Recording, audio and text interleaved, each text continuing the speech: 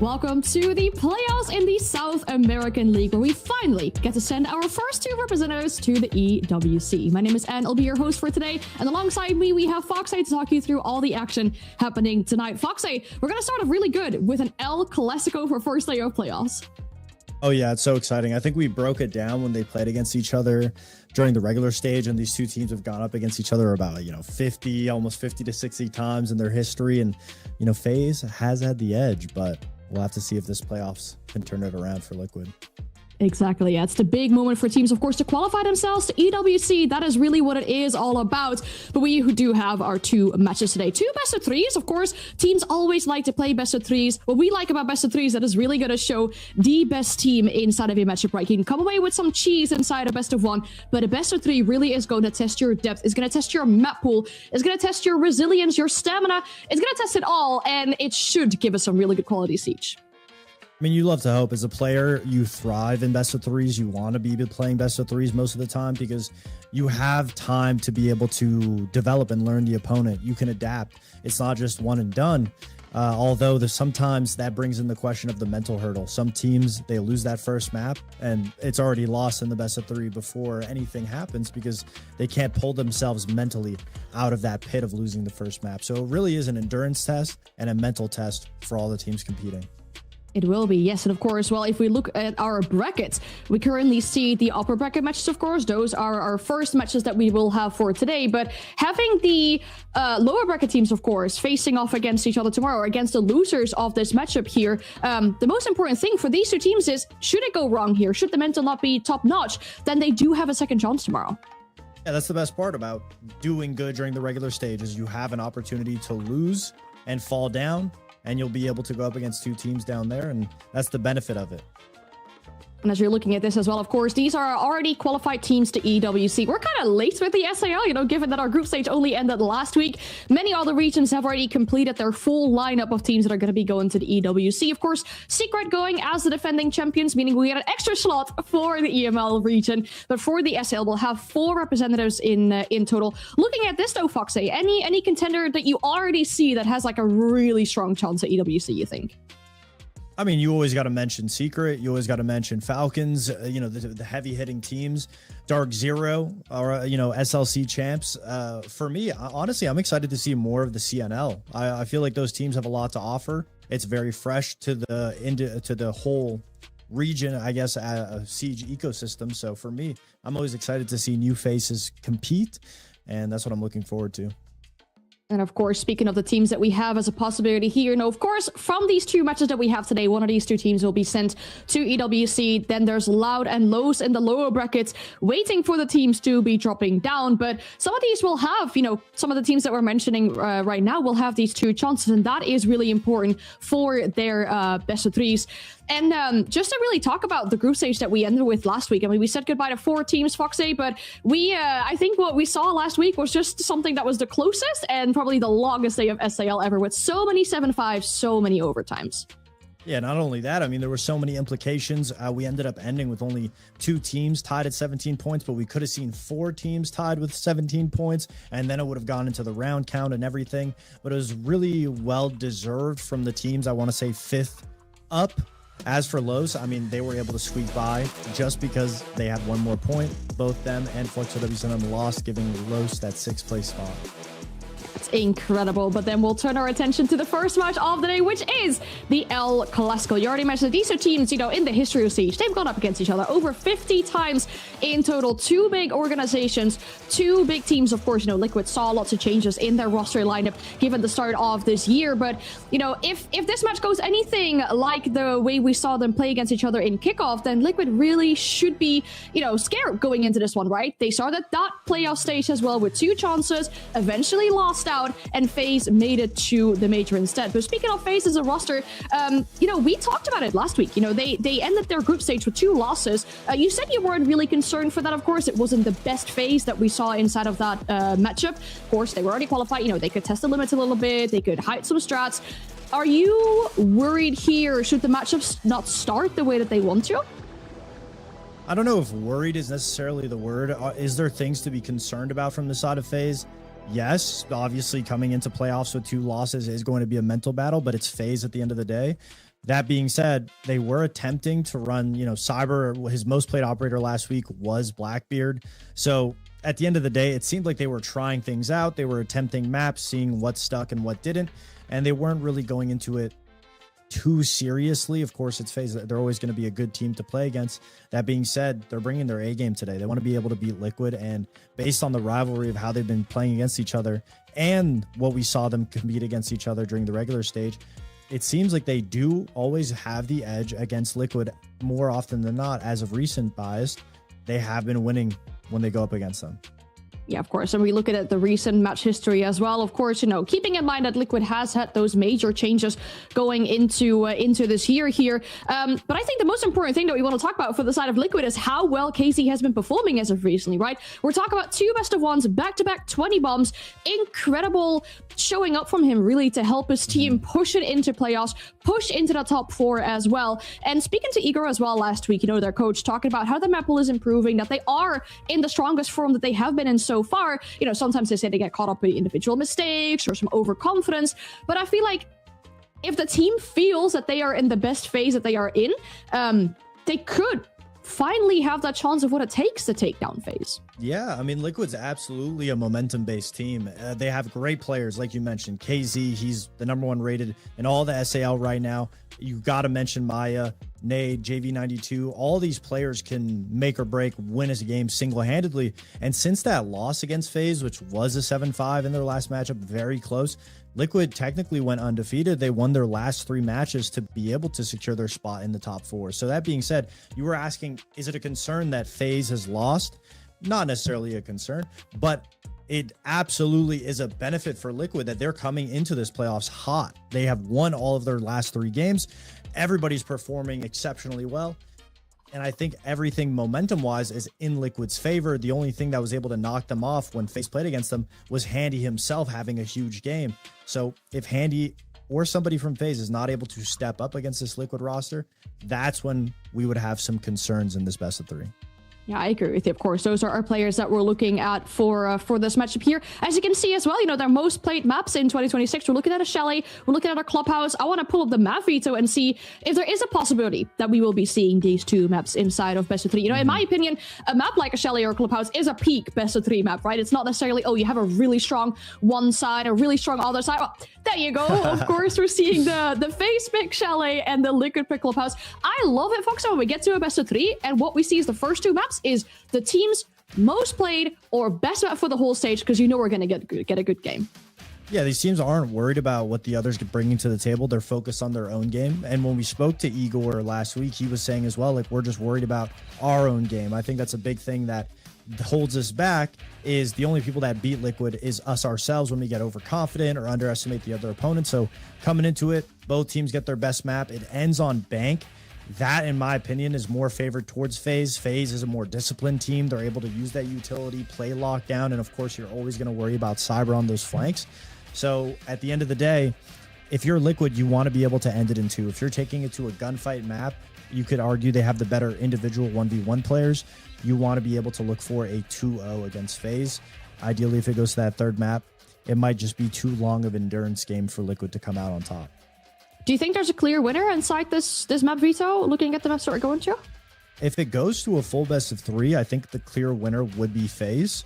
They've just made less mistakes when they're playing on their peak form. They're a more consistent team, especially on a map like Bank.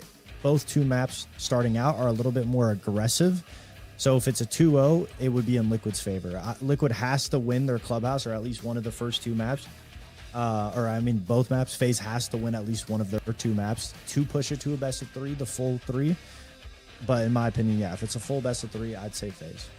I like what you're saying, that we're going to see like a lot of aggression in those first 2 maps, because I feel like it matches this matchup as well, given that we do have 3 of, the top 5 best rated players of the SAL inside of this matchup. We can show, in fact, the 10 best rated players inside the SAL to have a look at what we're really going to be seeing inside this matchup. KZ, I mean, are we surprised with him dropping back-to-back 20 bombs that he is the best rated player inside of SAL right now? But you have Handy, you have Maya. Further down the line, of course, we have Vita King as well. So the frag and quality inside this matchup is definitely something I'm looking forward to. Absolutely. And for Vita King himself, being that shield player, being the IGL for FaZe, for him to also be able to be having a great stage to put himself in that top 10 is very good. And one factor that may hinder him throughout these first 2 matches is, since they're aggressive maps, like we said, you don't see too much Monty. You don't see too much shield play. Yes, on Clubhouse, you'll see it. But I'd imagine Liquid's going to target ban Vita King specifically on the shields, just because Liquid is not necessarily a great shield team. They don't know how to play with it. They don't know how to play against it, and they want those gunfights. So if they can take it to an even playing field, it'll be interesting to see what FaZe's practice in those last couple of games with having Cyber playing Blackbeard, how those adaptations might come into play against Liquid. Because if it's just a raw gunfight game, we could see Liquid come out on top, like I said, in a 2-0 fashion, just because FaZe doesn't have anything to push that door open on the entries.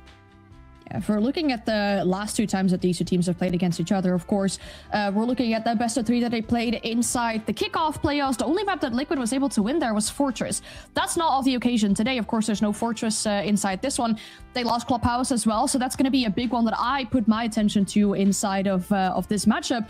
But speaking of the players in general, so we talked about some of the best players in this roster, right? Who do you feel like has maybe more pressure on their shoulders to kind of be that really big backbone of the 2 rosters here today?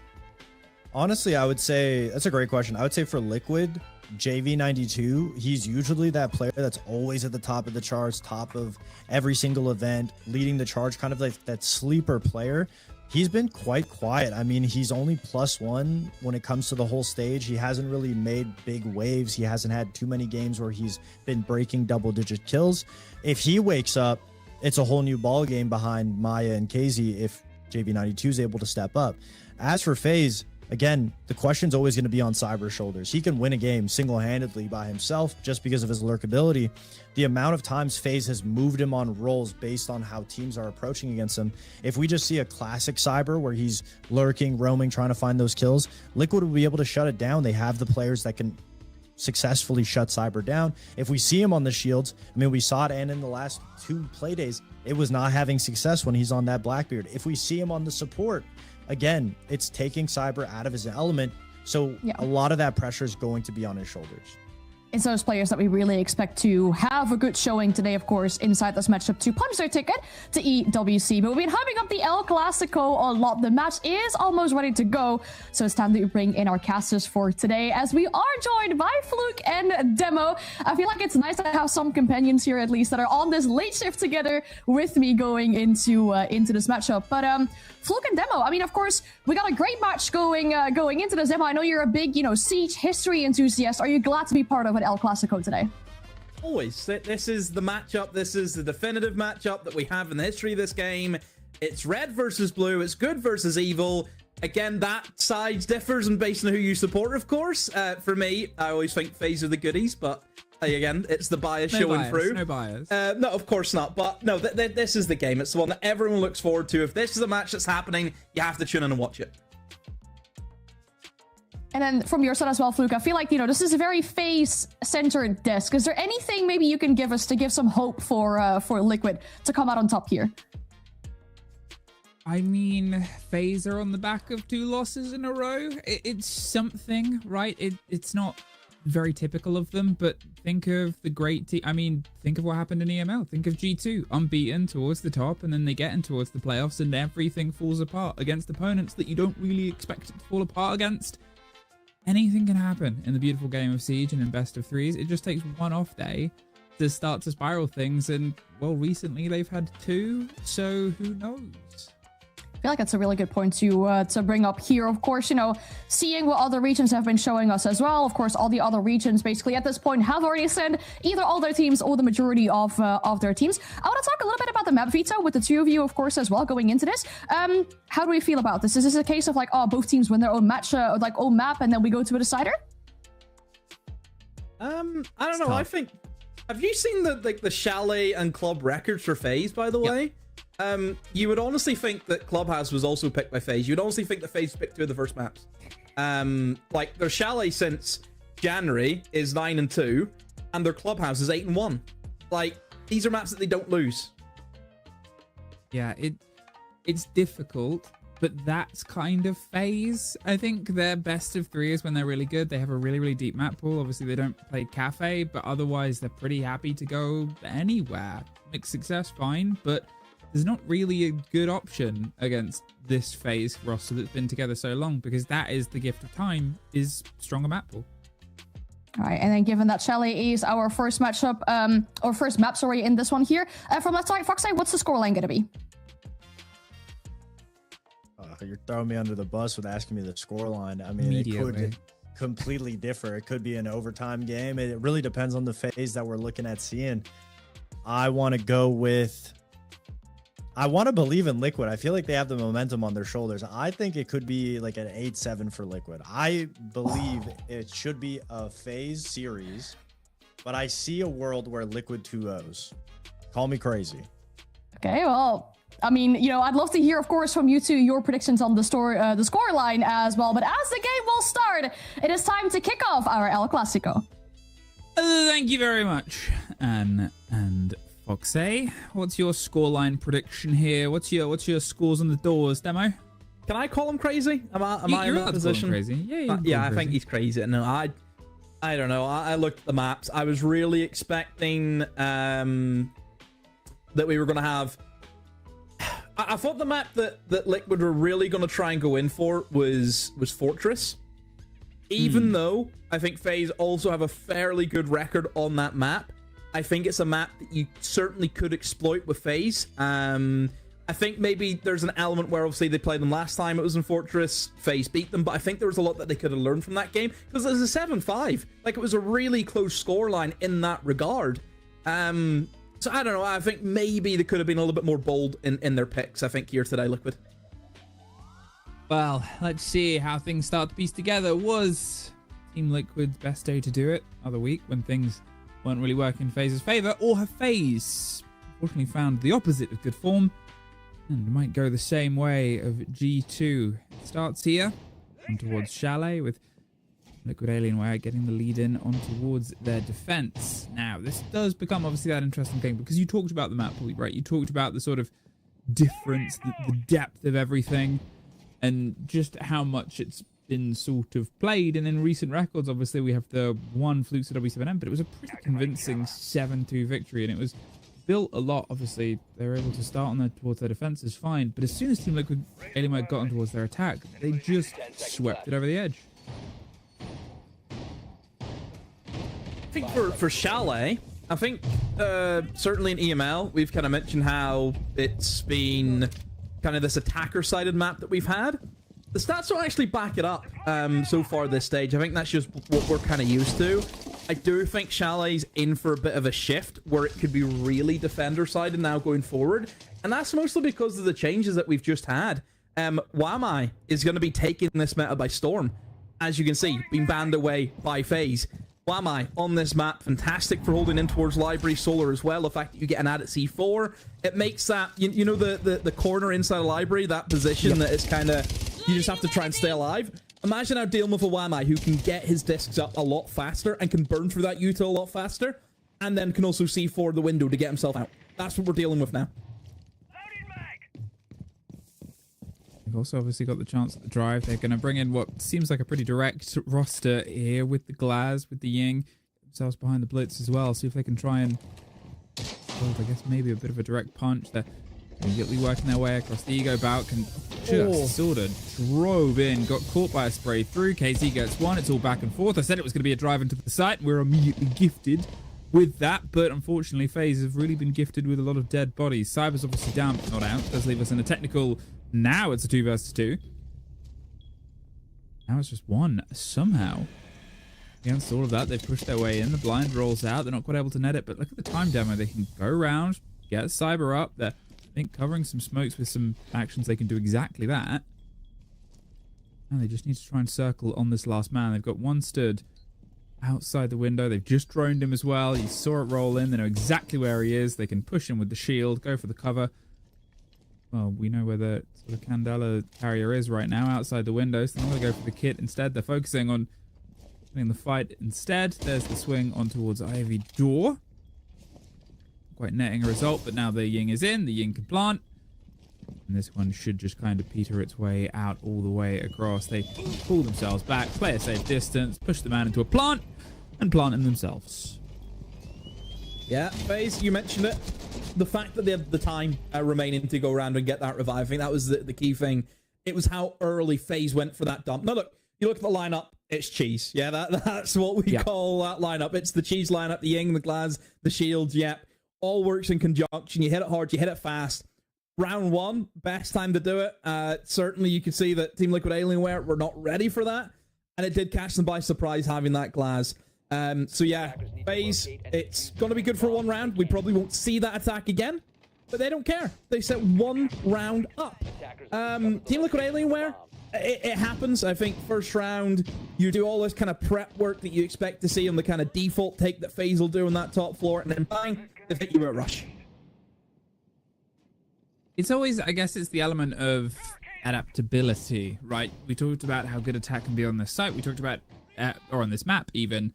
But I think Chalet is one of the ones where you have to have that confidence mixed with adaptation. Obviously, right in the mix of things, a little bit tricky to see how things entirely piece together, but FaZe are a team that can roll their way around that sort of change. They can bring themselves the adaptation, whether it's cheese meta ops or not. Having the confidence to back yourself on Chalet is, in a way, more important than pretty much every single other map apart from Border, which is... Yeah. False start. They can always be rearranged here. Said before, Team Liquid Alienware, they were generally best on their attack when they played this the other day. Different teams, fine, different flavors, but you don't want to be going in the second half with that as your mantle of pressure. Also, another thing I mentioned whenever Am was asking me about this matchup, I was talking about red versus blue, good versus evil. I always forget twin v twin. It's always the classic. You have to mention that, don't you? Twin brothers up against each other. I mean, we've seen it in SI24. I mean, what that did for the narrative was just fantastic. And the fact that both of them, imagine being the parents, each of them have got a hammer, and I think that's fantastic. Proudest parents in Siege. Proudest, it's... Outside of maybe Parker and Milosh and you. So we had mentioned we thought it was, it was going to be quite awkward. The Christmas dinner after... yeah, they were fine after with the first twin one, after... Bounce back. Yeah. And then he wins it next year, so yeah, all good. When are you going to win a hammer? Ooh, when are you going to get caught and run out? Smoke.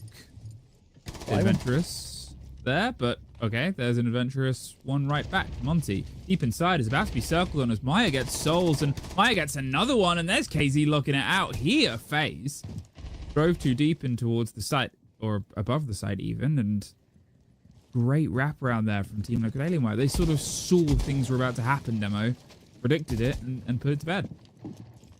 Yeah, better foot forward, isn't it? I think for Team Liquid Alienware, they're not just going to give easy map control over towards FaZe. They're gonna fight for it. I think they've done the correct thing. Play aggressive. I like the addition of having some traps sprinkled in there too. Always gonna help out for this site. We know that Chalet, a lot of different staircases you can use and abuse. So yeah, you shut all that down. Team Liquid Alienware, very swift response. We go all square, one round apiece. However, it does mean that the bar is going to be locked out for them. So do they dare going back upstairs, or maybe try and venture into our other bomb sites? I mean, it's the options, right? It's the tricky thing of, do you think there was something integral that needed to be changed? Do you think what they did, as it said, was sort of cheesy direct operators? Will they try that again?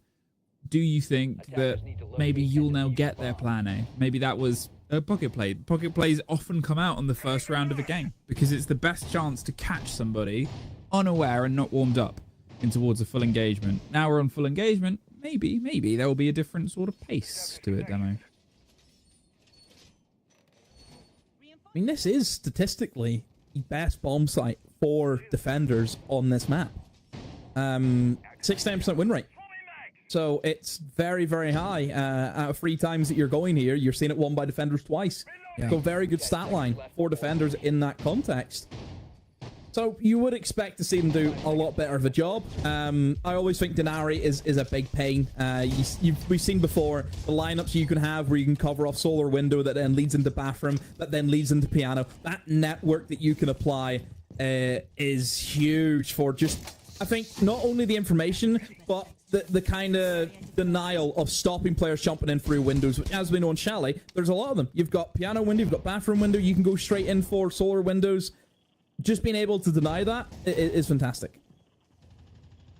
Hearing outside the building, but not quite finding his way outside yet. Obviously, it was the early catch last time round, and to be fair, it drew a lot of attention away. It maybe gave FaZe a bit of false sort of confidence. So, yeah, we talk about the confidence of this. It applies both ways. The Glaz, though, not the Glaz, even the Zofia, immediately in on towards Trophy, try and cut off on the west main approach, and just cut off anyone that wants to rotate back. But otherwise, it seems like they're all pretty buried inside the site. Cyber lays in wait. Here's the rest of the team. I mean, KZ is that obvious loose sort of player. He's got himself a safe rotate back on the far side. Cuts the map. I think for FaZe, it just kind of shows the playstyle of whenever you bring the Monty in, it is going to be much slower paced. Bitty King can be very proficient on this operator, as we know he fancies a shield every now and then. Yeah. And he's doing a really good job at just taking ground. That's the main thing. He's got in towards Solar. First kill. Good kill as well. Onto the smoke. Leapox is gone. The FaZe sit a man up, and they're executing once again very early on. Twice in a row, the smoke's been the first catch, and 2 in a row for Souls.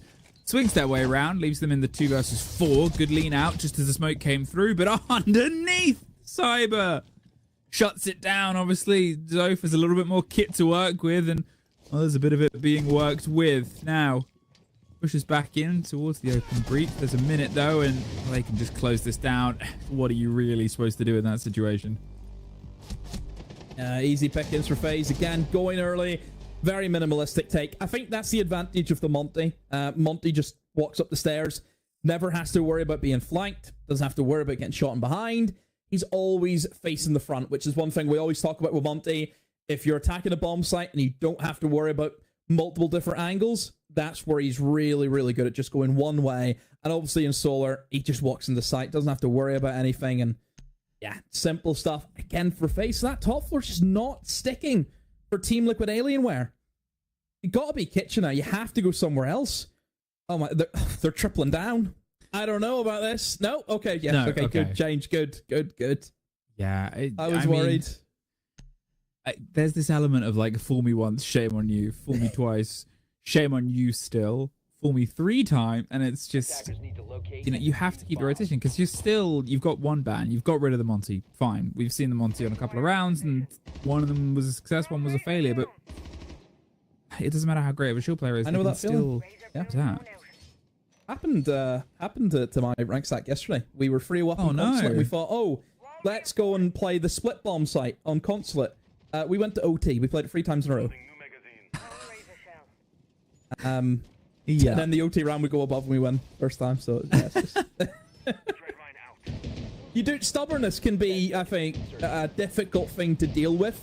I don't think FaZe have that. I don't think Team Liquid Alienware have that. You mostly see that from your lower down teams in towards tier 2. I think some teams are a little bit stubborn. They just keep trying the same thing over and over again and expecting different results. Adaptation, that's the name of the game.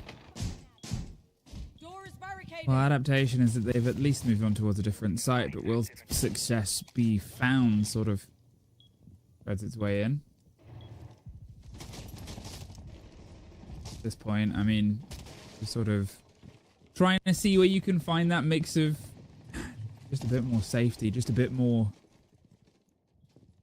anything to keep yourself away from FaZe. They've seemed pretty phenomenal at just driving in towards the map and driving in towards it all. Now, catch it over the top. They've got options to slow them down. You talked about Denari, right? The laser trip, the sort of grid that they can build to stop things. And here they've moved on towards the Thorn. Denari's gone. They've got the Fenrir, try and control that open space. But it does sort of show how powerful that op can be, right? The fact that it's been removed, I don't know. Yeah. No, I think in Chalet, he's kind of found his niche. He's found the method that he's good on and the setup that you can apply. So yeah, getting rid of that operator. These windows have to be a little bit more attentive here from the defense. Oh, a good early swing, but it is going to be traded right back on in. So half the round gone, and oh, it's actually going to be Team Liquid Alienware who are in the lead as Dan goes handy. KDS going to try his best to get a kill back. He's able to find one. Should know about the second, but an easy pre-fire from KZ. But it's still even. King able to turn it into a 2v2 and make that a 2v1. What on earth was KZ thinking? He didn't need to move.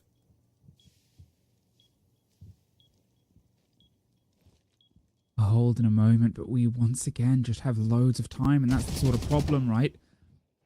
KZ not needing to move, JV92 having to lean out, Team Liquid Alienware always feel that pressure of having to reapply pressure, and it just leads to things like that. Away!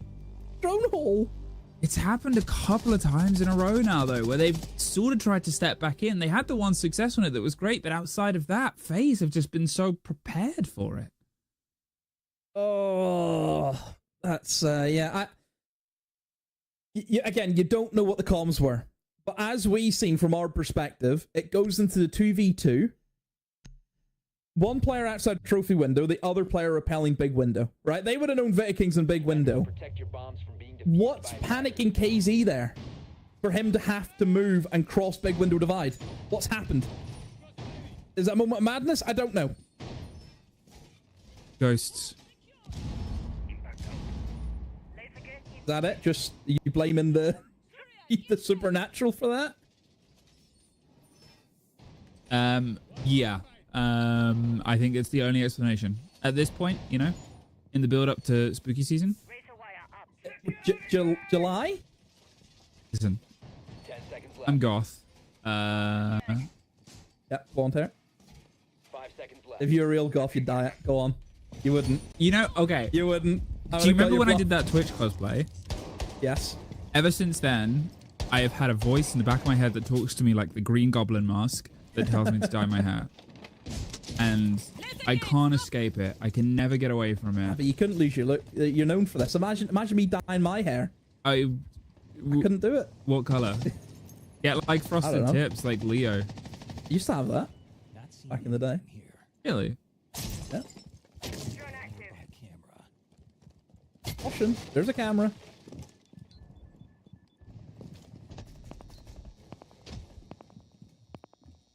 Oh, just gonna see if they can try and dig out. I mean, the pulse. I always love the adaptation.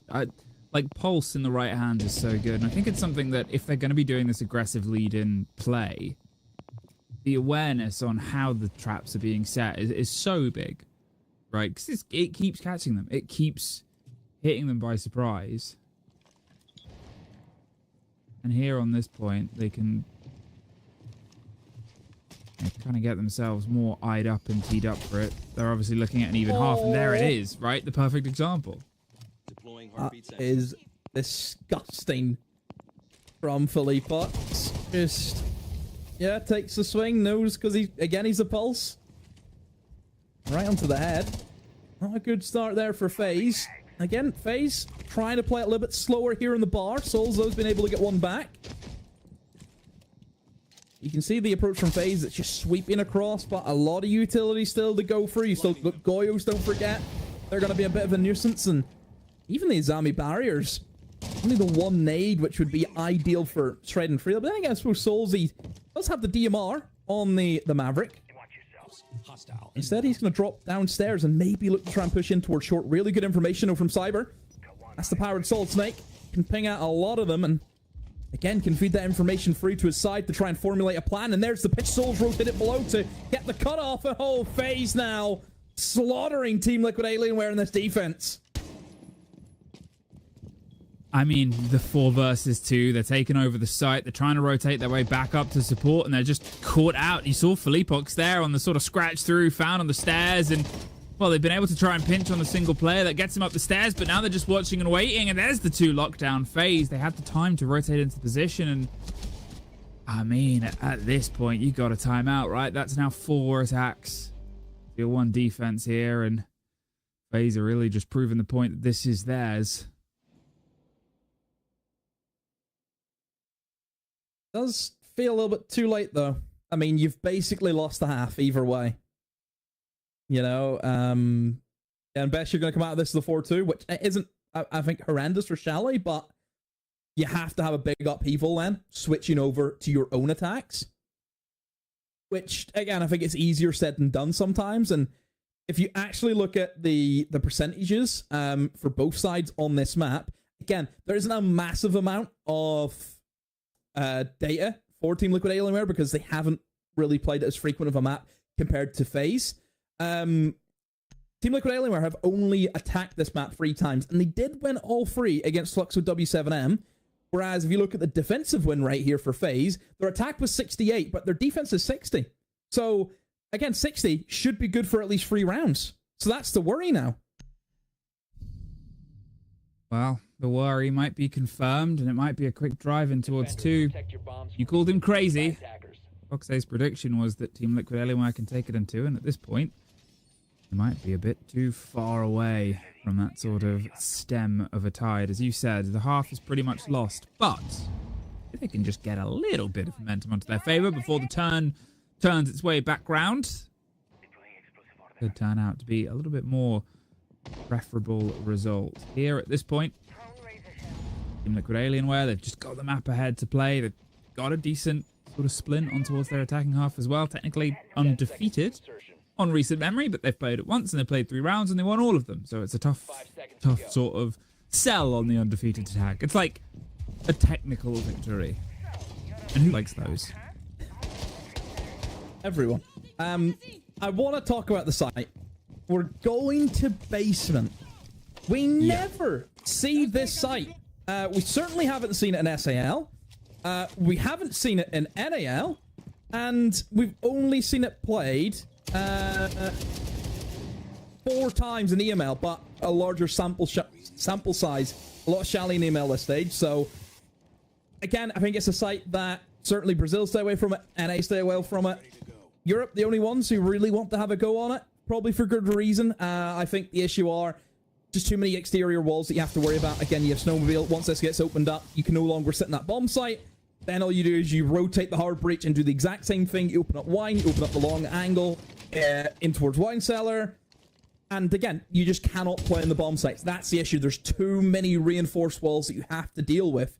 So for FaZe, as long as they can get the walls opened up and do the basics right, they can just start formulating some attacks. But doesn't look as though that they're going to have that much of an easy time with it, as one player's down and they've lost the Capitao, a very important operator that you need to have whenever it comes to executing in this site. Who's going to win this sort of debonair duel? Oh, they move away and they move back in. Maya! Beautiful drive round on towards Cyber as the breach happens on the site itself. Sol's obviously down outside West Main, and that's where the kit is as well. So somebody has to try and do something. KDS is hoping he can get something inside the site, but he is alone as Handy creeps his way up towards it. There's a bit of a missed fight. He assumes the swing comes and nade from deep with kind of the perfect gun for it. 2 versus 4, a minute 10, whatever the team talk was, seems to be having a bit more sort of safety.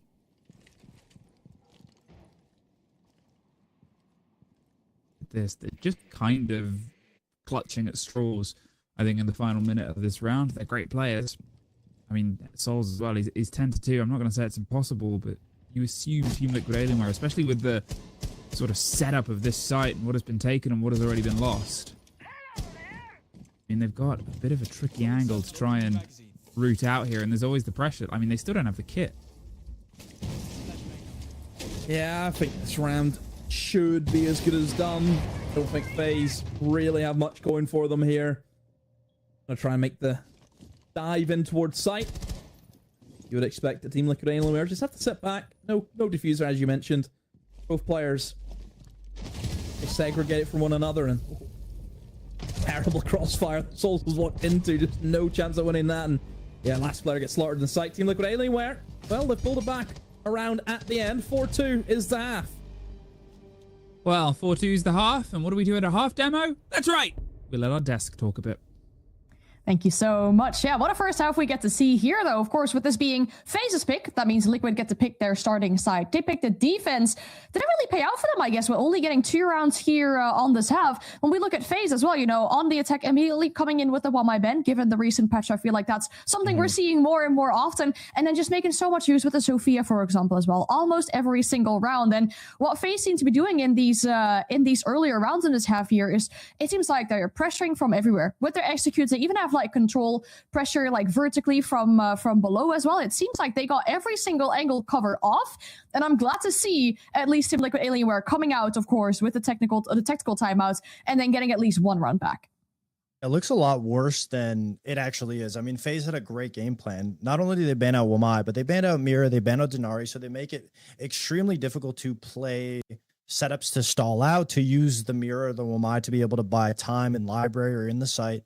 And then FaZe sets up for crossfires because they know that Team Liquid Alienware have to go for these crosses. They have to go for these aggressive fights. They have to fight these hard positions without the utility that they would use to back it. A little bit slow of an adaptation. You know, you'd think Felipox, the IGL of Team Liquid Alienware, would be able to call something different, but thankfully they're able to get the time, they get their coach involved, and they're able to figure out at least a way to be able to make it easy. But with these operators off the board, playing on defense is significantly harder because there's a lot of information and utility denial that is now taken off the board to be able to hold these extended areas. And that's what Team Liquid Alienware wanted to do, is to go for gunfights. But now with the side swapping, it's going to be the same situation, but on opposite sides. Team Liquid Alienware is going to probably do the same setups that FaZe is doing, hold a lot of positions, hold a lot of those cutoff angles from outside. But the key difference is FaZe is not necessarily having to play aggressive. They can play it slow. They can play passive. They can use different denial operators to be able to force Team Liquid Alienware to go for executes. It also helps significantly that Souls is having a great first half of the series. Oh yeah, 100%. Like, he's reliving those times on the Sophia, getting now 3 stuns and 3 concussions back, of course. Big thing for her as well. A lot about my Ben we're seeing coming out here. And I like to mention once again a great point that Demo made earlier. Of course, when we're looking at the attack and win rate for Team Liquid, they did win all their 3 attacks, of course, when they went up against Fluxo W7 and the last time they played it. But again, that is a quite a bit different team than going up against FaZe here inside this matchup. So for Team Liquid Alienware, of course, you mentioned it, you know, should they win this series, ideally a 2-0, at least they need to win their own map here. Well, this isn't their own map, but of course they need to make some waves onto this one here. Otherwise, things might get dire for them later on in the series. Let's see how much of that 100% win rate Team Liquid Alienware can replicate in the second half. Well, the 100% is going to have to be that big sort of drive. And that's always the, you know, the mark of perfection. And how does it start? With one step. And where are we stepping? Oh, this site once again. Master bedroom and office, the place of a full FaZe lockdown, is now Team Liquid Alienware's first step to keep themselves within only 2 rounds of their opponents. Well, down to 1 technically. But remember, any game they're playing is now the game that is ahead of them. They have used their timeout. They've just got to see if they can try and claw this map back. The map that is FaZe's, the map that they are now on towards their preferred side, technically. Or, well, I guess no, that's not technically correct. That's just incorrect. Actually, the only preferred thing was Team Liquid Alienware's choice. I think the bans are interesting from the attackers. Yes, so am I. I mean, we mentioned got a big buff. Obviously going to be great in Chalet because he already was before the buff. You get rid of him. But I think the Cade ban. I mean, I think about Chalet. Yes, you will open up walls, but I wouldn't say that there's like any impossible Cade claws. Like a lot of the time, if a Cade claw is on the office breach or if it's on towards the dining breach, you can either go above or go below. I mean, they're not crazy to get rid of. So I think the Cade ban is a little bit strange. I think there's better operators you could have banned. I'm looking at Azami. I mean, Azami and Chalet as well. Holding towards library. She's fantastic at that job. Oh. Wow, as if he is able to get on towards the trade of KDS. They obviously lost the Ella, the use of eventual catch that isn't already placed. It falls into a bit of a stunned silence, right? They've got one, they've got things leveled, they lost Nade in the sort of interim and the lead-in, but at this point, still loads of time to work with. But the worry is that when they go for the fight, they're sort of waiting to shepherd people. And that's the problem with Chalet often, is if you're not quite in the right place, or you're not quite in the right position, there's one traded right back. Aya taking a lot of damage for the catch on towards Cyber, but still keep things level, and they're able to take a bit more ground, but they're not confident in it, Demo. No, it's very stop-start, I think, for Team Liquid Alienware. Whenever they're ready to go, they lose a man, and then they kind of have to reset, have to wait, go again. In the util, it's not looking great for them. No nades remaining. If there is any util in towards library, it's going to remain there. And this is a tricky engagement. What is going on? He just put the shield on his back. Fully booked. He's starting to scare me. Surely you get the kill. And he does. Had me panicking. And I'm not even in the game. I'm not even on his team. You get everyone panicking. JV92 just swings out and gets down. It's not entirely out, but 40 seconds. As soon as the Blackbeard goes for this hop, potentially going to get caught. And he's safe for now, but they just cannot quite get it. The smoke over the top won't quite get the kill on, but it's sort of the statement piece of we know you're out there, and instead he's going to see if he can try and catch the back of the man, but he's a noisy operator. One behind the piano, one on the swing. That's the piano that plays the final tune, and that is, I mean, close, but how close to the site really was it, Demo? Yeah, I don't think Team Liquid Alienware ever got an opportunity to do the push that they wanted to go for. Mostly because FaZe came out swinging. FaZe wanted to fight. They wanted to try and control areas such as library and downstairs in towards games, in towards blue stairs. They didn't want to give Team Liquid Alienware just the ease of access of just taking everything that they wanted. No, they wanted to fight against that. And that is the method in the madness of Chalet. It's a gun-heavy map. We've talked about roamers, the staircases, the way that they intertwine with one another. It all just makes it very roam-friendly. And that's what you're going to see a lot of the time. Team Liquid Alienware maybe need to try and address that. Maybe need to look and think, maybe a Deimos wouldn't go amiss here. I know they have the Dokkaebi, but I think the active information of having a Deimos, and you can also get nades with him too, I think it's a lot better than what Dokkaebi can probably provide. They've taken the knock onto one site. But if it is only this site that they can't quite get, and, you know, they weren't a million miles away towards the body count, it's just the other half of it that they sort of struggled. As you said, stop-start, well, still, that's one site. It might haunt them for this entire map, is the master bedroom, but depending on how the coin sort of flips and lands on where they're starting on the other side of it, things might change.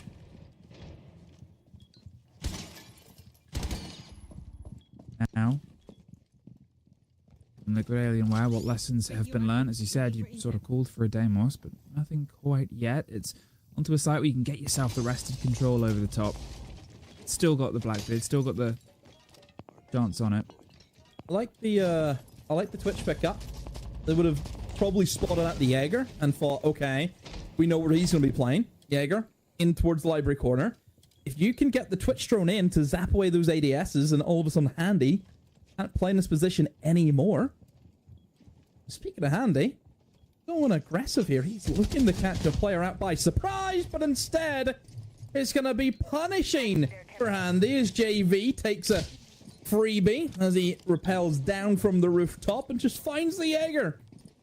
So yeah, not a great start there for FaZe. The man who was supposed to be playing his life in library just gives his life up very early on. Cyber takes a chunk of damage as well as he drops down the hatch, gets himself rotated round, but again, it's very procedural here from Team Liquid Alienware. They're making sure that they're sort of cutting things off at the pass, bit by bit. It's steady, but it's constantly moving. It's the slow river rather than the sort of stopped valve. There's a back and forth with a grenade. Great drive in. Maya finds another as well, and I mean, this just so much better in terms of the intensity, in terms of always being in positions to catch and punish FaZe. Wishful C4 whisks away into nothing. Now leaves them in a similar spot that we saw Team Liquid Alienware in quite a lot. Souls does get one. Now they know where he is. They know there's a separation. They're going to see if they can try and dig him out, but he finds a second. And gets himself back round towards the back of sight here, but in the meantime, nades in, the shield's on. Now, things might just be a little bit too far. They are. Easy cleanup. Team Liquid Alienware. I mean, this time, I think they were able to push what they wanted to push. I think the opening death doesn't help out FaZe at all. I don't think that really for Team Liquid Alienware, they necessarily had to work for that round as much as what they would have prior. But yeah, straight to the point. Bringing in util. Having the Capitao there is always a great operator, I think, in the meta. Provides a lot. Smokes, flames. Yeah, Team Liquid Alienware. Bar works for them. I mean, it's very flipped, isn't it? Where for Team Liquid Alienware, the attempted going top floor didn't work. They went bar, it worked. And then on the side of FaZe, they went top floor, it worked. They go bar, it doesn't work.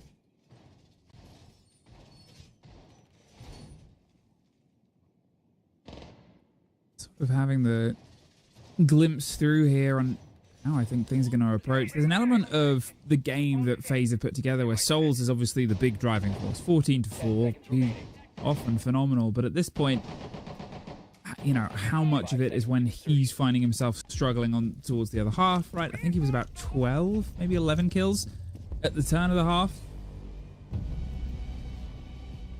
So that's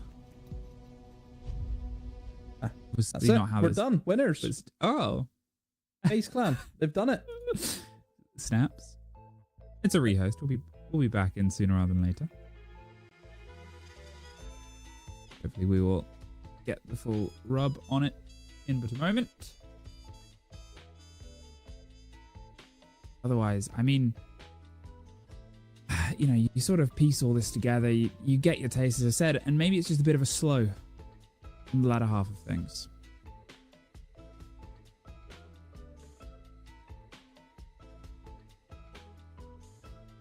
I think for FaZe, if they can kind of win the tertiary bombs like their third choice, then they get top 4 back again.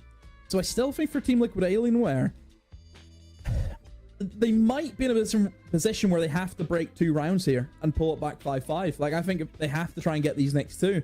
Because I think FaZe, the rotation favors them. Either way, I think FaZe is going to be feeling really confident that they can at least get this into overtime. But, like I said, if they win this kitchen and dining, which we haven't seen yet from them, then they'll be in really good stead. I think it's the element of we need a second sight from them. The conversation was one that was proposed on the defensive half of we need them to stop trying to make this second sight work, find a different second sight. And then, you know, they did, and they got themselves down on the basement. There's the element of always the second sight, right? You can... A 4-2 half is, I would say, statistically the most common half in Siege's history. And, like... And that is the element of the second sight. That is just the element of spinning the wheel and being able to get a second or being able to lose a second. And, you know, where they can make it happen on this map, the longer you go into, you're looking at a chalet into a clubhouse into a bank is quite a strange pace as a total best of 3, where bank, if you're not razor sharp, very much spiral on their sort of secondary site. It's very OG looking best of 3 as well, isn't it? No new maps, are all original maps. I also think for bank, I feel as though we haven't really seen that much bank this stage across the regions. I don't know if that's because all of the top teams in those regions are really good on bank, so that's why we don't really see it. I mean, I think there's a method to it. Like NAL, they've played it 4 times. SAL, they've played it 4 times. And then EML, they played it 3 times. So bank has not been a favored map this stage at all. The thing, I mean, okay, let's put a big conversation in. Let's throw a big conversation out there. If you were to swap out a map from the pool and bring in another, would bank be the one you would get rid of? No. Even though, obviously it sees less play, maybe it's because teams are so good. Would taking a map out that everyone's got really good at refresh it and the game? No. Okay. I think you have to be looking at... Cafe. I think that's the map for me, who I'd probably look at. Right. Didn't we do, like... I think we done some content, I think, at Salt Lake. All the Brazilians basically said labs. They're not fans of labs. They're not fans of that map, the region as a whole. And it's rightly so. It's the 9th played map. This stage in SAL. There's only 9 maps. So, what? Yeah, it's right down. It's right down there. What map would you bring in? Bring back Villa, you say? I think Theme Park has to have a look in. I miss Theme. I think we'd started to get to a fun place with Theme, and then, especially, I mean, okay, recent changes were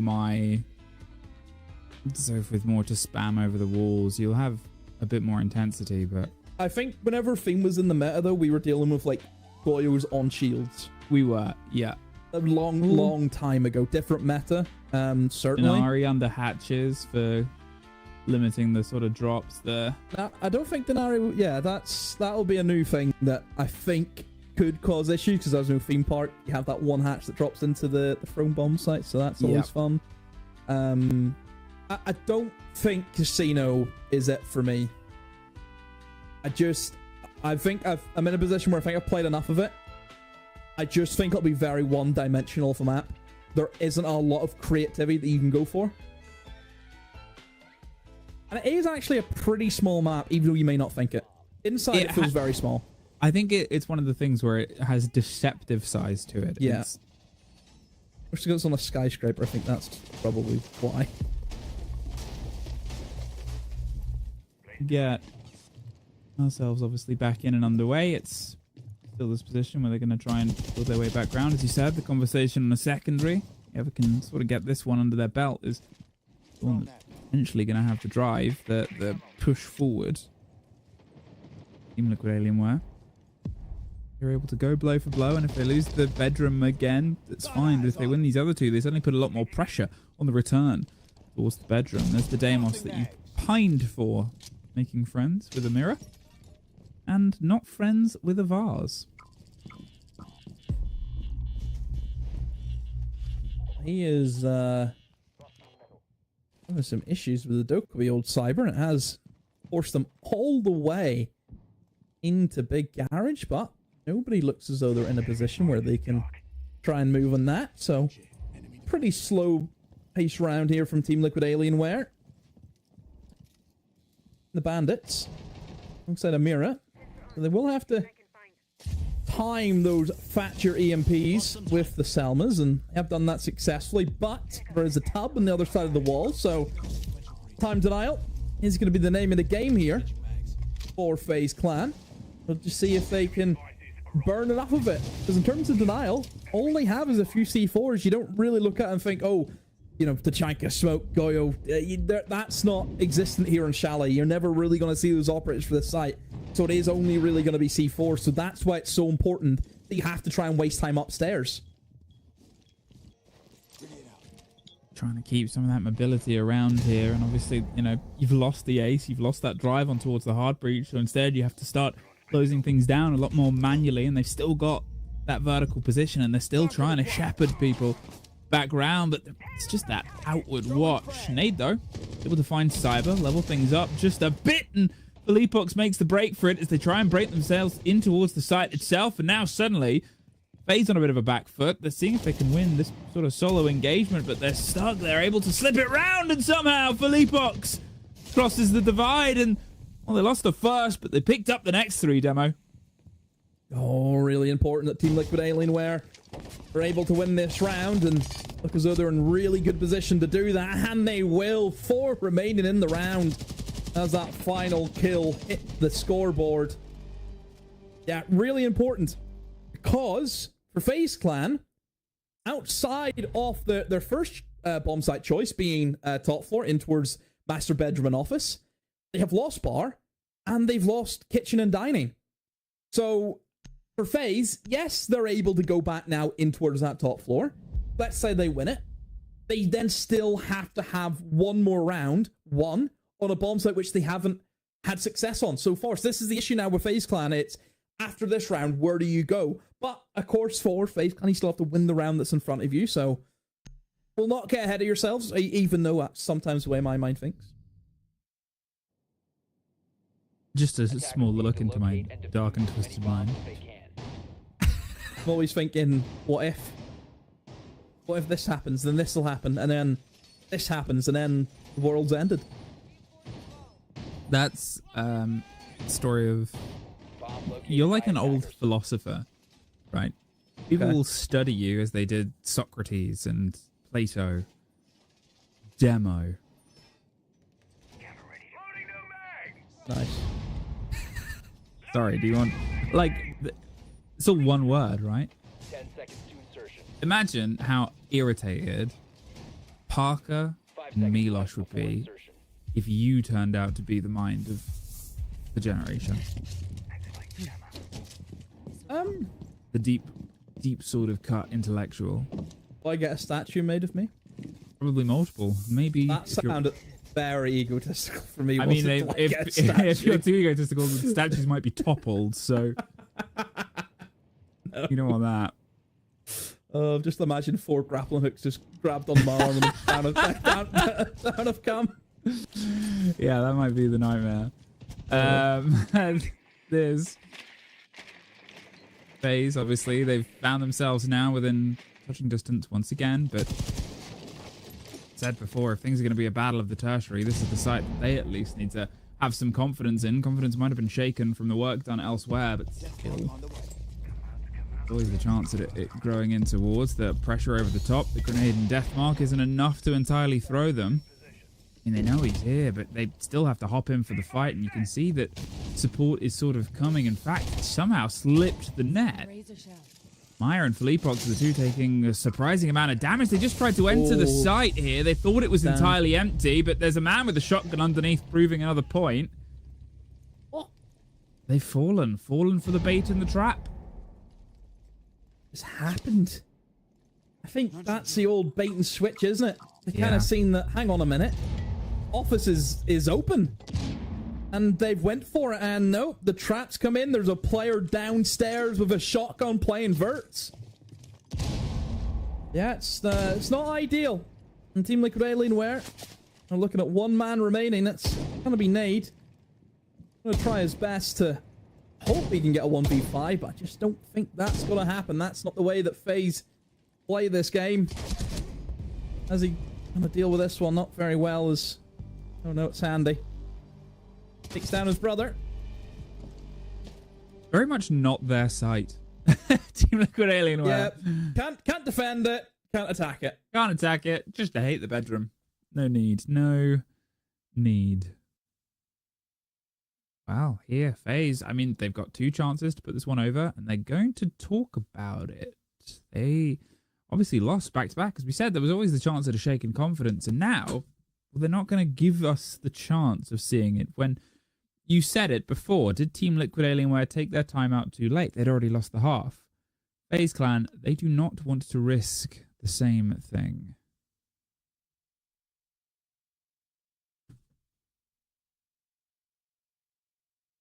Now, I think for FaZe, it's a good timeout, because they need to try and figure out, okay, where do we want to go? Yeah.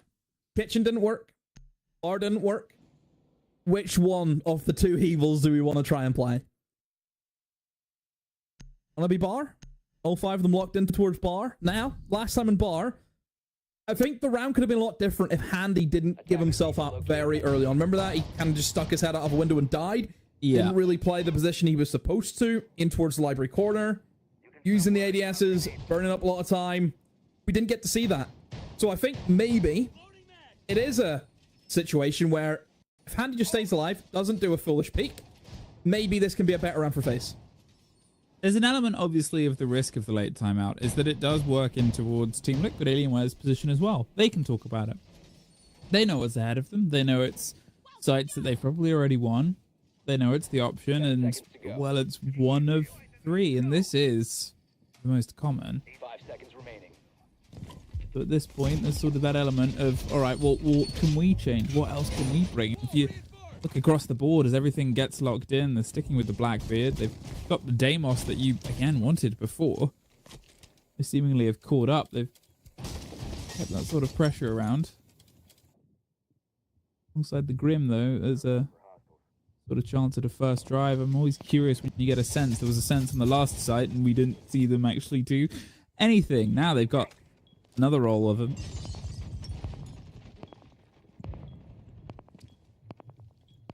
Will they be that difference maker?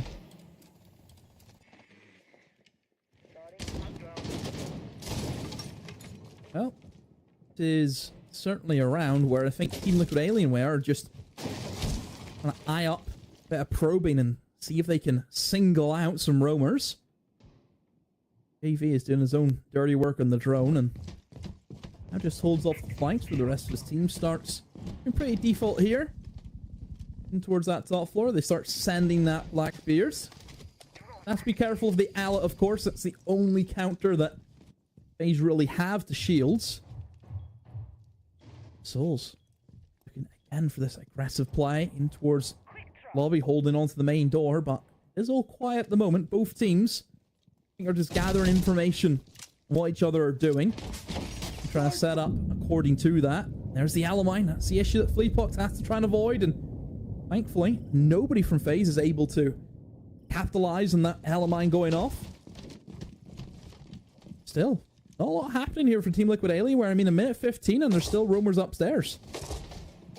We're seeing if they can try and clear their way around on the side of Ivy, a catch on towards that backhand player, and as you said, this is the deepest we've got into a round now without anybody being caught out.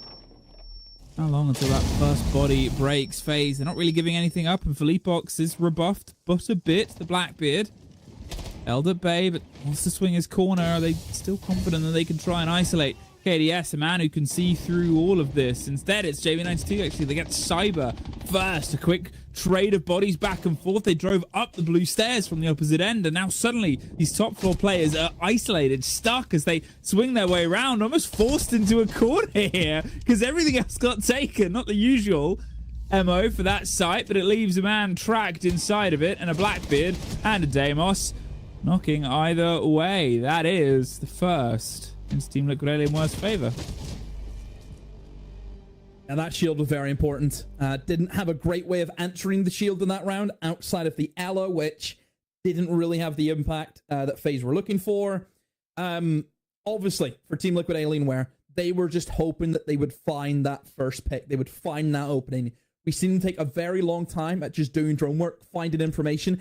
It was only about the minute mark by the time they actually started moving in towards that top floor. But JV got the important first pick, was able to take down Cyber.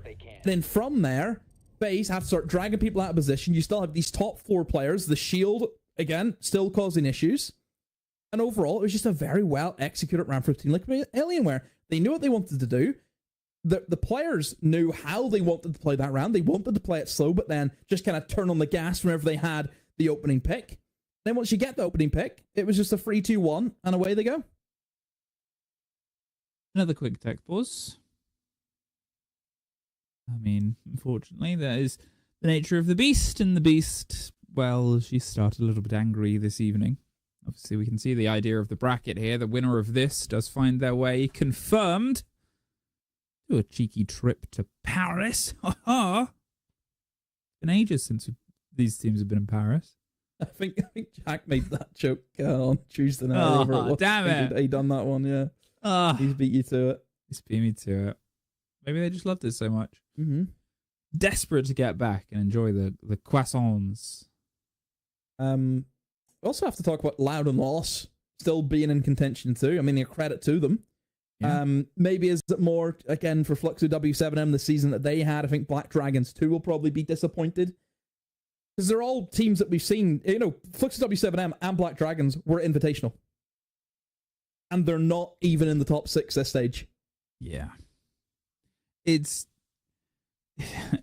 rough, buddy. I think there's always the sort of thread of it of this region. This region has had a lot of bridesmaids because everybody's so beautiful. Everyone keeps getting married. There's always people missing out by single points. As this time, Loss was the one that was able to be walked down the island towards the top 6, and Flukes of W7 and Black Dragons, both on 10 points, missed out. That's the difference of, I mean, in the case of both of them, a single round. Black Dragons had 2 OT games.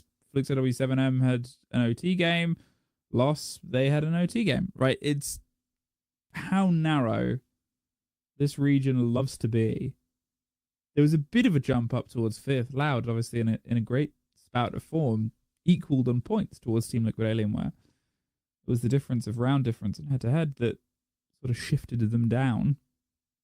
But as I led on the start of the day, if you're looking at teams in current form, if you're looking at expected results, if you're looking at unbeaten or the number 1 seed and things not quite going the way you expect, well, EML is exactly how that happened. And Well, what happened with sort of two of those teams?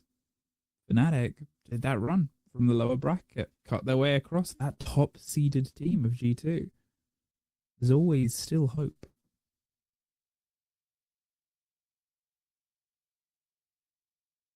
Hoping we get back into the game soon. Yeah, it has just killed, I think, almost the momentum of what we've been having in this game, because it's 6-5. You don't usually want to have an intermission during, you know. It's like the hydration breaks. It's not ideal. Like, imagine if you went to see what, I mean, what's your favorite panto? Favorite pantomime?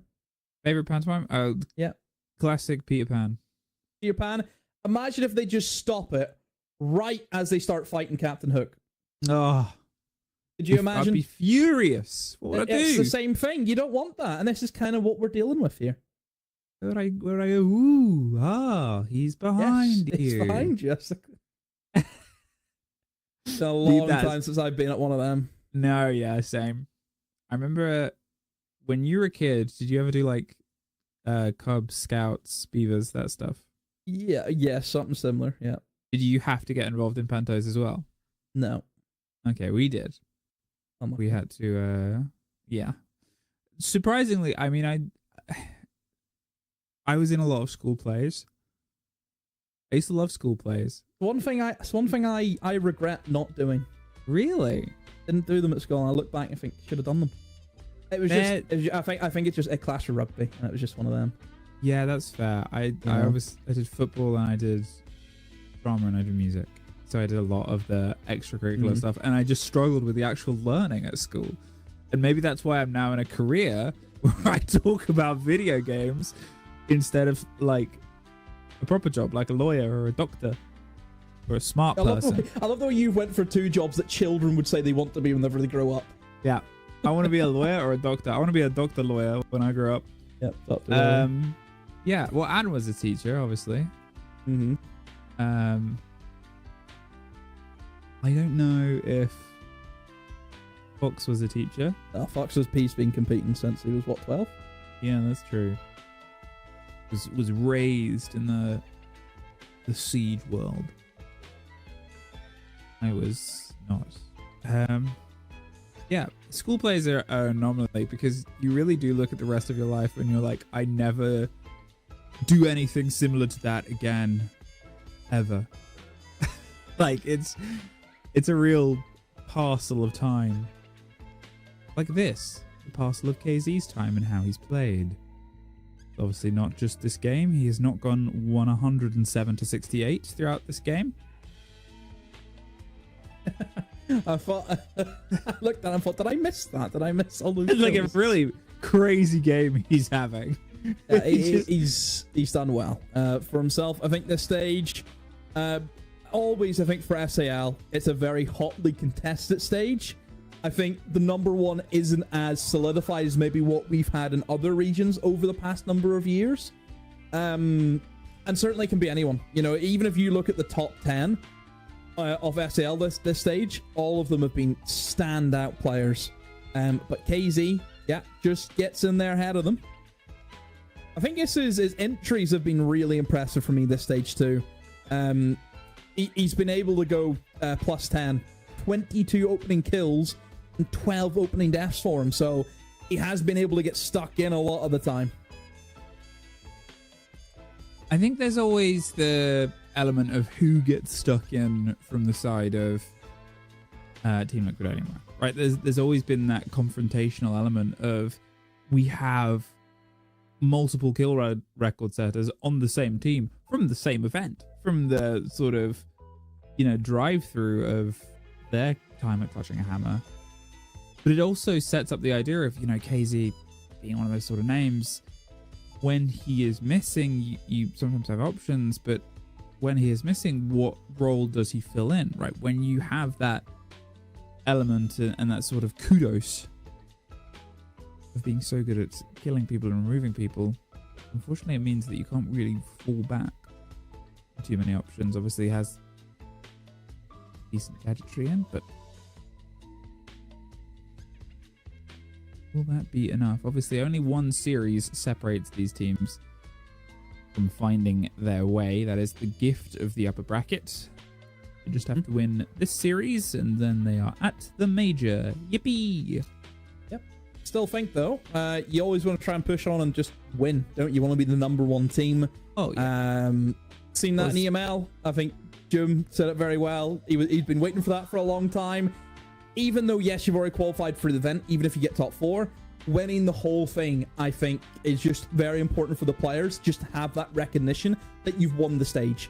Like, I was looking today, I was chatting with Kangaroo Kenny on his co-stream for NAL today, and he kind of said a bit of a crazy stat. You think about NJR from Dark Zero and how long he's spent on that side and the success that he's had with that side. He's never once won a stage in NAL. Oh, wow. You think about it, the player and how long he's been on that team, and he's never won that. And it was the same with June.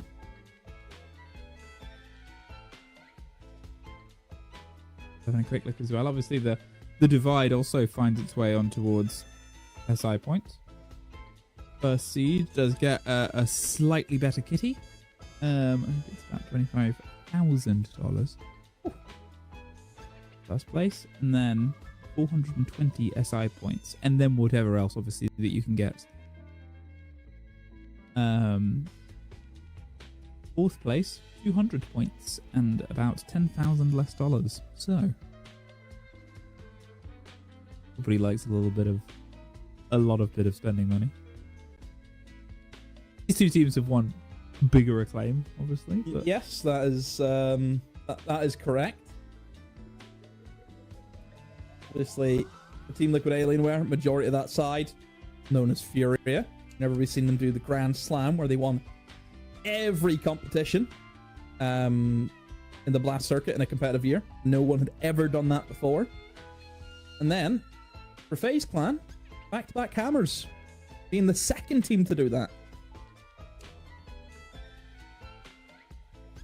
First to do it is the same org. There he is. I wondered where he'd gone for a second. Pops up. Yeah, Pikachu's struggling there he is. Back there. Oh, I think we all are. It's very warm. Yeah, it is. Like, even though it's 11 p.m. right now. Secret. I'll let you know my little secret. You know the kind of first Avengers, Captain, what's my secret? How do I always stay cold? I'm currently sat with my feet in a basin of water. Yeah, that's such a good idea. So I'm chilling right now. Does it work? A lot of people. It's been working for me all week. week. It's been working for me all week. It's been great. I need to do that. I bet your feet are well soggy. Oh, they're like, where you stay in the bath a little bit too long and they start... Yeah. Yeah, I'm at that point. I have a really bad habit of that, where I'll be in the bath and I will be on my phone with one hand and the other hand is in the bath. And then the difference when I get out of the bath of like one of my hands is fine and the other one is a raisin. Anyway, we're back in. Thank you for bearing with us with our strange tale. 6-5. We find ourselves here on towards the final potential round of Chalet, or the kick in towards overtime. Protect your bombs from being defused by attackers. Now, Team Liquid. We're back. We're back. Oh, I don't. We're back in the building. I think it's the same situation for FaZe as what it was for Team Liquid Alienware. Whenever sites aren't working, go to the one that you haven't been to. And I suppose in this context, it is the basement. And Team Liquid Alienware, it was good enough to get them back into the game. Again, get that 4-2 split at least to give them a bit of a fighting chance. But I don't know. I still think basement. There can be issues with it. 5 seconds left. But look, we'll see. We'll see. I think it's always the issues come from a lot of the chance of the verticality. You can put a lot of pressure on without really having to be in the room itself. Cyber's taking a risk. Nice camera though. Yeah. Black eyes. Woo. Wee woo. I think it's quite paying off. They're trying to contest most of the building here, but as I said, you can put a lot of pressure from outside. And how risky is it? They can get the quick break with the ram. Yeah, they've really sort of gone outside the building. You can see them prepping on the door down here as well. As I said, it's not... There's the ram. Immediately opens it up and... Oh, Andy punishes KZ. For just that trade. Looks for a second, but JV92, a very important refrag. KDS takes a bit of damage on the opposite side as well. Looks away at the worst possible time. And set himself up eyes for a better possible time. Yeah, very important that he was able to get that trade. You don't want to be attacking this basement in the 5v4, and especially the operator they've been able to take down the tub, who, as we know, can stall out those reinforced walls downstairs in towards the basement, which there are plenty of. But still, for Team Liquid Alienware, slow and steady as they are looking to take control of the full map. Eye is in towards library, but most of the roamers have either fled in towards the first floor or back in towards the bomb site. Only Cyber remains upstairs. He's in towards kitchen. Still for Team Liquid Alienware, it's vertical work. That's the name of the game. That's what they want to try and achieve, and the ram is as good of an operator as any to do so.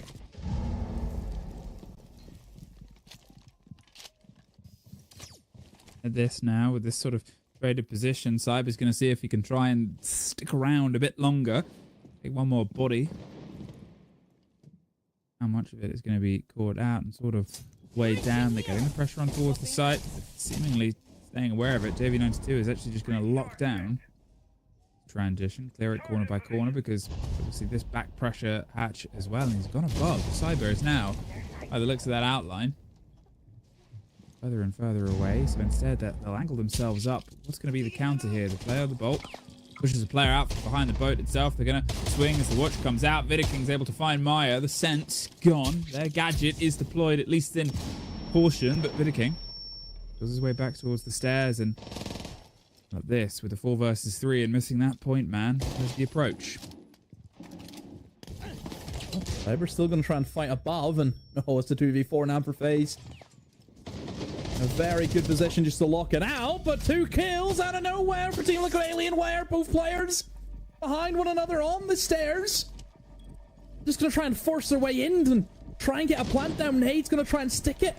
It's a lot of pressure. Falls on the shoulders of JV92. Has to go big. He finds one.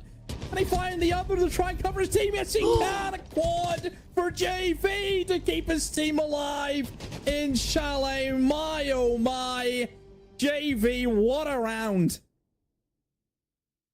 I mean, just when you need him to go big, right? Actually, we sort of talked about the roles of players when they can sort of set themselves in, and just beautiful, beautiful drive there. They get themselves in, and, you know, here with the turn of it, FaZe, they're still on their defense, but is it really where you want to be? You've got to try and lock this one in towards 2. I guess so, because they've been very, very good on this top floor site.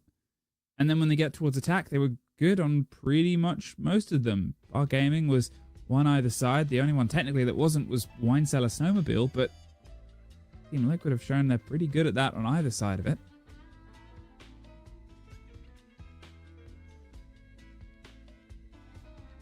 Another tech pause, unfortunately. I mean, it's just crazy what it's been able to do. I mean, that should have been shipped and clipped first map for FaZe. Like, I don't know how with 15 seconds remaining, you have a 4v2, and then you lose that with still 2 attackers remaining. It's, yeah, I don't know, especially when you look at the positions of both players. Both players had to come down the same staircase.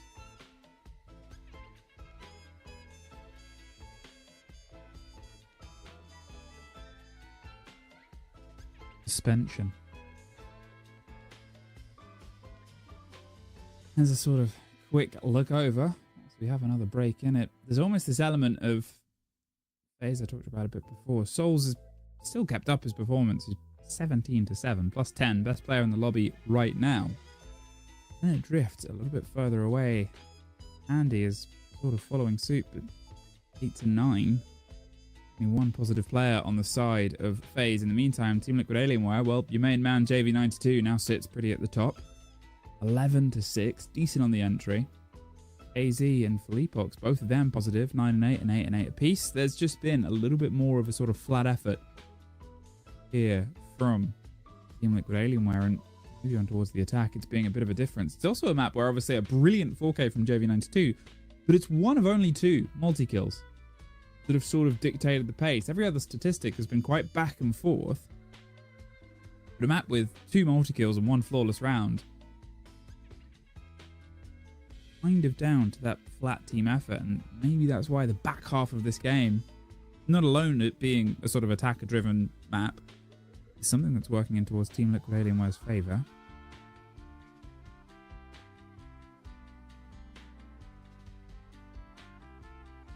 Hopefully be back in a moment.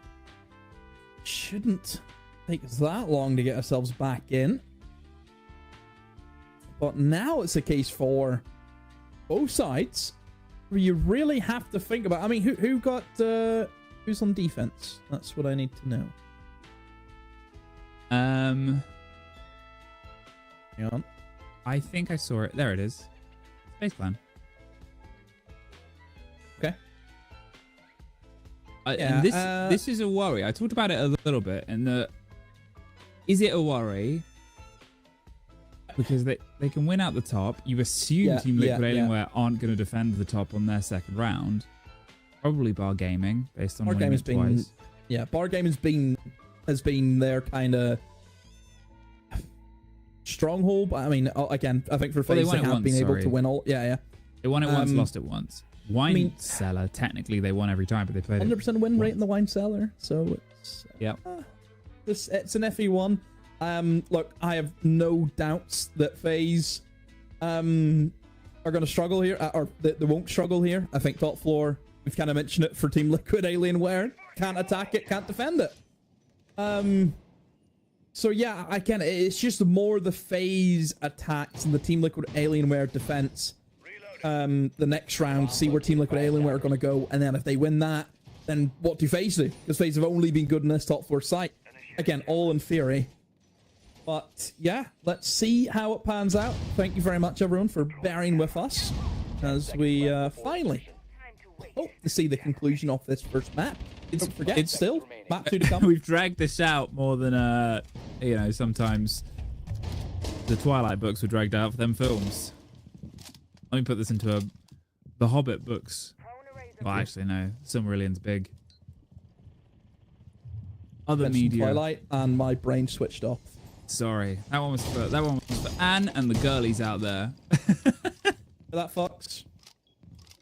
I bet Fox will love Twilight. I bet Fox is in Twilight. Secret deleted scene. What does he do? Turn into a fox? Anne just told me she's never watched Twilight. Oh my god. We're solving that. Looks like the boys will have to claim Anne. Looks like Anne's gonna tell me she's not seen Hunger Games next. And you come watch Terminator with us, you'll enjoy it. I love Terminator. I love all movies. There you go. Anne loves Hunger Games. Okay, we're back in. We're back. The pressure here is on this approach, right? This is, to be fair, if Team Liquid Alienware can win this site, things could entirely sort of turn around on their head.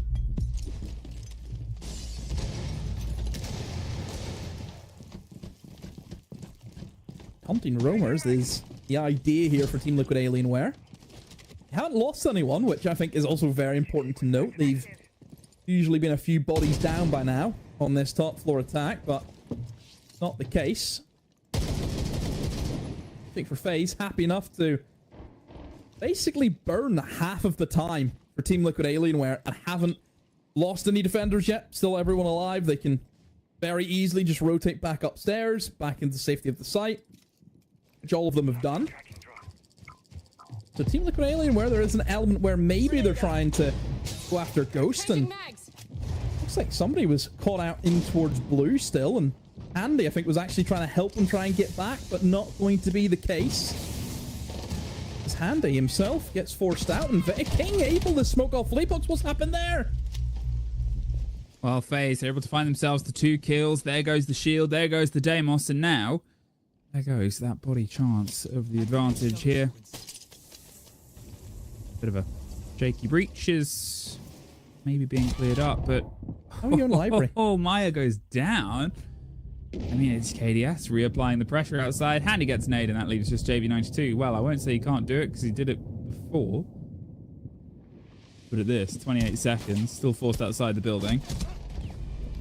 Oh, he's not quite going to make that one land the same. Did find one for his trouble, but trouble is now they're once again sitting on that death knell. Yeah, a bit of a weird one for Team Liquid Alienware. They just kind of spent a lot of time doing nothing. I think for FaZe, didn't really get tested in the bomb site. A lot of the kills happening away from said bomb site. Don't know how the Blackbeards went down. Unless was able to get killed and then get finished off with the smoke. Don't exactly know. So yeah, I think you lose that shield as well, which I think the shield has worked very well for Team Liquid Alienware on their attacks. I think it's been a good driving force for them. It's not the case in that round, but look, I think the top floor was a bit of a given that FaZe were going to win that probably. Now this is where things get interesting. Team Liquid Alienware, Bar, looks to be their more favored site. They've won it once, they've lost it once. And it's up to FaZe to see if they can recreate what they did the last time they attacked this. The fact that obviously this has been a very sort of attacker-sided map does suddenly bring in the stark contrast of just how it's been a first sight preference, right? Is the idea of obviously technically less the same with Team Liquid Alienware. They have to try and replicate what they did the first time they played it and got that win, but we're probably going to see, or potentially going to see, 2 back-to-back defensive round wins, something we haven't seen since, well, technically the turn of the half, where they both got to go on initial sites, and it just sort of shows how this is probably really going to be settled in that tertiary, unless FaZe Clan can remember what they sort of learnt their lessons last time. It is, I think, as I have a quick sort of glance over, a very similar lineup. They've not got the Grim.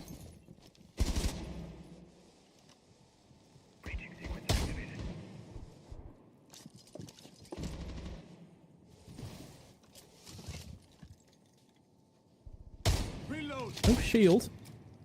No blitz being taken up by FaZe Clan here, so all the dirty work that they're going to have to do is down to guns rather than shields, which usually is the more favored way of dealing with some of these sites, but whenever they did target that Monty very early on in that third ban, then this is what happens.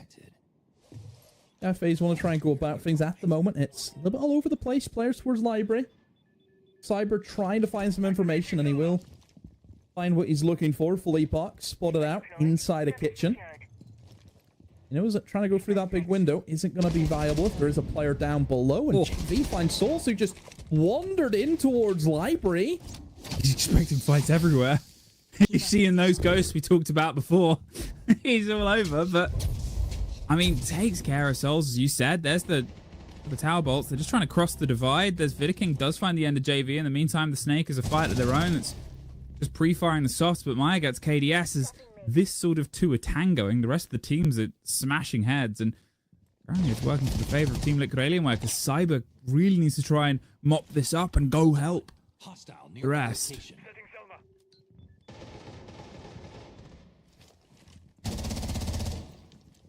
Win the Cyber. You have to win this, and oh, he doesn't move. Philippe doesn't flinch. There's a player come up the trophy stairs too, but Philippe catches him before KZ can assist. A 2v4 now. FaZe have been mudded. I mean, this was the worry for FaZe. It's letting them go back to the bar and letting them win it out. Looks to be it's going to go all the way into 7-7. And it is. Team Liquid Alienware take us there. Round 15's coming up. Well, hope you're in and ready for a long one tonight, my friends, because we are opening in the longest fashion. This was FaZe Clan's pick. This was a map they were 9-2 on. Technically, Team Liquid Alienware 1-0, and this is the place that they can do it. We made a comment at the halftime. Well, I made it. We called him crazy for his vision that Team Liquid Alienware can do this 1-2. maybe crazy is just crazy does, and crazy is Liquid Alienware getting this phases map from them. Their chance here as we go on towards Attackers need to locate and defuse as many bombs as they can. a site that has been a bit back and forth. But the problem is, if we talk about how Team Liquid Alienware made 1 and 1 work before, but not the same, that has been the opposite problem. FaZe Clan made 2 work, but it's not this one. They could not find success either time on their defense that they came towards this site. And it wasn't because of multi-kill, it wasn't because of entry, which JV92 got both times. It was just sort of out of their grasp. And Team Liquid Alienware do as they can do. In fact, since FaZe Clan took that timeout when they were 6-4 up, MO, they have won but 1 round since. Yeah, FaZe. It has really backfired on them here. Plenty of opportunities to get it done. 3 opportunities to get it done, and failed each time. This is going to be their 4th, but again, will they fail once more a match point? It could be the case. Team Liquid Alienware, and fair play to them. They've really pulled out the stops. After that opening half, we just thought FaZe were going to come in and do the business. Then again, we see it all the time. This is what FaZe do inside of Best of Freeze. That's why they are the best team that we have inside of SAL. On KZ, an opening pick for him. Cyber goes down, and Handy's joining him.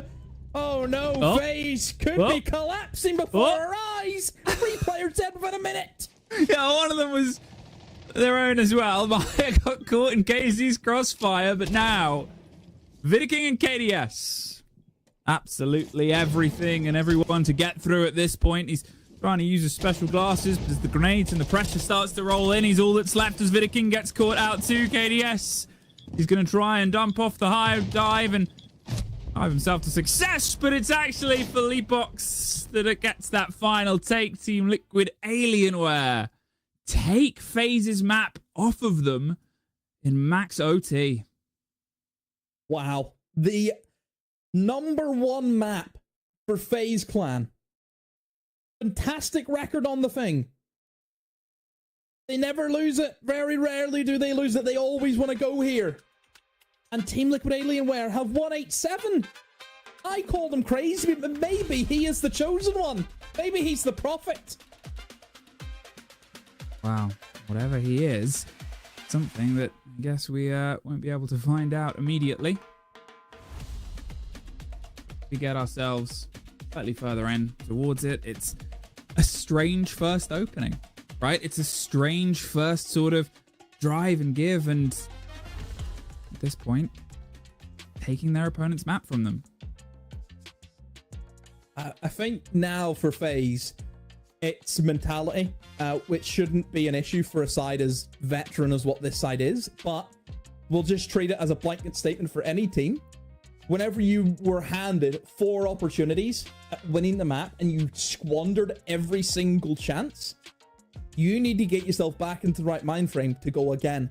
And the second map, this is the map that Team Liquid Alienware picked. They wanted to go here. That means they have something in store for FaZe Clan. Yes, we know FaZe Clan are also very strong on this map, but I would say Team Liquid Alienware, they're going to have a lot of prep for it. There's going to be a lot of information you can gather with the way FaZe Clan play this map. So I do think that FaZe Clan, they have to get themselves prepped and back into it. Forget about the first map. Go again. Go again. And it's something we've talked about with this team as well. They're so sort of stable when they need to do that. They're so sort of locked in whenever they need to get themselves developed, whenever they need to reset the mental, whenever they need to get themselves sort of rebalanced. And that's the beauty and the brilliance and unfortunately the danger of FaZe. So the same that we say for them, Team Liquid Alienware, they need to get themselves back in on towards their map and make sure that they can't just get it taken away from them. Where we're going right now is a break. Quem foi que fez isso? Produção. Power, né? Cara, muito interessante. interessante. Vamos ver aqui que a gente vai jogar no chalé. Vamos jogar chalé. O Cyber vai jogar de mira triângulo. Exato. O KDS vai sorrir. Exato. E o Vita King vai jogar de montanha. E talvez, muito talvez, vai ter clutch meu. Agora, perder da 7M, perder da Liquid, tomar 7x0... Não... Aí é sacanagem com a nossa cara. Não, vocês estão brincando. Quem foi que fez isso? Produção? Por favor, né? Histórico de campeão aqui das paradas.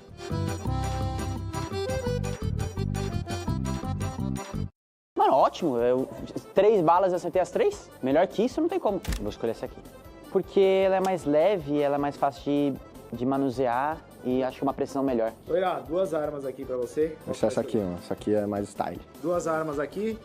Vou com a pistola, que eu já treinei bastante com ela, não vou errar nenhuma. 6 balas pra você, sem chance. Pra acertar nossos 3 alvos. Porra. Já foi. Mano. Porra, mano. Foda.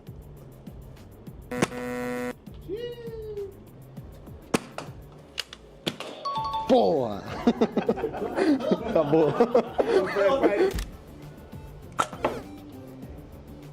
Errou! Olha aí.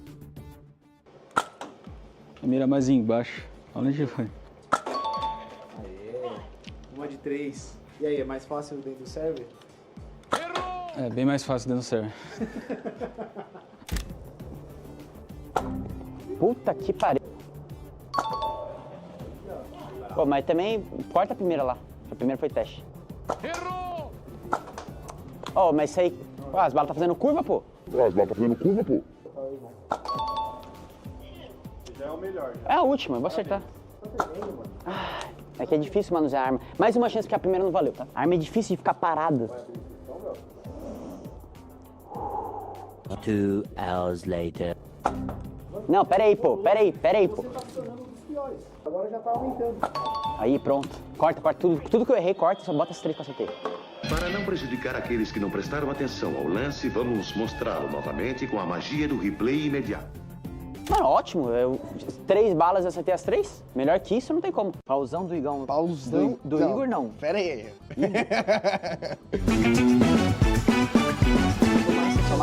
Eu tomo 7x0. Nunca tomou. Outra coisa, perder da FaZe. Já começa o português errado. Que é perder para a FaZe. É, tem isso também. Pra perder da FaZe. Perder da FaZe a gente nunca perdeu. Pra perder o quê da FaZe? Já perdeu. Pra perder o quê? Cair na primeira fase. Nunca caiu na primeira fase. Não. Nunca caiu na primeira Só fase. fura. 0-3 agora no meio.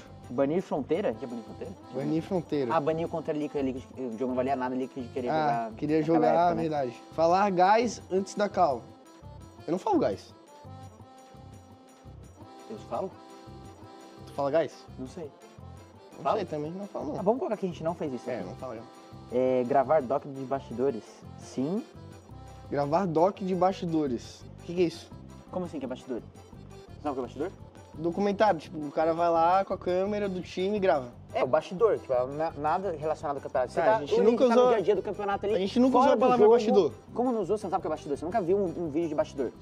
Tipo, ali o vestiário, tá no vestiário, tá ali antes do Levar jogo. hate no Twitter. Ah, isso aqui é Já, claro, né? essa aí você, é louco. Você presenciou bastante esse último mês, né? Pô, experiência própria. Pausão do Igão. Pausão Do Igor, não. Pera aí. É o quê?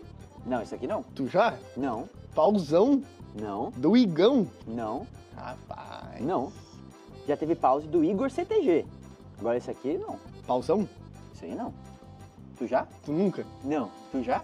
Eu nunca. Então não. Então a gente só teve 1, Mas talvez o quê? 2, Pausão do Igão? 3, 4.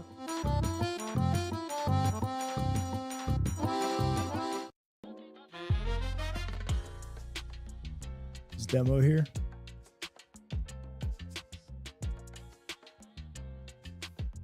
Are we back? Going back into this here now. After map 1, we saw Liquid win the series 8-7, or win the first map 8-7. Honestly, what on earth have we just seen? You know, we're in for a wild ride if map 1 goes all the way to 15 rounds. Liquid then go ahead and win FaZe's map pick as well. They're now on map points to make it to EWC. They had to come back from a 6-4 from FaZe as well. So, I don't know, in general, just a big glow up from JV92 in this map. The entries are looking good as well for the side of Liquid. Incredible. I'm very glad to see this. You know, I feel like with them taking away FaZe's map pick, we really could have a series on our hands here. Oh, we already have a series on our hands. We said it before that if we had JV92 stepping up, which was the big player that was going to have pressure going into the series on his shoulders for Team Liquid Alienware, which he has, then Liquid, like I said, I was feeling like there is a world where we could see a 2-0. And that's why I was asking if Demo was here, because I wanted to know how crazy he must thought I was once this series or once this map was finishing. Because Liquid, in their overtime, they went flawless on their opening kills. They really were able to tighten it down and get those opening kills and be able to have FaZe stressed out. And this isn't an area where we've seen FaZe too many times where they're unconfident, stressed out, making mistakes, or let alone throwing a series all the way back in the favor of their opponent. So this is now comes into question, which we always talk about, FaZe being one of the strongest mental teams. FaZe being FaZe, they're always going to be dominant. They're always going to be strong. But in instances where they throw a series like this away, when it was so close to being done, because they haven't been in this situation before, I think it begs the question, will they be able to mentally lock back in? Because I remember in Salt Lake City, when I forget who they played against, I believe it was Dark Zero when they lost. That was the only time where we've ever seen FaZe look upset. Cyber was mad, yelling at his teammates, or at least expressing frustration. This could be an instance where, because they're throwing again, FaZe might be in their own heads going into map 2. I mean, that's the thing, right? You know, when you lose a game like this, when you're leading 6-4 and you're 1 round away from securing your own map pick, which, I mean, what Demo said as well, of course, right? This is FaZe's map pick, best map. They always want to go here. They win it all the time. You know, it's looking great for them. And then for Liquid to beat them here, that must be a great mental boost inside of the series as well. And then guess what? We're going to Liquid's map picks next, which is Clubhouse. It's a great map for them as well. It's their most played map inside of stage 1 in the series here. Sure, they lost it to FaZe the last time that they played against FaZe on that map, which was during the kickoff playoffs. But you learn a lot from that as well when you're going up against a team again after you have lost that map to that team. Yeah, you learn a lot. I mean, when you're Team Liquid Alienware and you're going to a map like Clubhouse, we always talk about never taking a team that you're better than to a map like Clubhouse. These are 2 Titan teams.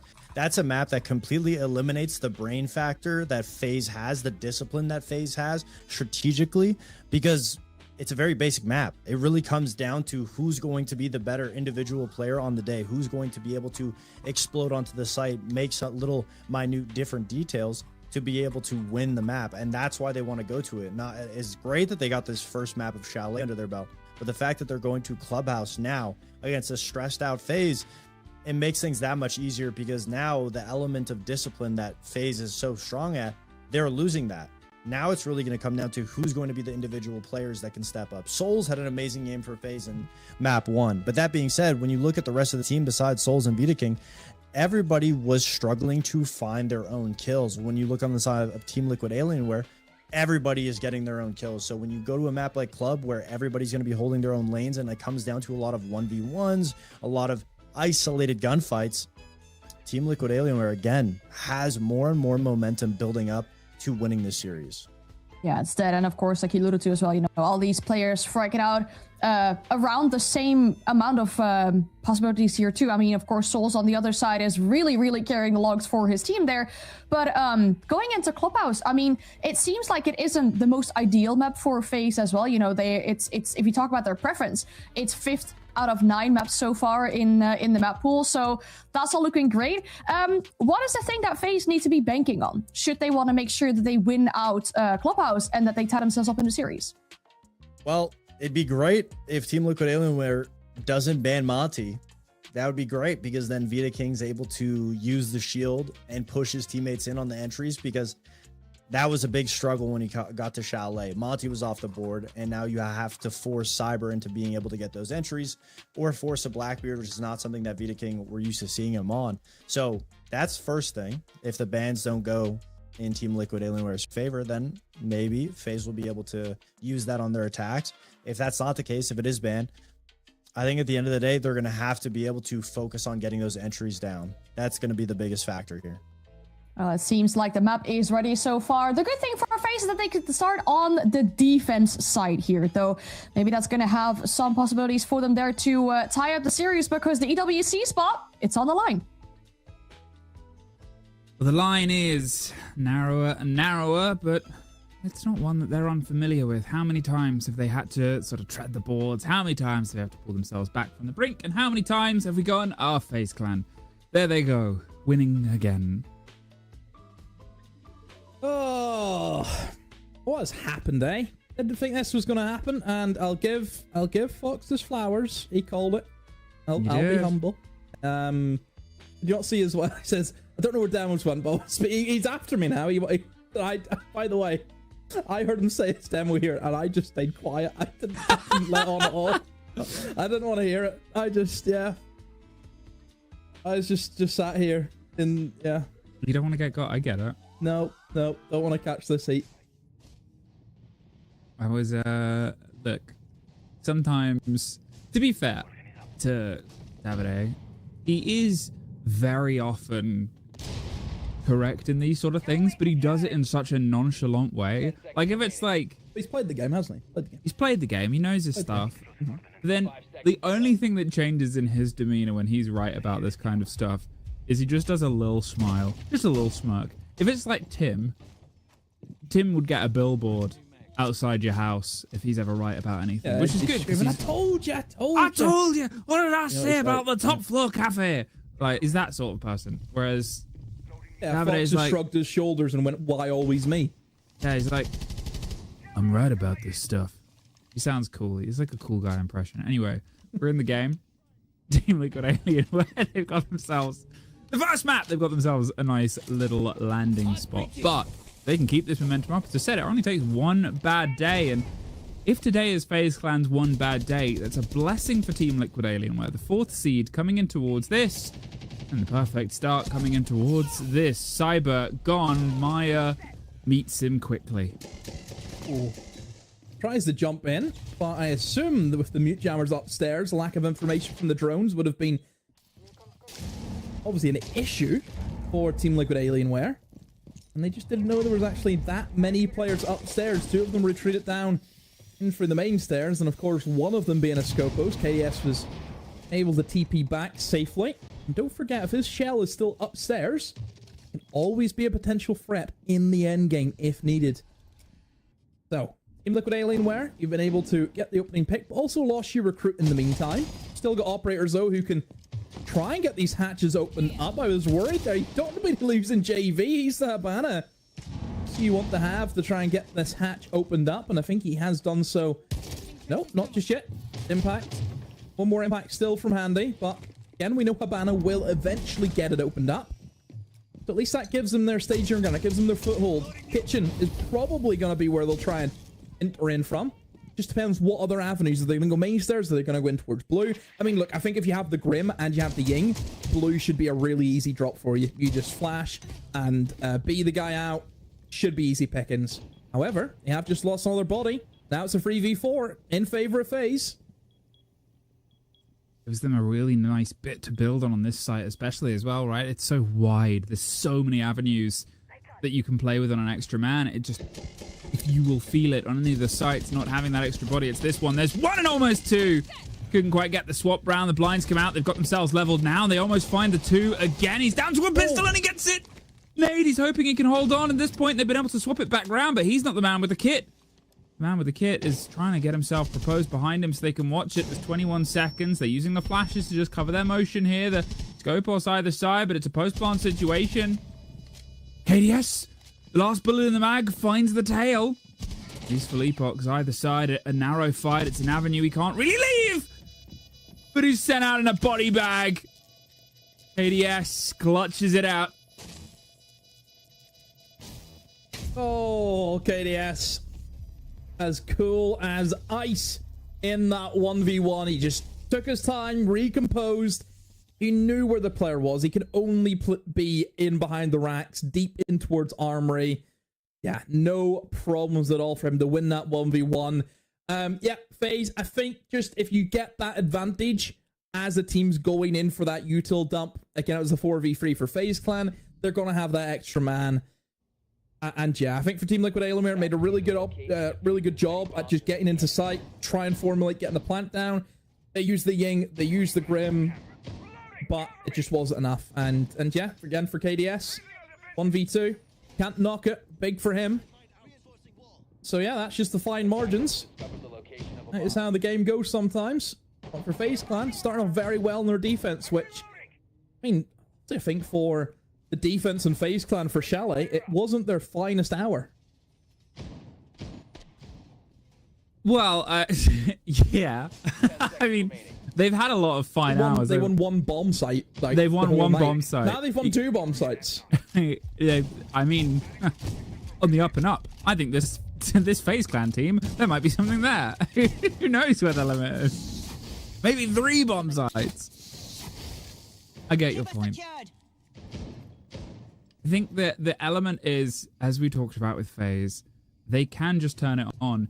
That site almost went away from them if not for the power of KDS there. Team Liquid Alienware, there's almost the other element of that of when do you start to worry in a sense. Obviously, this was their map. They're not on their preferred side. But to be fair, that wasn't the dictator of the previous map. They struggled more on their preferred side. They wanted out in the attacks, in the pressure point. And they are but 1 map away. That's not how they want it to start, though. Well, KDS finds a freebie and a good operator to take down as well, Zofia, and of course with the added util she got. Great for eliminating positions such as rafters. You can, of course, remove the Kibas and also stun things out. A C4 from Handy was just bottom garage. Team Liquid Alienware, though, it's still a 2v2. What is going on? It's a minute 15's gone. Like, what is this? 2v2 at this time? This doesn't happen. So now we have almost like the 1 versus 1 mode. All the time in the world, the site destruction has been done. It's just people trying to fight each other. Outside the building as well. Handy takes the head of KZ, and now, I mean, what do? The kid is stuck outside. They're surrounding. Oh, we almost had the fight. It's a great gun that Handy's obviously running with it. They've got a rough awareness on where the player is. How's he done that so swift? And now he's back round. What is this, a game of Snake? No, it's a game of Siege, and FaZe win the second round. I don't even want to know what that round was. Peculiar. It almost felt as though that obviously Team Liquid Alienware, it seemed as though they were going to go for something pretty default, pretty atypical, because the operator's great for taking in towards rafters. They lose a Zofia. It just felt as though everyone on Team Liquid Alienware thought, well, I'll have to go and get a kill back. And then we're sat at a 2v2. Yeah. Protect your bombs from being defused by attackers. It's just a round that never, you didn't see the actual push that Team Liquid Alienware wanted to go for, because they just lost their util ops very early on. But yeah, I mean, look, 2 up for FaZe Clan, just going for the motions, going for the rotations. Go to gym and bedroom now, which we'll see how this pans out for them. I think with no mirror can be tricky enough. I think holding in towards bathroom, you miss out in the mirror window over towards Logi. Of course, the cade's also gone. They're not really bringing in anything else to stop the walls. You don't have a bandit there, so should be free real estate for Team Liquid Alienware to go bang, bang, bang, get the walls opened up and start figuring out how they want to push this top floor. I mean, they've got the sense for the window, so you would expect gym plant.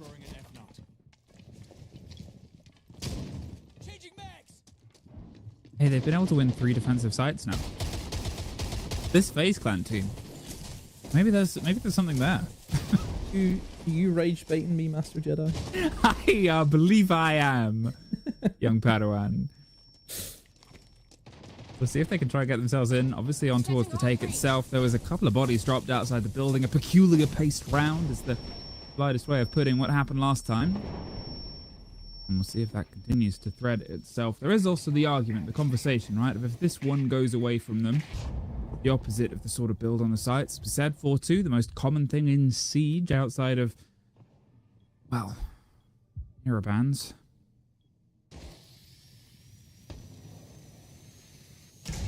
Yeah, pressure on towards the back end. You've got the sense idea for the execute, but nobody has been caught just yet, though they're dabbling with the fight on the windows. Yeah, you can see what they're eyeing up. Gonna be trying to go straight in through gym window, using the sense to admire this bit of coverage, but always try and look for who has the diffuser. It is Philippox who has it, so where he wants to try and go towards is gonna be the key.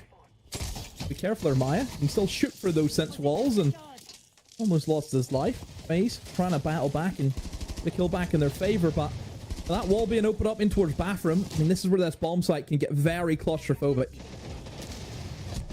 Ooh, 3 to 4. It's back and forth bloodbath, but it's KZ that drives his third for the round itself and leaves them in a slightly preferable position. But the kit is still outside. They're not going to be able to formulate anything just yet. That will help, though. Nade kills Vidaking. Handy kills one right back, but they know exactly where he is at this point. He is underneath. No C4 in pocket. He's going to get the rotate rounds. They do the same thing. Flash the stairs and hold him at bay as Nade gets the plant in. Pitch perfect. Everything that they need to do right now. And although he's crossed the divide, just look at the setup here. Either side of it, they can get the plant secured. Davey knows 2 in the aggressive pause. It gets a positive outlook on the round. Yep, easy execute. I think just for Team Liquid Alienware, they just had to wait until they could do the basic stuffs, and you could see that breach in towards the bathroom wall, all that opened up. You can no longer sit inside a bedroom. The area that you want to be in to stop players jumping in towards gym, you don't have that anymore. And then it's just that pure flood. Once you have that man advantage, Team Liquid Alienware just make quick work of FaZe Clan. And yeah, just a very basically played round. I mean, you just do the basics right in Clubhouse, and usually that's enough.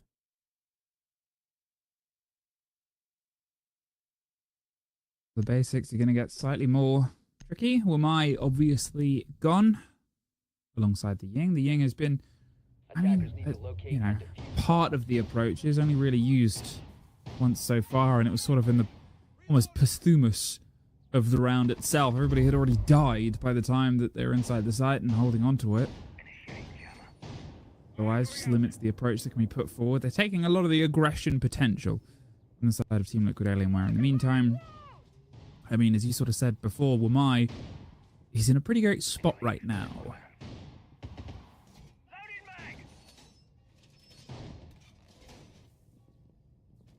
10 seconds to go. Go back into the rotation. FaZe Clan straight back down in towards the basement. Now, I wonder what is going to be different here for Team Liquid Alienware. I mean, last time I think it was just a case of numbers. That's the thing about basement. You have to try and keep numbers even, minimum. You cannot go behind. I think you look at the sheer size of basement. You've got, what, 1, 2, 3, 4, 5, 6. Not going to say it, but there is a number after that. Ways into the bomb site. So the more people you have at your disposal to send down different avenues, that is the key thing for the attackers. However, the roamer still. You've got players inside of stock. You've got, well, there was a player inside of stock. You've got Cyber in towards the main door. He's just waiting to see if he can find an easy pick. And oh, a Mistrom perhaps. Oh yes, a Mistrom for Cyber. Who's going to be the unlucky sod? Who's going to walk in? Who's it going to be? Who's he going to find? Who wins the prize? It's going to be Philippox outside, isn't it? There's no idea Cyber's here.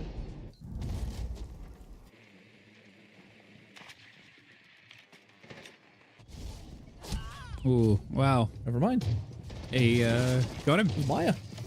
Had no idea Cyber was there. No. Gets one, gets out. Gets out is the main thing, though. Took the C4 up. Pulled himself back, and now with the Clash still standing guard, the man advantage. I think that's it, right? So I talked about having the man advantage on this site, how wide it is, how much you've got to sort of control. Being able to just swing that Clash ground to support any approach and still keeping things level with what's guns up is just, how do you get through this, right? They're going to throw the breach charge across, a couple of flashes, and impressed they might be able to either apply, but you're hitting against a shield wherever you're going. I just don't know how Team Liquid Alienware are going to be able to execute with, first of all, a man disadvantage, and also a clash. I mean, this is just going to be nightmare after nightmare for Team Liquid Alienware. They have no counter to the clash either, no operator with any form of gadget to deal with it. So really, what are they going to do? I mean, it all comes down to really Viking just moving with the attackers. And oh, KDS goes aggro for some reason and loses that engagement. Gonna try and force her way in towards blue, but Cyber has the cover with the Fenrir, and Nade able to find another. Here comes the clash, though. It's 2v2. What's happened? The players have lost their engagements, and now Cyber, alongside Viking, just Viking now. Maybe that's the answer. That's how you deal with the clash. Kill everyone else around them.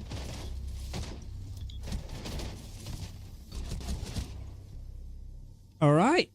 Maybe we're starting to get some solutions to problems here, because certainly Team Liquid, they've been able to level things up. They've been able to take a site that drifted away. They've been able to find that spark that I talked about being a bit of a worry. Because if FaZe Clan got themselves reinvigorated, if they got themselves driven up, it doesn't just work on one side of the favorite. It pushes the pressure on towards their opponents as well. But now Team Liquid Alienware, that's 2 in a row. They've sort of said, right, we've handled your 2 start, your preferred side. Now we kick this into gear. Now we start to drive this heavier, drive this deeper in. I mean, the sort of standout brilliant performances. We talked about him briefly as well, KZ. For the role that he sort of plays, getting in, being an instigator, being a problem child. Been able to get obviously a 3K round, but outside of that, it's just him starting to light up, him feeling the sort of kill game of it. We always know what they're capable of, and that balanced approach from the team is sort of what netted them result before. 3 C4s and wistful thinking might be the change, but they're going to change the site. Still up to CC Cash.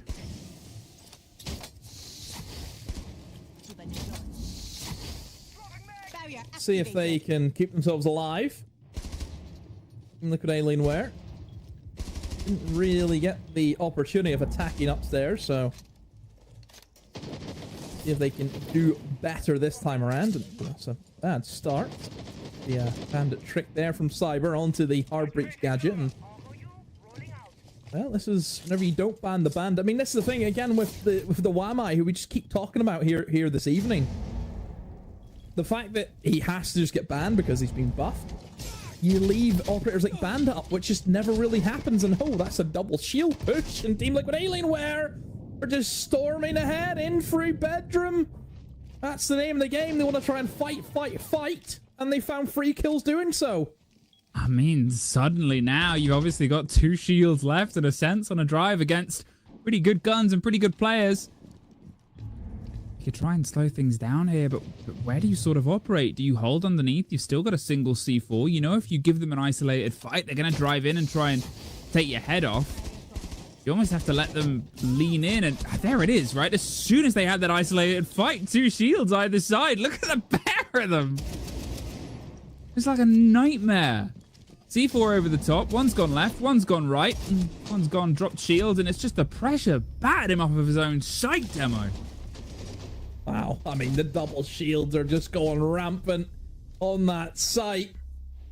Much more different attack, of course, from Team Liquid Alienware. Last time they tried to go pretty default, mostly angling up in towards rafter sides. Didn't really work for them this time. Just completely scrap that. Bring 2 shields and just run at them in towards bedroom. And yeah, they ran FaZe just right into the ground. I would say for FaZe, maybe you're kind of looking at it and thinking, they may be bringing a few more shields than what we're used to, so let's not go back upstairs unless we want to completely change our lineup and bring more traps. Instead, they're going to go back downstairs. In terms of changes that they've had from the last time they were here, I mean, the Scopos was switched off the last time they were here, but the Scopos, obviously, KDS clutched up on that operator the first time. Yeah. And he's back on it now.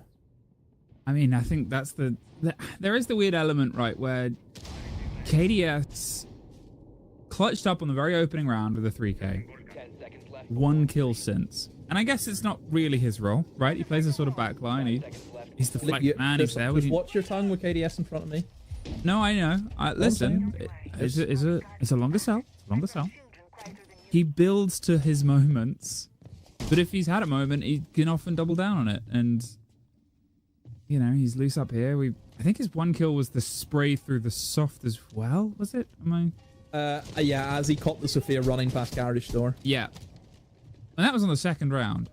So he's lured Team Liquid Alienware into a false sense of security. His aura farmer. Ooh. Let's come on. Styles is making sure they don't just rush into the site there. A lot of them up the top. Obviously, we're down on a Church and Arsenal hold, and what? Well, okay. Scopus has just teleported down, so now there's 2 of them on the site itself. Or at least closer to, and it's actually worked. It's drawn Team Liquid Alienware up towards the top floor. I think they are just slowly getting themselves in position, and they're trying to attack in towards these roamers now, and Lightbeard is there. To get the drones and have to get the information on where they are. Only one player remains all the way in towards that top floor. It's going to be Viking, and I wonder if Viking maybe is just going to try and play his life. He's not really too worried about getting back to the bomb site. There are still players in towards bar. I mean, Cyber, he's alive and kicking. But just feels a little slow here from Team Liquid Alienware. There's a player inside a kitchen handy. Well, he's just... Oh, no way. How? How? Handily. As he likes to do. They've got one. They've got rid of the ram. They're spraying through and putting pressure, but Cyber is able to slip his way down the hatch. Get out of there. And at this point now, there is only one player loose. And, well, he's under a bit of pressure. He could try and slip away. They got to focus the site demo, and they've still got potentially Goyo canisters to get through. Yes, they do. Right on cue, and he's just going to sprint on through into gunfire. Souls wasn't shy on the audio cue. They've decided to just try and hit sight here, and sight is hitting them right back. Fleapok's down in the smoke. Maya does find Souls. Still a technical 4 versus 2 versus 3. Actually, 2. Okay. Spoke too soon, and we find ourselves in a 2 versus 2 shootout with 40 seconds demo. This is where things once again can get very interesting, and yep, sees the gun barrel and tries to get him through the cabinet, and I don't know, Viking is picking on his teammate. Oh no, it's Maya in a 1v2. I think we'll try and stick the plant, but both of them now, yep, just doubling up. Yeah, playing it very smartly. Getting close together, looking for the trades, and Handy just holds the angle onto Maya as he swings on towards the rotate. And FaZe once again in that basement. Hold on, just by a hair. Well, let's see what our desk has to say about it. Thank you very much. Now a 3-3 here, quite even, which I mean, it makes me wonder who really comes out victorious of this first half here. I mean, Liquid seem to know how to come back from a man disadvantage. You know, the entries are quite even on the board here. Casey again putting up numbers, big on the entries as well. Handy really is putting in an effort as well. But I do feel like, Fox, I'm not sure if you agree, sometimes it really looks like Team Liquid's going to run out of time in the rounds. And then, for example, that basement round, not the last one, but the one we saw before that, I feel like it's a really good example too. Like, FaZe just get aggressive, they start peeking things, and somehow Liquid win the round.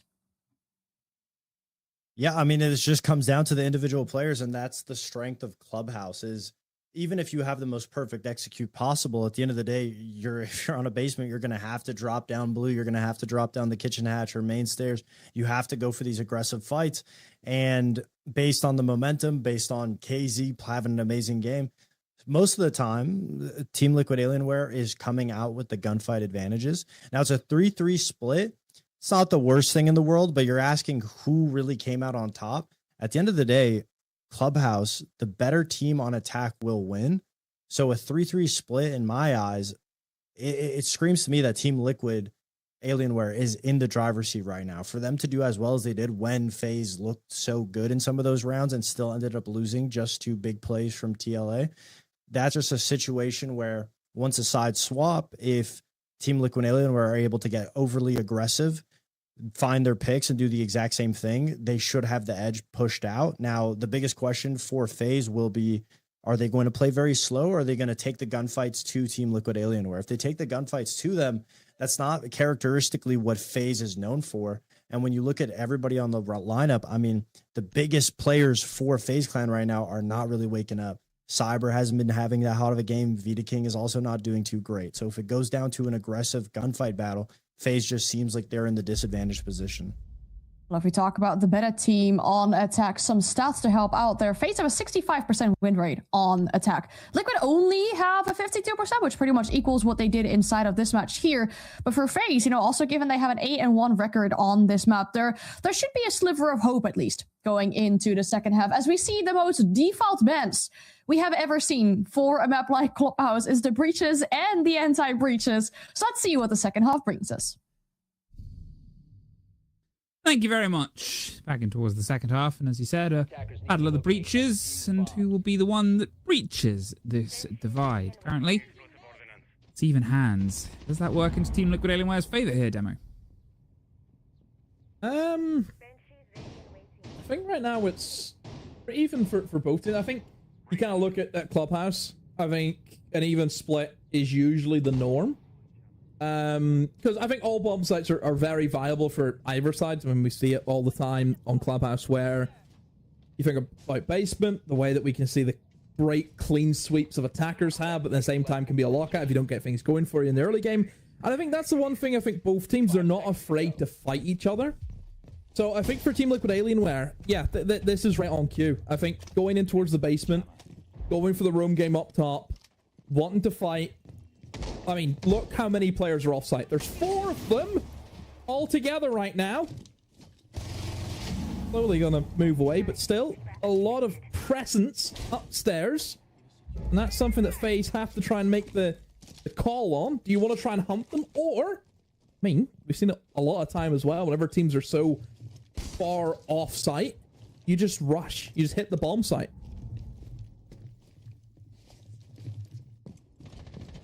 You can see they're sort of running their numbers, obviously. The chance to drive in with the Monty isn't anything that Vita King is going to entirely shy away from. They're going for this full clear. It was a tension that was played pretty well, and there's a quick keeper and a roll down, but it's outside, KC! Oh, the bait and switch! They said, look at this delicious meal. We've shot you in the face. There are still obviously loose players, but now they've lost that buck. They've lost that soft. Things like the corridor on this side is going to be more problematic. KDS is going to try and cut them off on the rotate background, but Team Liquid Alienware, they've just got a shield being thrown through. KDS does cut one. And Monty has a man solo. Here comes Souls to support. They're trying to surround themselves. They're about to get pressure behind here, Demo. Or should be the cutoff, and it will be. Souls takes down Nade. FaZe using that Monty. Just funneling these players into the lines of sight that they've established, and as all of the rumors dealt with, the remaining 3 players are in the site.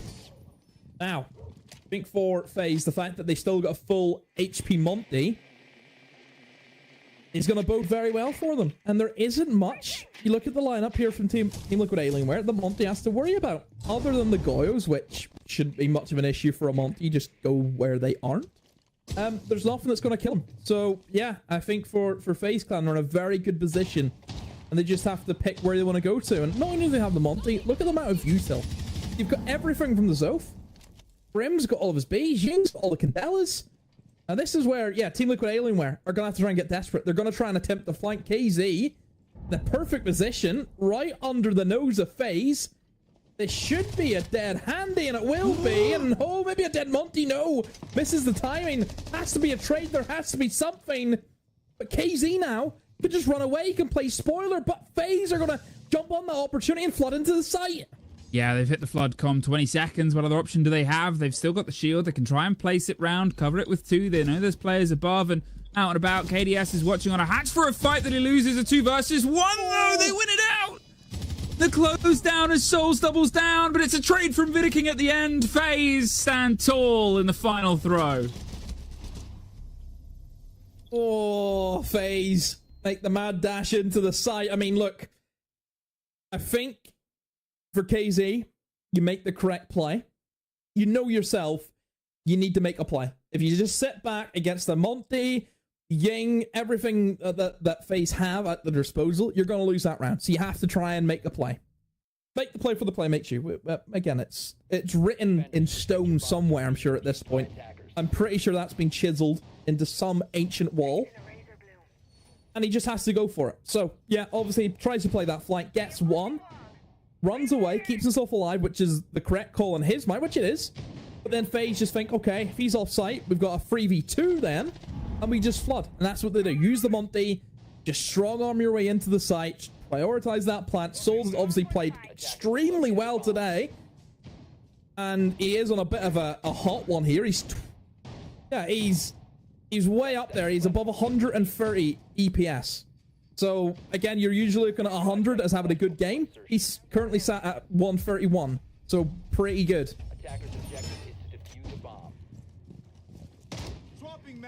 I think I would describe that as slightly better than pretty good. Series form. Good series form. I think also it's not just etched in stone. It's probably written in the first page of every single good coach's handbook.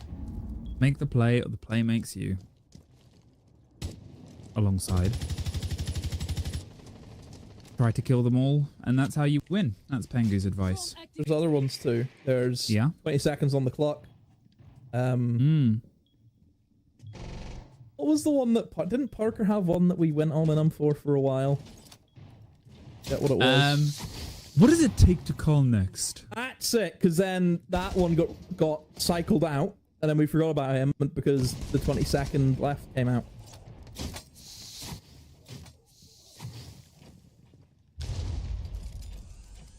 VODs is, well, not lost his emotional support fighter at this point. They've themselves a bit of a tricky approach here. Team Liquid Alienware playing cards close to their chest. Obviously, they're only down by 1, but they can try and get things leveled up pretty quick. Oh, pressure on towards it. There's a great force of VODs. He's held at bay, trying to mix the smokes, but most importantly with the flashes, he couldn't really put the pressure on. JV is hurt, but he's able to, I was going to say escape. He doesn't need to. He kills someone else in the meantime, still somehow alive. Souls finally finds the end of him, but he did well. Yep. I mean, with the amount of util was dumped out and the fact that he's been able to bring someone with him to the grave is, yeah, pretty magic. But this is the tough bit. It's getting in for the plant, and there is still a C4 from Maya and 2 smoke canisters from Philippox.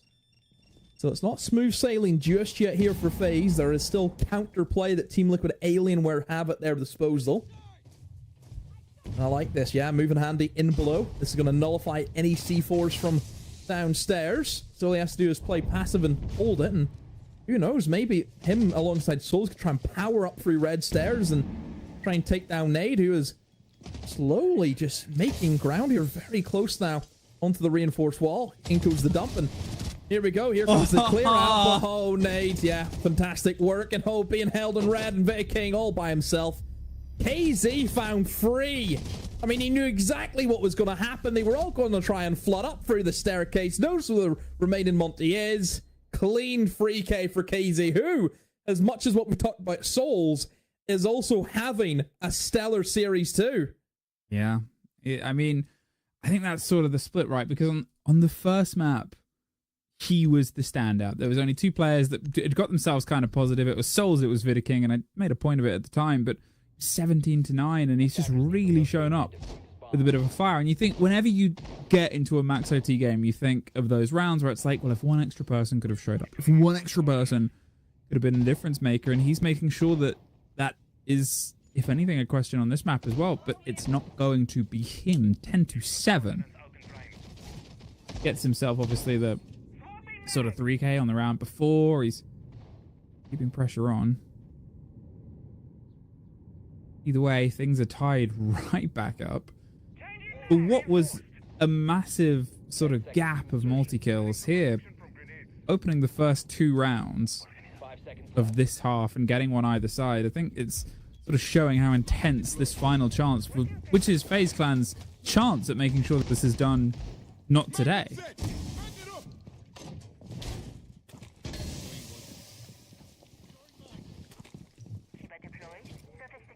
I think overall for FaZe, it's not the performance that we were expecting from them. I think for FaZe, they have looked a little bit leggy at some points. I still think it's a really good series. I think both teams have still played really good Siege.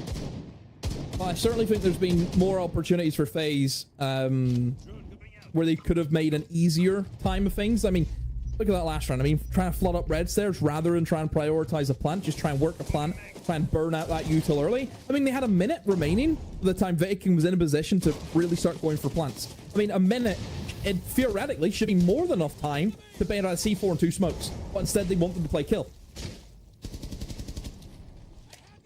Let's see if they can just try and, you know, wrest the control.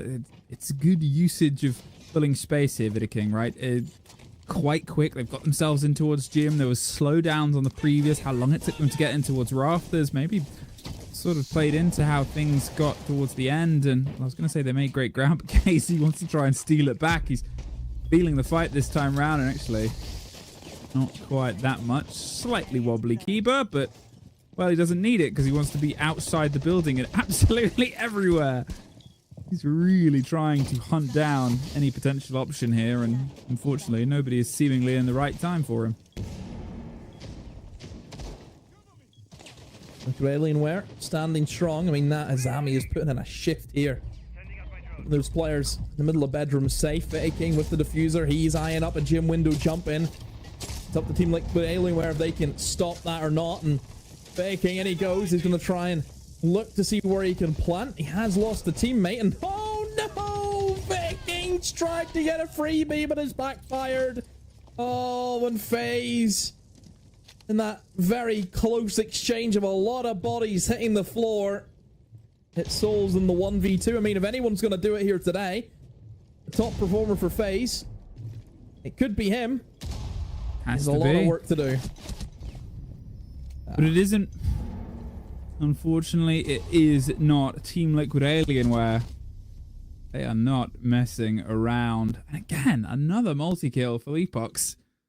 Pops himself up in the middle of it. As I said, it's gaining in intensity. Team Liquid Alienware, they are but 2 rounds away from confirming their plane tickets to Paris towards the major. And a Mirror and a Monty ban. The Monty ban makes sense. Obviously, FaZe have brought it every single time, and well, I think it's fair to call it mixed success in that it's generally not been. And I'm wondering if it's maybe going to be, well, we don't have this, we have to start thinking slightly differently, or if it's really just going to shut down any hope they had. Attackers need to locate and defuse as many bombs as they can. Oh, well. This is where things are getting a little bit messy now. Where I think the idea of perfect siege is kind of going out the window. I mean, Viking, it's just that one mistake. I mean, he just thought to himself, oh, guy's not looking at me, I can just get the kill, and nope. And once the Monty goes down, the player who has the kit is gone. Always chasing the round at that point. Team Liquid Alienware just feels as though that they're almost kicking into gear. And this is where this team can just ramp up a lot of rounds.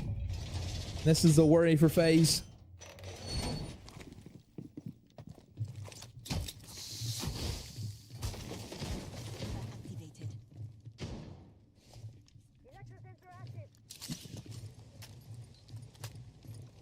Team Liquid Alienware, everything is set up for them. As I said, you know, they know the danger of the team that has dominated the game, really, over the past 2 years. They know that this could be their perfect time to punch a ticket, because getting to an international appearance, getting the guaranteed SI points to build towards SI, how precious that can be, and how close they are to taking a team that, I mean, you know, it's almost the fool me once conversation we had before, right? FaZe, great opening to the season, unbeaten. There's FaZe Clan, and 2 losses in a row at the very end. How much of that was just tiring of the BO1s? But then, imagine they are sent down to the lower bracket on the basis of 2 more maps. Here, Viking does find KZ. A bit of hope, an entry statistic they haven't been able to get over the past half. They're finally able to find one. Well, that is good for FaZe here. They have the opening pick on the basement.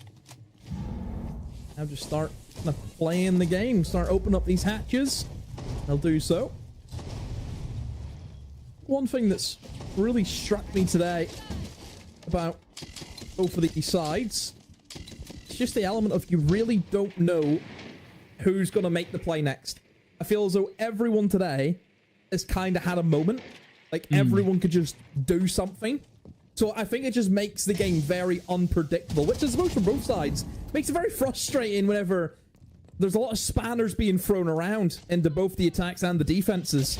And again, it is one of those scrappier games of Siege where you just can't call it. JV is able to get a kill back, so 4v4 now, which is good stat here for Team Liquid Alienware. What a swing there from Bleepox. That's what I mean. Who does that? Who just swings on the main stairs like that? Oh, swings their way out towards Blue, swings their way up towards Kitchen. Oh.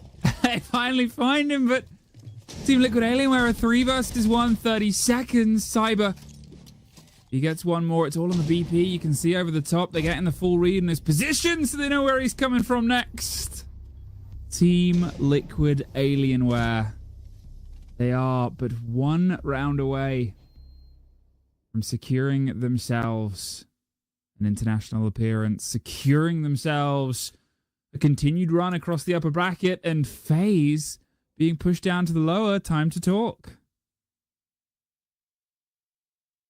Oh, well, I mean, I think obviously now at the timeout for FaZe, it's kind of the reverse, isn't it? Remember, they were 6-4 up on Chalet.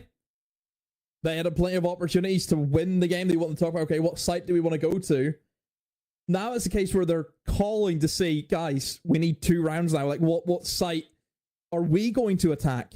I mean, it's going to be obvious since it's now the full site rotation. Gym's locked, as is Church and Arsenal.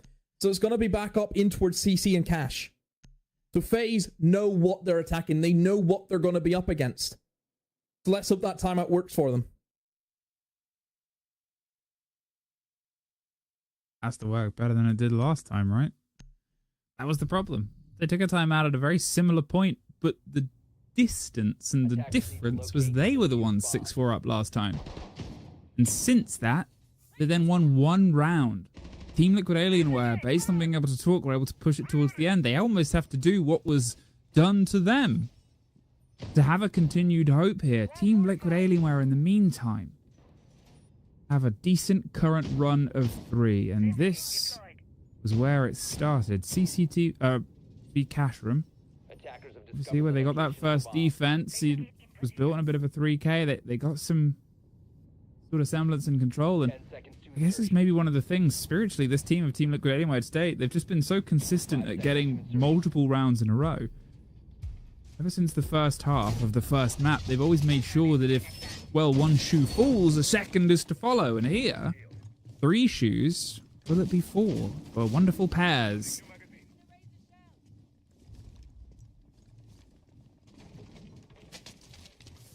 I mean, the first pick could be all important. I mean, I wouldn't say that this series has been a true representation of that, where, well, because you get the opening pick doesn't mean you're going to win the round. FaZe just doing the basics right. All of the exterior walls are now opened. Extension though in towards bedroom. A lot of pressure still in towards garage, and also a fair amount of pressure downstairs in towards lounge and stock. So KDS using that scanner will be able to see that, yep, nobody is in towards construction. It will surely give the green light to get players in and opening up in towards that main breach towards the construction wall. But for FaZe, I think they're well aware that there are going to be players downstairs, and that may be a job that Cyber and maybe KDS later on needs to try and deal with. Nobody's dead yet, which, I mean, at minute 40, it's been a while since we've had a round that has dragged on this much.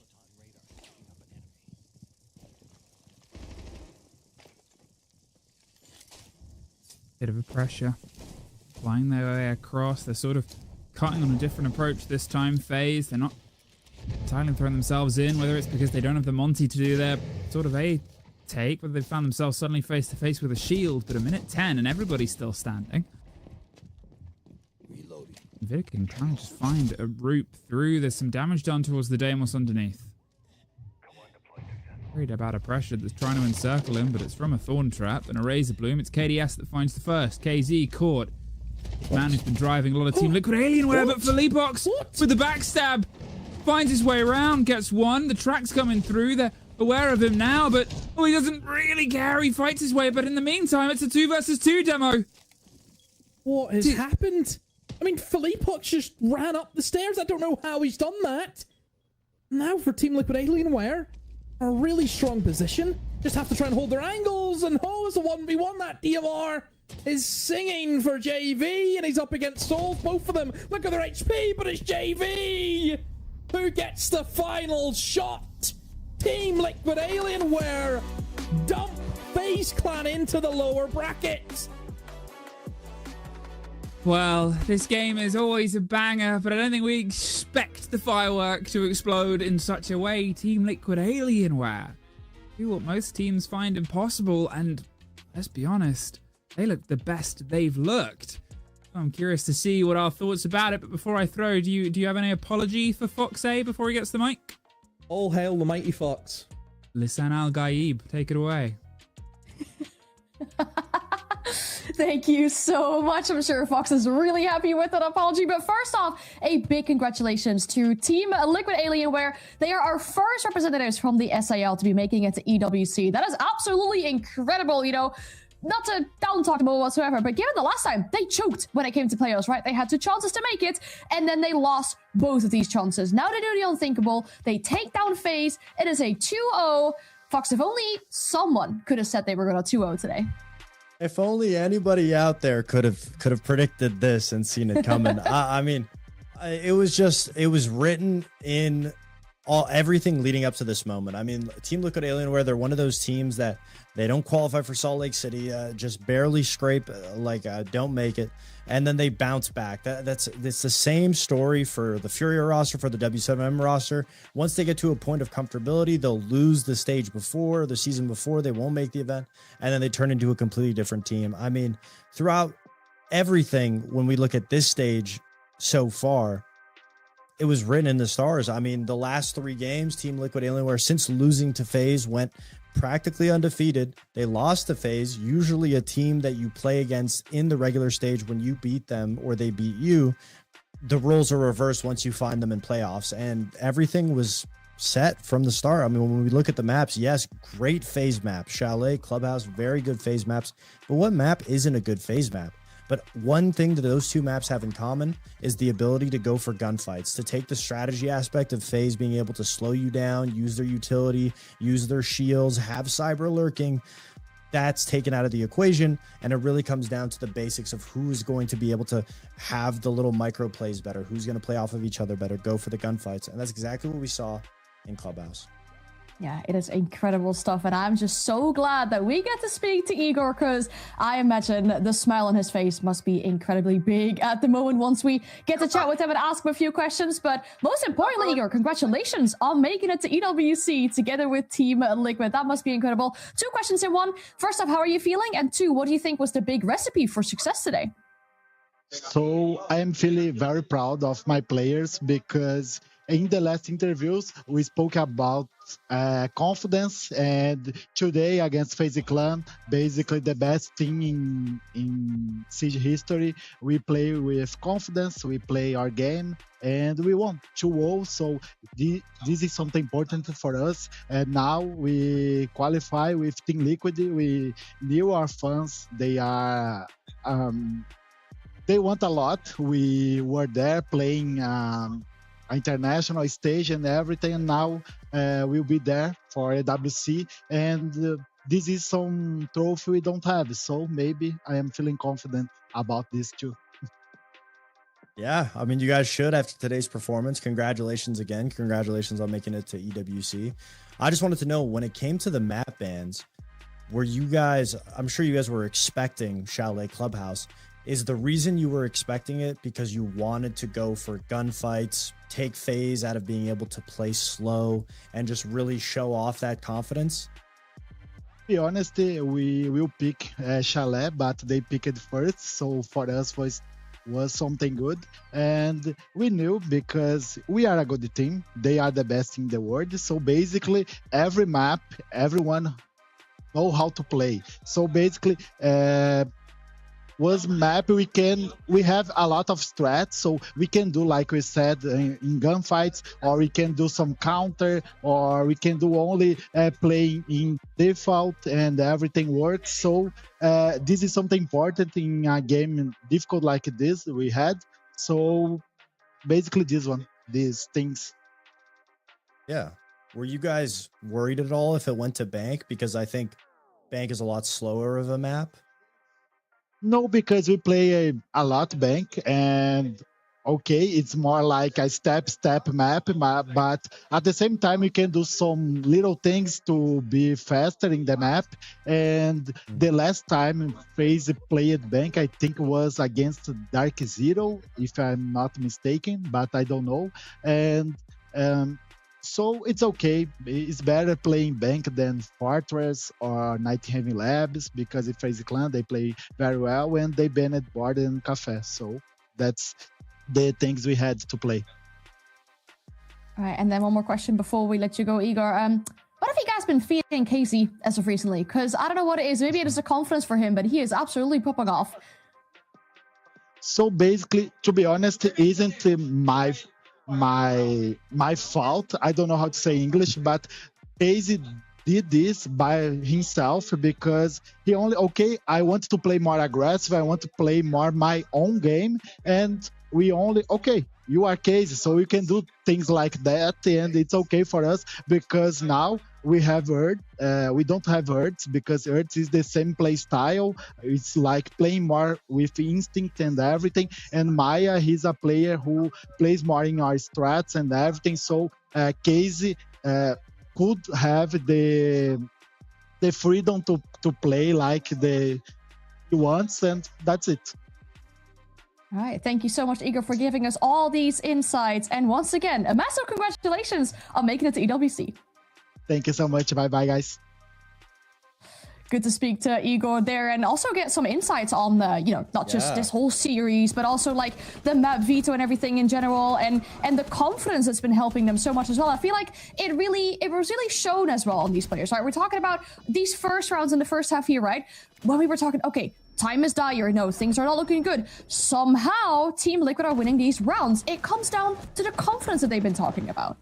I mean, it sure does. It really is a momentum team. Liquid, I mean, the previous Furia, W7, they're a very big momentum-based team. And when we were talking about it at the start, like, will it affect FaZe that they lost? Will it affect Team Liquid Alienware that they were able to get the last 3 wins? I mean, it sure has. And then KZ also dropping the back-to-back 20 bombs. He probably was feeling as confident as you could be in the server. But I agree. I found it so interesting where Igor talked about the map bans in specific and being able to show how important best of 3s are. Because he said, oh, FaZe always bans Border Cafe. And in a best of 1, you have way more bans. You can get it to a map like Labs. You can get it to more of a comfort pick. But in this situation, they wanted to pick Chalet. That's what FaZe picked. They're able to get a good secondary map for club. And then him just talking about Border being a good toss-up of the 3rd map because they haven't played it in so long. It shows how important a best of 3 series is. So that, backed with that confidence, I mean, a lot of these rounds just came down to the last minute of the round, but then it would look like FaZe were just getting exploded on from all angles and losing gunfights. And that's the confidence that Team Liquid Alienware was bringing. Yeah, I love it, and especially him talking about how he wanted to pick Chalet, but it got picked before him. A full-on, 8-7 on that map. I think this is incredibly deserved for Team Liquid. They are really putting up performance. As you mentioned, the momentum has been so good on their side as well. I liked everything that we got to see on Clubhouse as well, right? We talked about the standard bans going into the second half. It meant we got to see a lot of other things, lots of shields on the side of FaZe, but on the side of Liquid, there's, they could really kind of abuse these strong operators like Azami, Mira on those first 3 rounds as well. The Wamai, who's really strong right now. Goyo, just so many strong positions created, so much time wasted as well for the side of Team Liquid Alienware. So absolutely incredible. And, we had to ask it as well to Igor, what is KZ eating these days? Because, again, not just a 20 bomb, okay, right? It's not quite this funny bomb that we've been seeing from the last best of ones here, but he is again the MVP on this series here as well, helping Liquid not only on the entries, being that consistent factor, but also kind of taking over that role that maybe was filled in by Hertz before, where he gets to be the main aggressive fragger here. Yeah, I mean, for Igor to be able to share some of that insight to us was really nice to listen to, because I agree. Something that they were lacking in some games is just a player that's able to feel the momentum, feel the energy, make plays off of themselves. And sometimes if you worry too much about strats, or if everyone's super focused on it, you don't have that X factor. And KZ, since he started playing this way, I mean, I think the statistics speak for themselves. But I think a big player that I wanted to highlight too was JV92, because in that first series, he top fragged, he had 13 kills. In this series, I believe he had 11 kills as well. So he was doing amazing. And when we talked about the two important players from each team, it's a night and day difference. JV92, a player that's been struggling throughout the regular stage. Now he is performing exceptionally well for his roster, and he's just that flex player. So he's able to put himself in the best situation possible. He's taken up a lot of those roles from Herds. He's that secondary support flex player, and it's a very difficult job to do. So that's why you're always going to be questioning, how can JV92 be so consistent? Well, there's ups and downs, but when it mattered most, he was able to show up for his team. Yeah, and he gets that really important 1v2 at the end as well there, right? You know, we're talking at 6-4 round count. If you don't win that, it goes to 6-5. We need all rounds of regulations. Who knows what goes on from there? And we saw Liquid come back from a 4-6 as well on the first map here. You know, speaking of the consequences of this, right? You know, we see Liquid as the first SAL representatives making it into EWC. Of course, they're going to have to play against NIP or Furia, whoever wins that second series. I think for them, that might not be the most important thing, right? The main objective is ticked off. They made it to EWC. But for FaZe in this case, they're going to have to play against Loud. That was the matchup that in regular stage was the first loss for FaZe. You know, you said, Foxy, you weren't really worried. You're starting to feel a little bit worried now, or not really? Yeah, I think it's fair to say that you should be a little worried if you're FaZe. I mean, but remember what we said, right? The team that beats you during the regular stage, you always beat them in playoffs.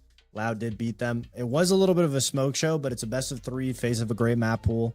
So I'd assume at the end of the day, FaZe is still going to be FaZe. We have to anticipate that they're going to be the favorites going into that series. But that being said, I mean, we saw Team Liquid Alienware and what they were able to get away with today, and maybe Loud will be able to replicate.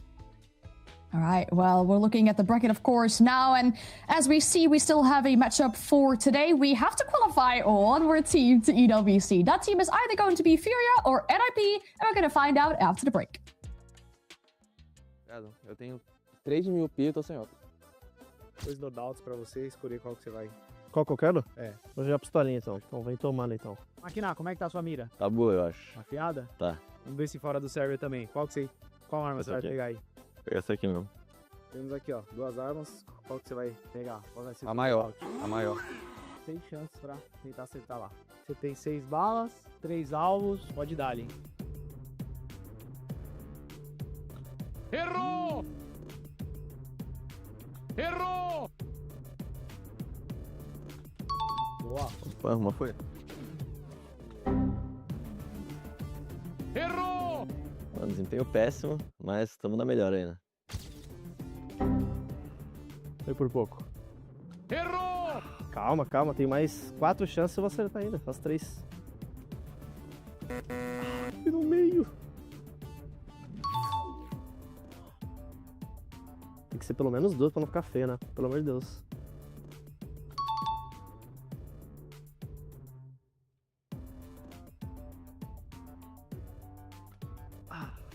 Ah, foi abaixo, né? Foi abaixo, né? Eu podia ter sido bem melhor. Mas é a vida, né? Primeira vez aí. Às vezes eu não tive sorte principiante. É isso. Obrigado. Eu tenho 3.000 pi, eu tô sem outra.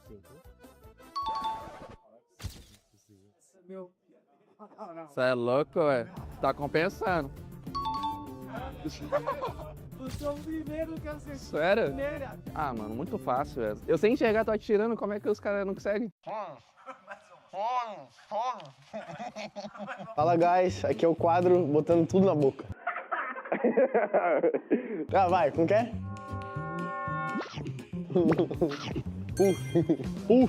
Pulse. Pode mastigar? Ah, mano, eu vou engolir. Pô, mastigar fica mais difícil. O bagulho desmanchou, pô. Fora de Snake. Fora de Snake. Fora de Snake.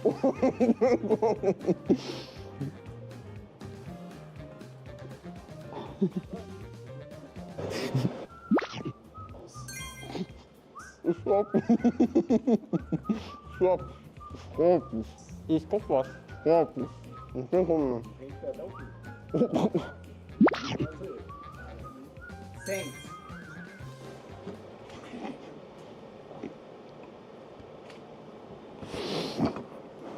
Oh. Hey. Hey. Hey.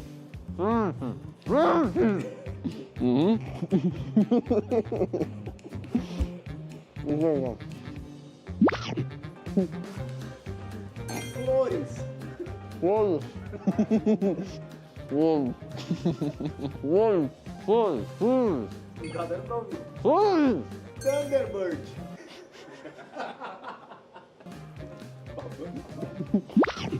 Thunderbird.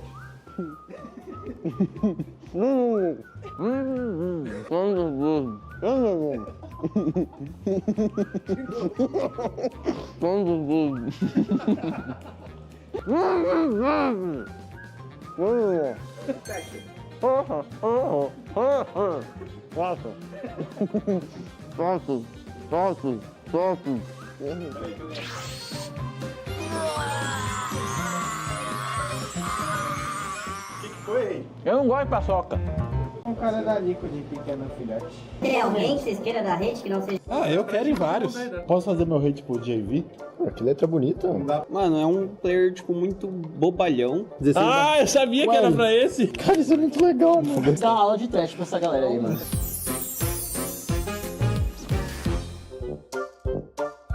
Caraca, mano. É médico, é receita? Pô, mas pode xingar?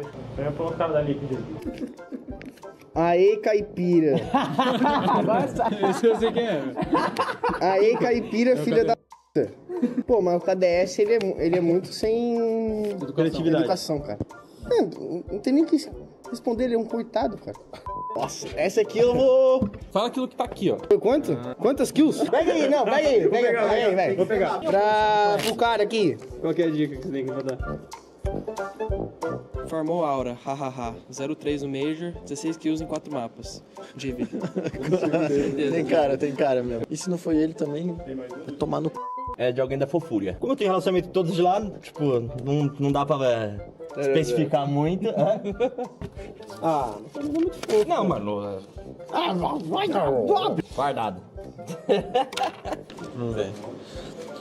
Obrigado por me tirar do Major para fazer aquela merda lá. Ainda tô devendo 2 jantares. Te amo. E é o Norris. É. Porque ele quis apostar comigo as 2 partidas que a gente jogou com eles. Ele quis apostar. Aí eu ganhei 2 jantas. Aposta mais, mano. Aposta um carro da próxima. É isso, valeu, Norris. Tá patrocinando. Tá devendo até hoje. Mano, eu quero fazer um recado pra todo mundo que nunca ganhou nada e fala, nunca ganhou nada. Vamos ver aqui quem que é esse fracassado. Aqui eu já não entendo a letra. Boa tarde, Mr. Aura. Cuidado que vou te buscar na base. Quero ver. Falar é fácil. Você é um bobalhão. Zagueiro.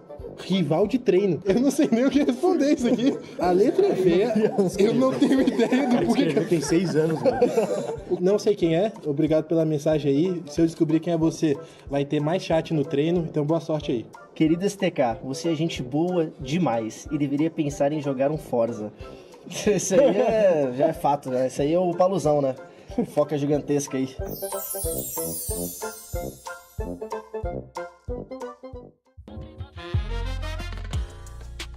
It is time for the second and final series of the night, Furia versus NIP, and one of these teams gets to punch their ticket to EWC. Now, the last time these two faced off in a best of 3, it was the grand final of Kickoff. This time around, we're getting that exact matchup, but a little bit earlier on in the bracket, and I think it's safe to say that the implications are quite a little bit bigger in this one as well, because as we talked about, the winner makes EWC, the loser has to play against Los. Yeah, it's not a situation you want to find yourself in. All you have to do is just win one game and you're able to qualify. But both of these two teams have had so much growth when it comes to this regular stage. I mean, Furia finished in second, NIP right behind them in third. And this is their matchups. I mean, Furia has obviously had the edge over NIP, But as of recently, I mean, NIP has been showing so much growth when it comes to their play style and being able to play slow, being able to play defensively, being able to adapt to the situation. When these two teams faced off last during this stage, it was the last play day to decide where seeding was going to be. Furia just was able to squeak by a win with an 8-6 victory against NIP. And it's a situation where, yes, the map definitely had an effect. Fortress was a big factor. Fantasy had a huge game despite the loss. So it really comes down to a team effort between these two teams. They have great individual performers on both sides. And the entry game has been won by NIP. But just like the last game, everything has been decided by the clutch factor. Herd specifically. I mean, when they played against him, he had 17 kills just against NIP in a best of one. So it really comes down to making sure that they're tightening up, because NIP so far in the early game, they're succeeding. They're getting those opening kills. Yeah, I think it's good that you mentioned, of course, that these two played literally 4 days ago in a best of one, and that Furia took the victory there. Of course, you know, Fantasy had a great game, but my main worry with NIP that I've been seeing from these last play days now is that something has to be up. I mean, that was their third overtime loss. They need to start closing these games out in the regulation. There's been so many games now where we come on the desk afterwards and we talk like, oh yeah, NIP really was going to win this game strategically, and then boom, it just slipped away from their fingers and they ended up losing that game. So especially in a best of three where things can get really long, right, where the series can get really long, you're going to have to show your stamina, have to show your resilience. You can't be losing these maps out in overtime when you were having the better hand in the series. Yeah, no, you can't, especially when you're doing the hard part first. You're getting that opening kill. And that's something that we've seen in previous years from NIP specifically, is that they're essentially getting opening kills. They're a very aggressive team, but they don't know how to reel it in. They don't know how to slow down. And it seems like they have made strides to fix that, play a little bit slower when it comes to their attacks in this stage specifically. But that being said, NIP's same issue is them just struggling, them getting in their own head, and them being able to throw it, being over aggressive because they just want to be able to close it out. And when the pressure gets too great, that's what we're seeing in the last couple of games, the last three, like you mentioned. NIP just crumbles under that pressure, especially when it gets to overtime. Yeah, that's going to be the big thing for them to focus on today. You know, can they create that advantage for themselves? Can they then lock it out as well? Because you want to be able to do that against a team like Fury. I mean, when we talk about them and their recent results, you know, they get a good recovery from a 2-loss streak, right? You know, speaking of that game that they played against NIP, it was a big OT win to push them into second. Of course, you know, the implications were still going to be that they would face NIP regardless of what would happen in that case. And I think back about the interview that we did with Furia and with Diaz afterwards, and him saying, you know, it's just a shooting game sometimes. And that was eventually what it came down to as well. I think the only issue I see for the lineup and the side of Furia is that, for example, Laura had a really rough game. Do you feel like maybe he has a lot of pressure on him?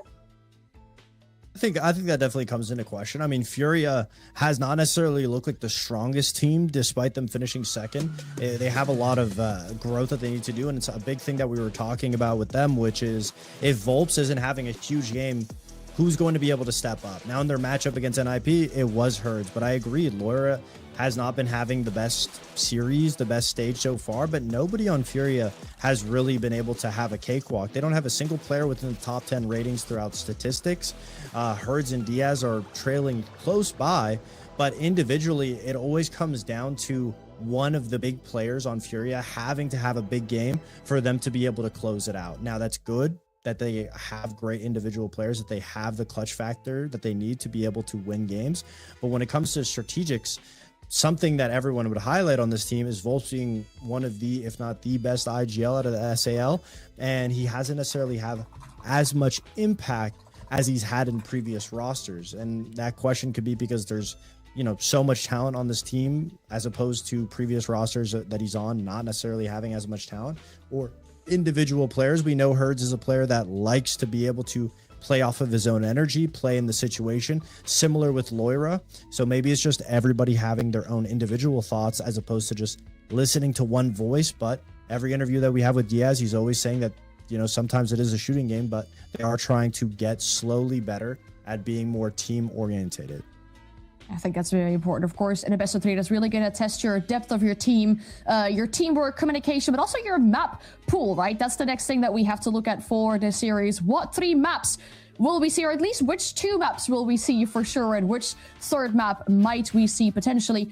A big thing that I want to talk about is that Bank was the best team for these 2 maps when we had that graphic on earlier of the big rival between these 2. Furia don't want to go there. If we do get to a decider of Fortress, I mean, that was the map we talked about. You said that was a great effect on Furia winning out that map there as well in overtime. Ooh, a Fortress potential decider? That makes me quite excited. Yeah, that is a really scary last map, considering that Furia, like we said, just played them on it. And it really felt like it was Furia's whole game the whole time, even though it was an 8-6 win. NIP was just getting those opening kills.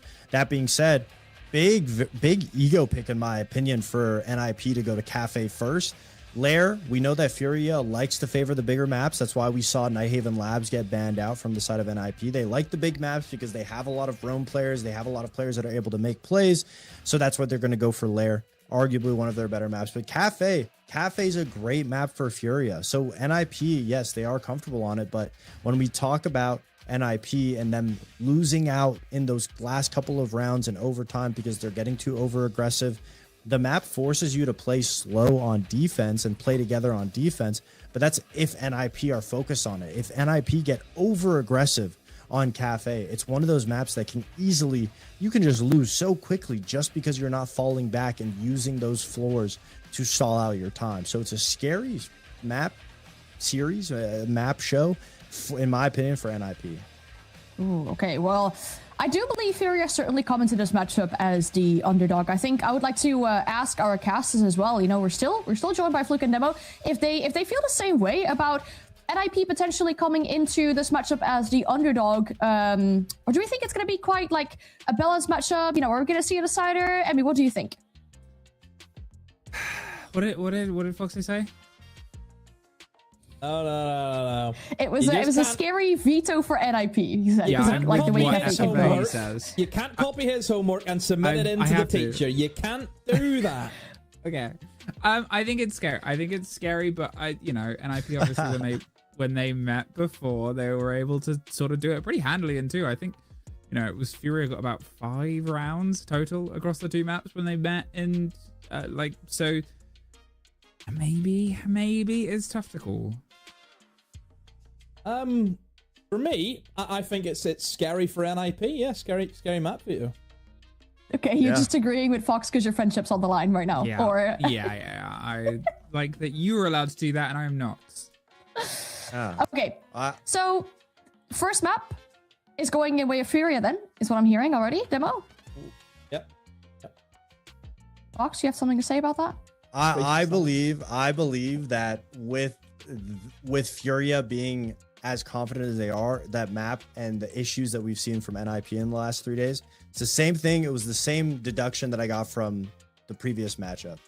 NIP gets over aggressive, they stress out, and on a map like Cafe, if you're not playing slow, you'll get picked apart. That being said, to give hope to NIP, Furia did not look great in their last play day on Cafe. They got 7-3'd by Fluxo W7M, so there is hope. But that being said, you wouldn't leave the map up if you weren't comfortable going back to it. And if anybody has had more recent issues, it's NIP, and it's not map specific. It's all of the maps. So for that, I think Furia could 2-0 this one as well.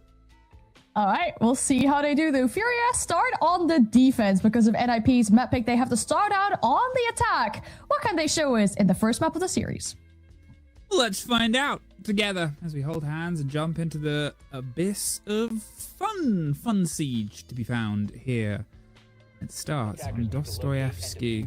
Furia versus NIP, and pretty standard set of bans. Wamai is back. Now, have we actually mentioned the buffs that he's had recently? Did we talk about that? I think I did in Chalet. You said he's better. You said he's great in the meta. Yeah.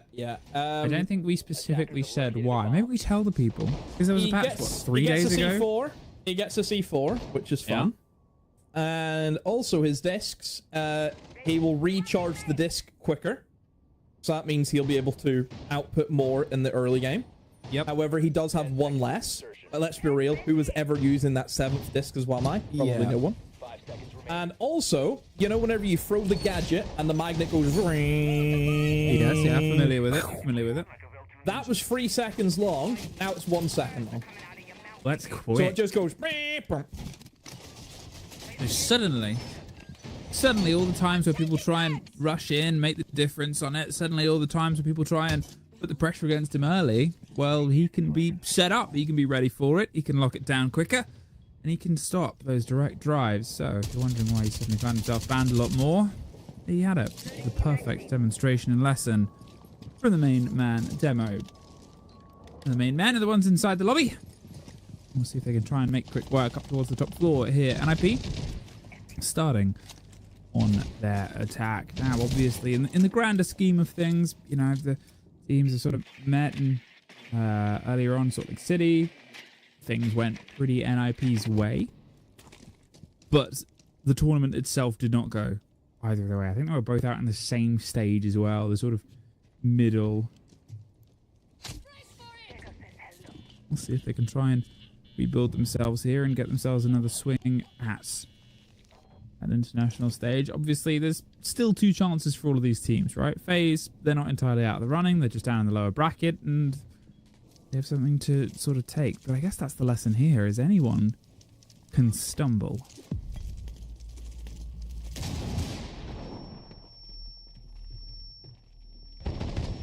And this is just kind of atypical of Cafe, isn't it? It's a very long, drawn-out process of attackers just trying to get in the building.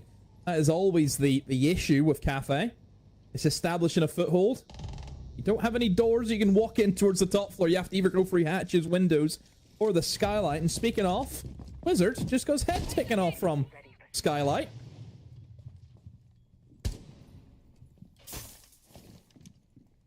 Now just the 3 versus 4. They do find the back of Loira, but as we enter the final minute, they're just putting the pressure across the top. And, I mean, Box Era is still just holding on. Look at the movement there of Volps on the far side. They know they've got them outnumbered. Now they've got them surrounded and probably about to suffer the other side of Box. There it is. Pops up. Pops 1. Now he's in a 1 versus 1, but he knows his friends are very close. The explosions are even closer. They're waiting to be swung from Lumber. But Box Era is sick of waiting. Well, that was a pretty clean round there from Furia. Failure to launch for NIP. Just couldn't get into the building, couldn't establish any bit of ground. Yeah, I think the Clash just walking around on Cafe is always going to be a bit of a hindrance. And as we've seen, there is no counter to said Clash outside of the Sophia. You know, Nomad, Callie, usually 2 better options. Sophia, again, yes, she does get an extra stun grenade, but still very limited in terms of what she can do with them. Whereas with a Nomad, you know, you're just going to get that immediate pushback. 1 goes off, bang. Dead Clash. Don't really get that with Sophia. You have to have the follow-up. So, Furia, able to win that mid-floor, and well, they're actually going to go in towards the top floor site. I mean, this is the site that we usually see teams stray away from on the defense. But Furia are going to have a go at it. I mean, I suppose that makes sense, because this is the thing now. Again, with Wamai seeing a big increase with bans, it's going to free other defenders up. Yeah. What's the one defender that we never see allowed on Cafe? Azami. And here she is. I think it's... Oh, okay. That was close and dangerous, and, well, she almost opened up with a kill or maybe a death there. But it's the perfect point, right? It's almost the conversation people have had about total bans, why the ban system changed, the adaptations that you can have around it. Is there's always going to be more and more ops, there's always going to be more and more problems, and the buffs themselves, how quickly they can shift the meta. The point to be proven, and I mean, it's a deadly combination. Alongside the Clash as well, just how much space you can sort of play into. You can respond actively towards the damage done. And how do you enter here? Well, it's got to usually be from the hatches, from towards the top. And you get rid of the keepers, and they can't actively defend those. Now, with those on the board, well, they've got to try and find alternate routes. You can see they're digging up both sets of stairs. You've got the Deimos on one far side, trying to find their way up red as well. But with that Clash, with that as army, they can just sort of build on, seize the barrel of a gun and wistfully dreams of a set of hands.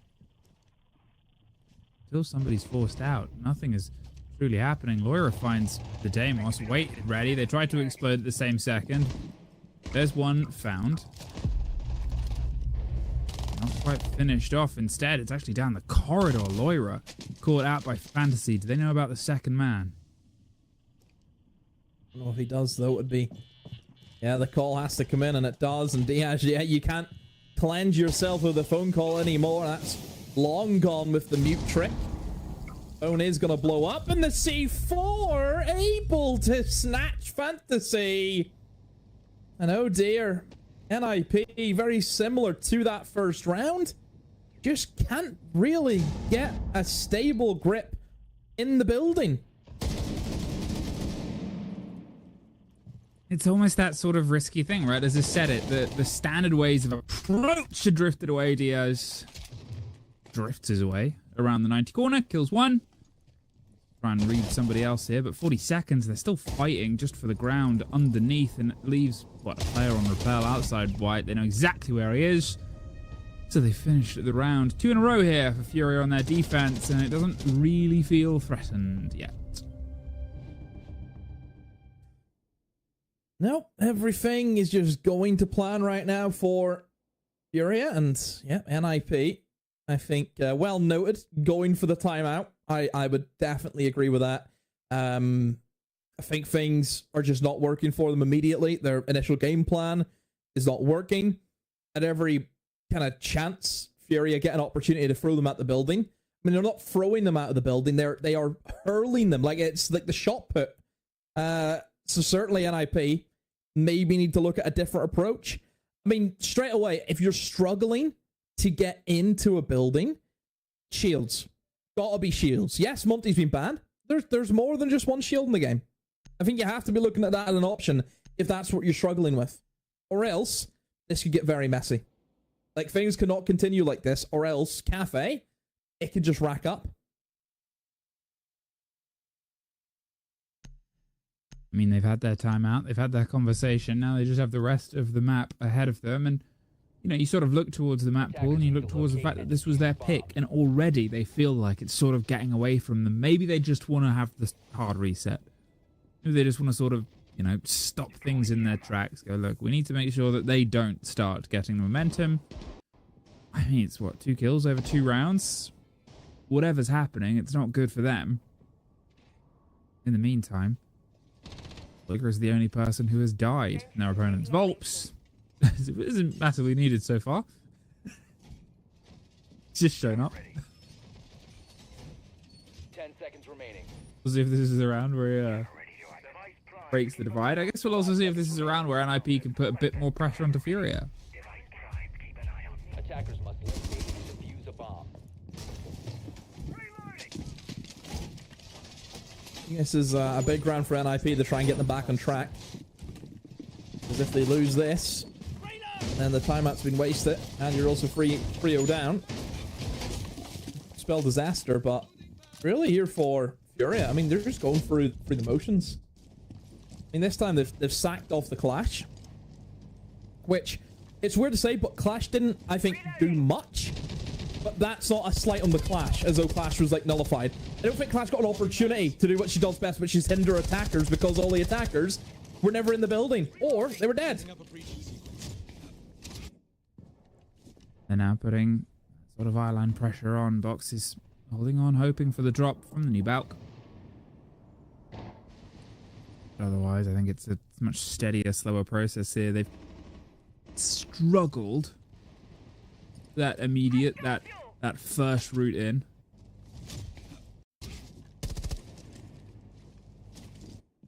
Fantasy. Oh, he's the only struggle outside, and there's the kit, there's the kill. Basetto gone. Zara stricken once again. That's 3 times in a row the entry statistic has gone into Furia's favor, and you kind of hit the oh no worry. Ah, dear. NIP could be the same woes. You've got 1 player in the building, that's going to be Hates. But Furia still got 2 players to see if they can cause a bit of a nuisance. And well, there's one of them gone. The other player is Volps over towards Red Stairs. He's looking for potential flank opportunity. As for everyone else, towards that mid floor. So eyes and Volps. Here comes the drone. We'll spot him out. So top floor control will be fully in control now for NIP. So it really is the first time that we've seen any real semblance of an attack here from the attackers.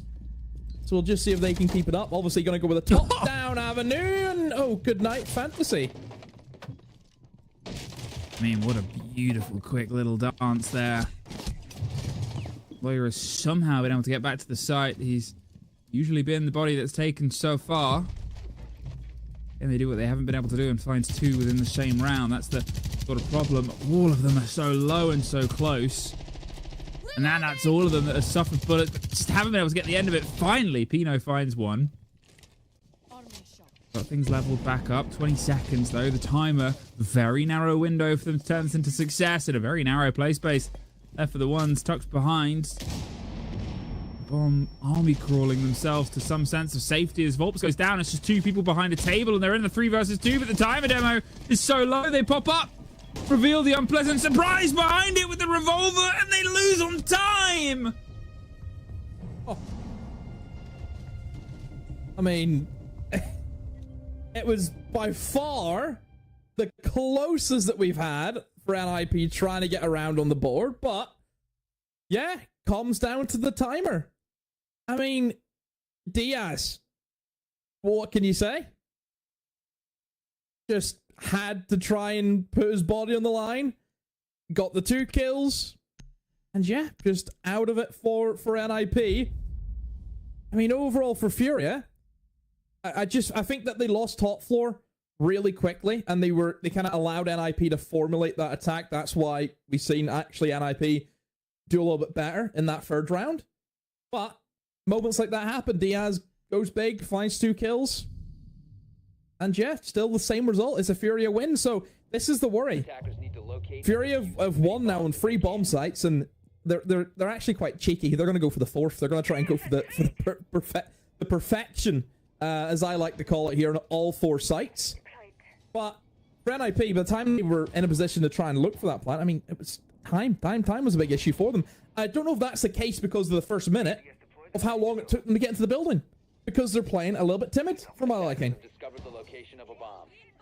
I think there's like the element of timidness where I wonder if that was a point of sort of conversation. I wonder if they're aware of it, because they have to be, because they struggled in the first 2 rounds as well. And, you know, the opening kill, it's generally always been driven so far by Furia, right? That one was a run out. NIP weren't even ready for the engagements to start. They were still on rappel, droning, and it's just, but it's halfway through the round. It's not like a sort of opening 30, which, let's be honest, Cafe does play into it. You said that lack of pace. I mean, nothing is going to put that more in sort of black and white. It's like they solved one problem. We've been able to kill them. We had the man advantage. Oh, we've run out of time. It's the 6th man. It's the man that you can't kill. And, well, let's see if they can try and at least improve on that a bit. The Twitch drone slips the way in, gets rid of some of the electricity, and obviously not a Rooney. They left his army on the board that Diaz has now been promoted to. The Dockerby gone as well. Think of the round where we had, what, the Dockerby, the Lion, the Deimos, all sort of operating in the same thing. They haven't been that oppressive with it since, but always a chance. Keep our position.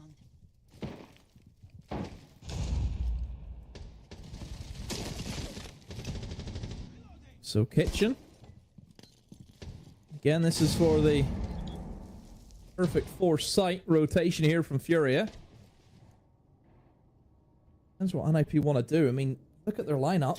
It's not exactly well suited for the traditional take of going upstairs and doing the vertical side of things. There's more utility focus, which does spell for a bit more of a direct take, but I just don't really know which way they want to go here. Is it going to be Kitchen? Is it going to be over towards VIP Restaurant? This is big decision making here for NIP, and at the moment it just feels as though they're fishing for a kill. In a minute 15, it could be time. It's going to be NIP's worst nightmare once more. They've been able to get that opening kill, though. Diaz gone. Volps finds the trade back in, though. Levels things up. However, it's the cost of the operators. Lawyer, unfortunately, puts another down, though. Hates is found. Lawyer finds a second for his trouble. Does Wizard at least make sure he doesn't entirely run away from them? The 3 versus 2 versus only Basetto left. Hasn't found himself a kill. Would have to level himself up in totality. get this one back in. I mean, look, you can see the pressure's mounting. That's a secondary in the hand of Boxera, so he's going to pull back. He's got 40 seconds, but they're just wanting the engagement, right? They've forced him back out the building. Oh, okay. A bit of a mix-up, a bit of a snafu, and now we've suddenly got a 1 versus 1. He knows exactly where he is. The ping was there. He doesn't have the kit. He can't. Yeah. They've rotated off. They've pulled off wedding. Oh, and Hertz wins it out. That was almost a bit of a nightmare round for Furia.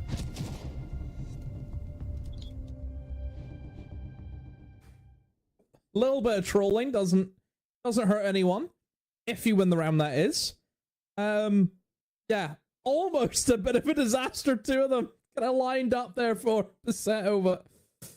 Not gonna be the case of winning that round from it. And look, I mean, the last 2 rounds have certainly been closer, but let's look at it. Furia are 4-0 up.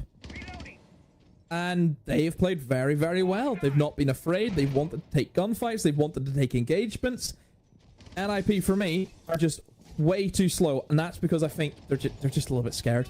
Like, it just screams that kind of, we don't want to take this engagement. We just kind of want to try and tiptoe around it. It's much more of an almost a pacifist way of playing this game. That doesn't really work. Believe it or not, this isn't a game for those who want to stay in the middle ground. 4 in a row. Now, obviously, the timeout was used. This was NIP's map. Oh my god. Is Foxay doing it again? We all did it. We just copied the homework. Lisan Al-Gaib.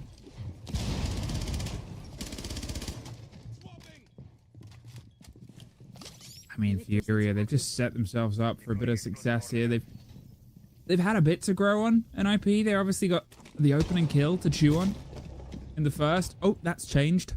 Oops. Vorps gets Fantasy, gets that one locked away. Well, they're also able to get a couple of kills, right? It got down to a singular sort of body. They can still rebuild. They still have the shield. They've lost the Twitch, so things like the Goyo canisters, the Kaid claws, those are a bit more powerful. Shotgun sledge. Eight's going to see if he can try and drive his way up. We can hear the Candelas popping, but they're inside the site. Dino's under pressure. There's an easy pickup. There's actually 2. Well, they tried something a bit of a difference, and oh no! Caught out as well! Oh, it's a flawless.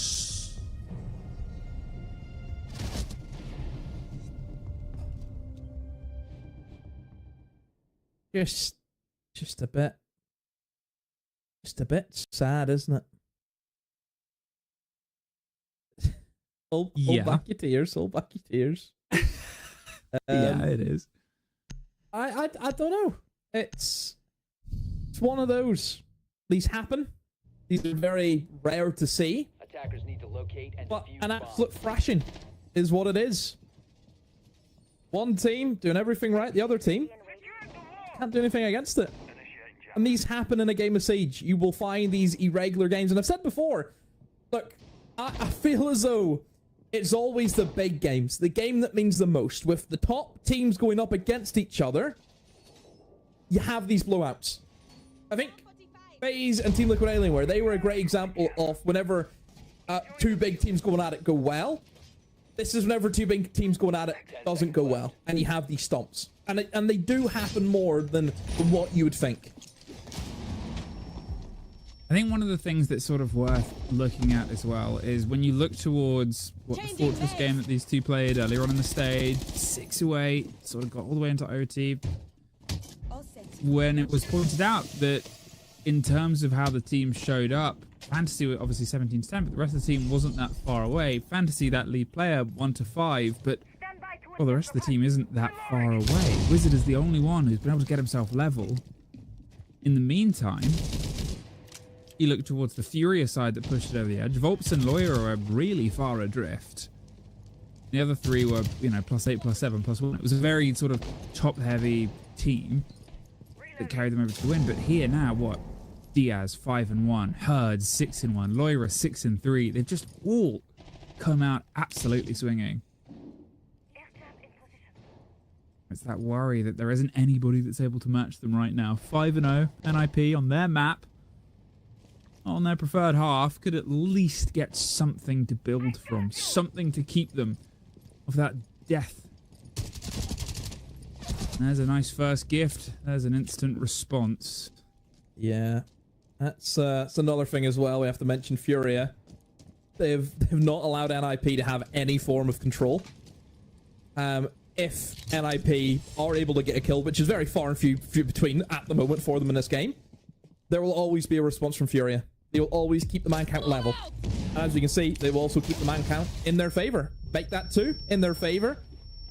So it's just same old, same old. NIP struggling to get themselves into the building. They're making desperate plays, running out a mirror window. I mean, it's just insanity at this point, thinking that that's going to work. An 8. A lot of work to be done. No way of dealing with these mirror windows. Just have to try and swing the man and some damage for it. And there's Lyra to finish it off. What can he say? Perfect. Perfection from Furia. Yeah, that's the way that you want to look towards it, but the cookie crumbles both ways. So let's ask our expert cookie crumblers our desk.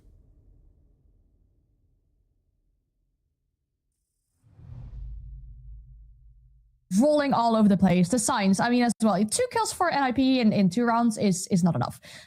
They seem to be so far apart from each other as well, like so isolated. Time is an issue. They take their tactical time out, but even after that, it feels like we're not progressing. It feels like we're regressing. I mean, take round 5 as an example. How fast was that? The final kill was happening, what, 2 minutes left on the clock? That's not what you want on your own map pick, because it's not going to be great for the mental for NIP whatsoever. And I feel like, you know, Fox, we're all just collectively giving you your flowers today, because when you said this was a dangerous veto for NIP, you certainly weren't lying. If only somebody could have seen this coming. No, I mean, it really is an unfortunate. I think Demo put it best. It's just a bit sad. It's NIP, you can almost see the situation coming from their last sets of games. They're getting so good with their opening kills in the early round, and then they just fall flat when the pressure's on them. I mean, we're in playoffs. The most amount of pressure is going to be there from the get-go. And now the biggest issue with a map like Cafe is it's very limiting on those opening kills. So the one strong suit that NIP had all stage is being able to get in your face, get aggressive, get those kills. And we saw some glimpses of them being able to slow it down past that point. But now you're going to a map that doesn't really go well with your play style, and you already have those issues of being able to finish later in the rounds, which Cafe is also one of the worst maps where if you have a limited time because you're not clearing floor by floor, you're in a very bad situation. So it really goes to show that you can see all the signs, the warning signs for NIP. You know, I would love to say, with side swap, like maybe on defense, NIP can get aggressive themselves, but they're a very big mental team as well. So I could imagine them being, yes, on their map pick down 6-0, they will probably lose 7-0, 7-1. And I don't see it getting any better going into map 2, because NIP has always been that team where if they get quiet, it really just ends there. You've already written him off and the first half is over. I mean, to be fair, it sounds like a logical thing to do when the scoreline says 6-0 on your own map pick. Sure, you know, we critiqued NIP for having lost so many games in overtime as of recently and that not being great for your mental, but the fact you have to now come back from a 6-0 deficit really isn't very good for the mental either. Looking at the bans though, I feel like we don't see anything too crazy here either. Of course, you know, Azami's not going to help NIP, or is going to deny NIP here to create any strong positions, especially like in piano and stuff. Keep on seeing quite frequent Wamai bans as well, especially with the patches coming out as of Tuesday. But NIP, you have a really, really tall hill to climb here if you want to win out your own map pick. So, it's a mountain, but is it insurmountable, Demo? Well, I mean, here's Cafe. You could just do to Fury what they did onto you. That is, it's happened before. As long as you have a little bit of hope, a little bit of dreams, then well, no, I can't even do that. I can't even sit there and try and I was convince waiting. myself. Yeah, I was waiting. I just think the pressure's too much. It's not as though it's, you know, 6-0s. Whenever you have a kind of close-ish 6-0, like there's been times where we've sat and watched halves where it's like Yes, that may be their scoreline, but that's not translated with what we've been seeing. I think in the context of this sector, it is what we've been seeing. It is very much Furia on top the whole time. And that's the worry. Furia, yes, they're now onto the attacks. They're shooting straight. They're trading really well. There's basic fundamentals of what they can translate over to the attacks. It's also there in abundance.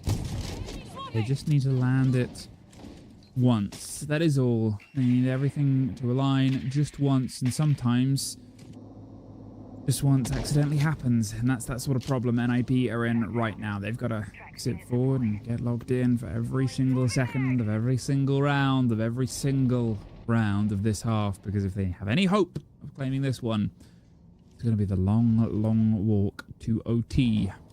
Furia, they're happy. They can take their time with things. Obviously, they don't want things to get too close. They still have their timeout, but they're definitely not going to use it until they get towards their tertiary, unless something really bad starts to happen. You can hear the Candelas go, and you can see the Candelas go. Fantasy gets second as well. Well, this is something really bad that's happened. They haven't been able to get inside. Not a flawless, but definitely a failed attack. Yeah. Well, this is one that Furia can stroke off. NIP.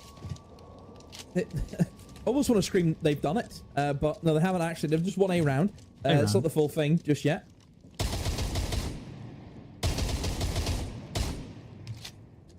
Just sit in your hands. That's all NIP need to do. You can't win this round as long as you do that. I'll try its best. But look, hey, I suppose it's one back. For NIP, still a long, long way to go before we have any thoughts about, oh, they could maybe do this here. It's still a long way to go before that happens. But at least it's a start. At least it's not a total blowout. I mean, at least that somewhat gives you a bit of pride to not get 7-0'd. Yippee! They probably exclaim. Hey, look, it's one. You start on one. Everything has to be flawless, and to be fair, a pretty much flawless opener is the best way of doing it. You do have some questions about Furia's approach, but as I said, they can try things. They have space to try things. The question is obviously, where do you go here from the side of NIP? They're going to stick around on that sort of mid-floor. Not go to the kitchen just yet. Sort of keep the game as similar as it was to the round that you just locked it down as well as you did. A couple of changes here and there. The Ella's picked up the Kai to protect the hatch and probably the triple wall in towards pillars and just give themselves a bit more safety to work on. But otherwise, hey, if it's not broken, I need to change it. Fantasy obviously getting a 3K. It's a big boon. That was a foreign concept to them in the opening half.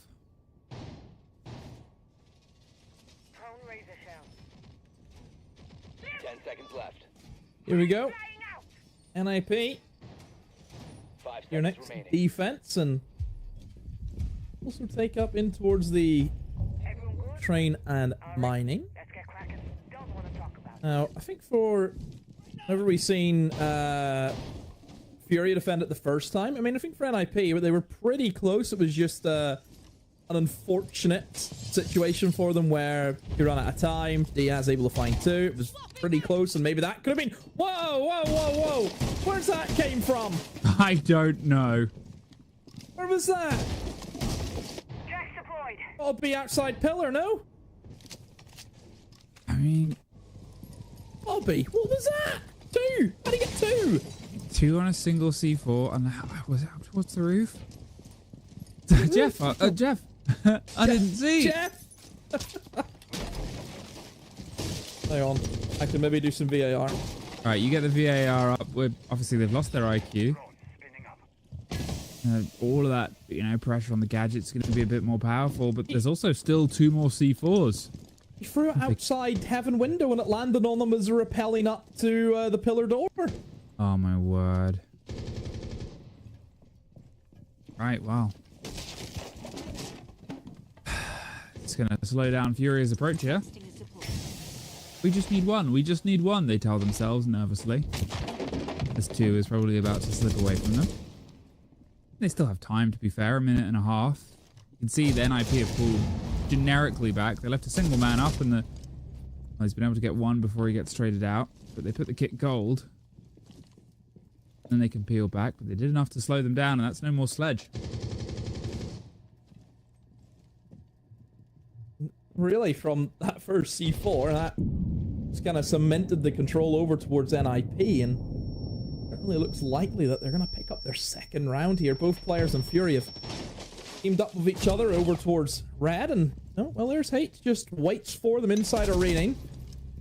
Diaz able to at least get one pick on the Wizard, a good shot, but still 3 more to find. He should be aware of where Hates is, as he just taken down his teammate beforehand, but just a lot of angles needs to check, and that timer slowly but surely ticking its way down. Cade. Can he find the Cade? He's trying his best. Be just a matter of time before it gets taken down and starts taking a bit of damage. Last man behind the bomb chassis was aware that maybe somebody could have been in there, but Pino picks him up. NIP, that's 2. It's 2. It's only 2. It's 2. I mean, Pino obviously opening up with the C4 double kill. Beautiful ending. Just keeps the pressure on. It's 2 rounds in a row where we have had a player from NIP get a multi-kill. And, well, heavens knows they kind of needed it at that point. Obviously, Pino had been able to do some distance before, but things generically got leveled up. We had Fantasy start to show up a little bit. We've had them sort of shut down Furia's approach. And that now puts us on, what, 8 defenses in a row across this series. It's got to be 12 if we want to get all the way, and this is that problem child, this tertiary bomb site more than anything, because you wouldn't even say what needs to be taken out from the defenders to make things harder for them, right? It's tough to sort of gauge with what is kind of being played. They've changed things up. The Thorn has been pretty consistent now. I think maybe the only operator locked in for all 3, but it's not really the thing that's changing the face of this game. Furia have just struggled, so it's got to be structural. Yeah.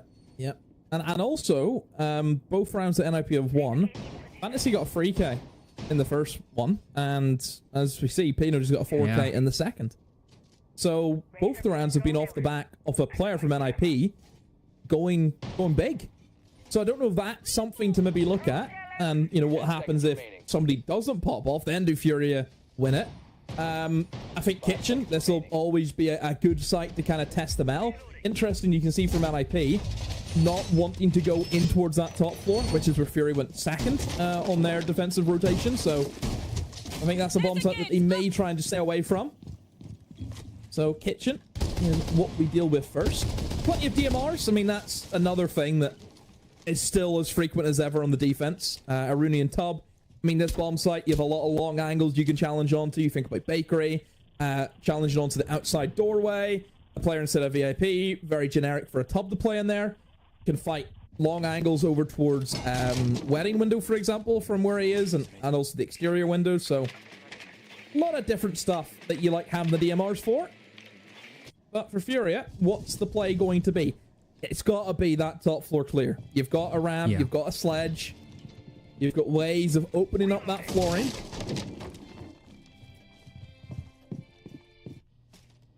The peaceful classical music of the top floor. El Clasico, this currently is not a 62. And there's another opening kill for NIP that's actually 4 in a row. They've been able to cement now, including the one on the turn of the half, but the game hasn't always netted them the full surprise. Volp's on the close down. Loira's trying to offer some support on the door itself. They can't quite swing around and get them in time. He's behind the pillar, but now he's got a ram behind him too. There's a lot of attention being drawn out here, and he's got some support and a cover. They got him down, but they lose somebody in the exchange, and now they find that kill. They should be able to level this up as a 3 versus 3, but they're not entirely throwing themselves in just yet. Letting the body come to them. Didn't quite get to the hatch. Gave him a bit of false hope.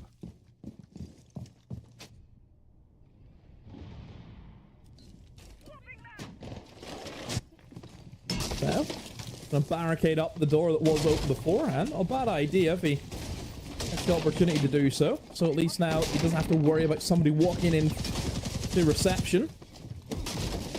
Still here for Furia, though. It's all about the vertical work. That's what they want to try and open up. Plenty of vertical work being done right now. They're just going to take their time with it.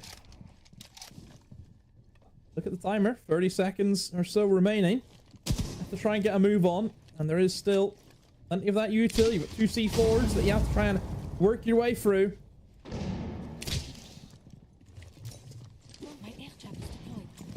Pressure on towards the swing player. He's going to hold out as best as he can, but as best he can is a drop on towards 1, but then they find the trade, and Lyra on a dime gets 2, but Wizard gets 2 right back. A technical 1 versus 2 clutch over the top. My, we're having it all. That's free right there. I mean, don't tell me we start having conversations. Having this game happening whilst we are casting at 1:30 in the morning. I feel so sorry for my housemate. I mean, at this point, I don't care because it's getting good. True. I'll buy her a takeaway. She'll be fine. 6-3. Furia timeout. Ooh. Understandable. Yeah. He's got wobbly. It's getting a little bit. It's getting a little bit shaky here, isn't it? I mean, as I said, it's a structural thing. There's not really an operator that they need to get out. That was the closest they've gotten. Was that round the closest they've been able to sort of break that deadlock, and it turned into, I mean, it was 2 instant back-to-back double kills across the 2 opposing teams, and that wasn't enough. And again, that entry statistic has just entirely evaded Furia. I mean, there was 2 rounds in their opening half. They couldn't get it either way. They were able to still convert the rest of the round, but we might just be about to have the most defender-sided Dostoevsky we've had for a long time. Multi-kills and clutches, though. Are they the thing that you can build continued success on? They've had a time to talk, both teams. Furia still just need 1. Just need 1. Could it be this one? That is sometimes it's the most difficult thing, isn't it? I think for Furia, I mean, I'm getting very, I think, psychological here. Psychological warfare. Never underestimate it. Mm-hmm. For Furia, is it the pressure of knowing that you've got 6 opportunities of just winning 1 round? And maybe the pressure's got to them in that regard. I mean, that could be a possibility too. Wouldn't be the first time. Would not be the first time. 10 seconds left. Okay, well, at this point, they've obviously put everything on the table. They've had their talk. They've gone the distance on it. NIP 3. Just have to do it again. Just have to try and pull it back again. We'll see if they can try and lead as they mean to go. There's a rep with a C4 on a window. Where have we seen this trick before? Furia, you hope, have. Again. Not again. Can't be. Surely it won't. Okay. It was. Was he also one of the 2 who died the last time? I think so, yes. Yeah. Foxeris died to the exact same death. Twice. Well, oh dear. Well, that's not good. No, I describe it as bad. Oh, yeah, well, I'm one who doesn't like to look on the negative parts of this game, as you know. Yeah. If you want to see it in your bad ways, then by all means. Yeah, you lose the recruit right from the get-go, and I think it's more of a demoralizer that your teammate has died like that again. You're probably thinking, how has that happened again? Furia are really wobbly. Wizard a second. This is eyeing up to be a 6-4. The grenade forces the player out, and the guns follow suit. It's a 2 versus 4. No, sorry, a 1 versus 4. Herds. All that's left. I mean, they know where the kit is. You can see them recircling. That firing a couple of bullets generically across the bow. Now they know precisely where he is, and he's going to hold the angle and hope. But at this point, with a minute 10, this is just an extension of the previous timeout. They've stepped even closer. And they're tired of waiting for the end of the round. They're going to take it themselves. 4 in a row. 6-0 to 6-4. Do you believe yet? Oh, I think the important thing as well is that has just broke Furious timeout. 6-4. This is really doable now for NIP because momentum. It's one heck of a thing, and it's kind of flowing through them the same way it did in the first half for Furia. I will say, apart from the kitchen round where Wizard had that 1v2, all the other rounds dominant for NIP. Every struggle that NIP had, Furia is now having the same. Yeah. It's rough, but it's also like, you wonder why, right? It's not that they are inexperienced on this map. NIP generically have had a worse time, but a worse time is a sort of 1-3 record. They've obviously, have history on this map against Furia. It was a sort of 4-7 split. In the meantime, Furia, sort of a recent 3-3 record on it. It's just, it's strange that both these two teams have absolutely sort of shut down today on their attack. Especially when you kind of look through the grand scheme of, how this attack sits. It's not the most common played, but it's not even, I think it's the 3rd best defensive map. It's not entirely sort of swayed. What is generically an attacker-favored region. You've got, Furia, they're, in fairness, the 3rd best defending team. NIP, statistically, the 2nd best defending team. Who's in 3rd? Oh, yep. Furia, the attacking team. Furia, the 3rd best attacking team. Whatever's happening today goes against everything that they've done throughout their split to get here. It's unprecedented. You never see these kind of games. They are so rare to see. For Furia, looks like they're going to do something different. A direct take. They're going to try and force that shield straight into the site and look for a plant. What is this position? The flash goes over. In fact, the smoke even. He's hoping to get the glass. Second smoke rolls out. He's just going to wait for this sound and mop up. They're going for the plant. In the meantime, they lose the glass.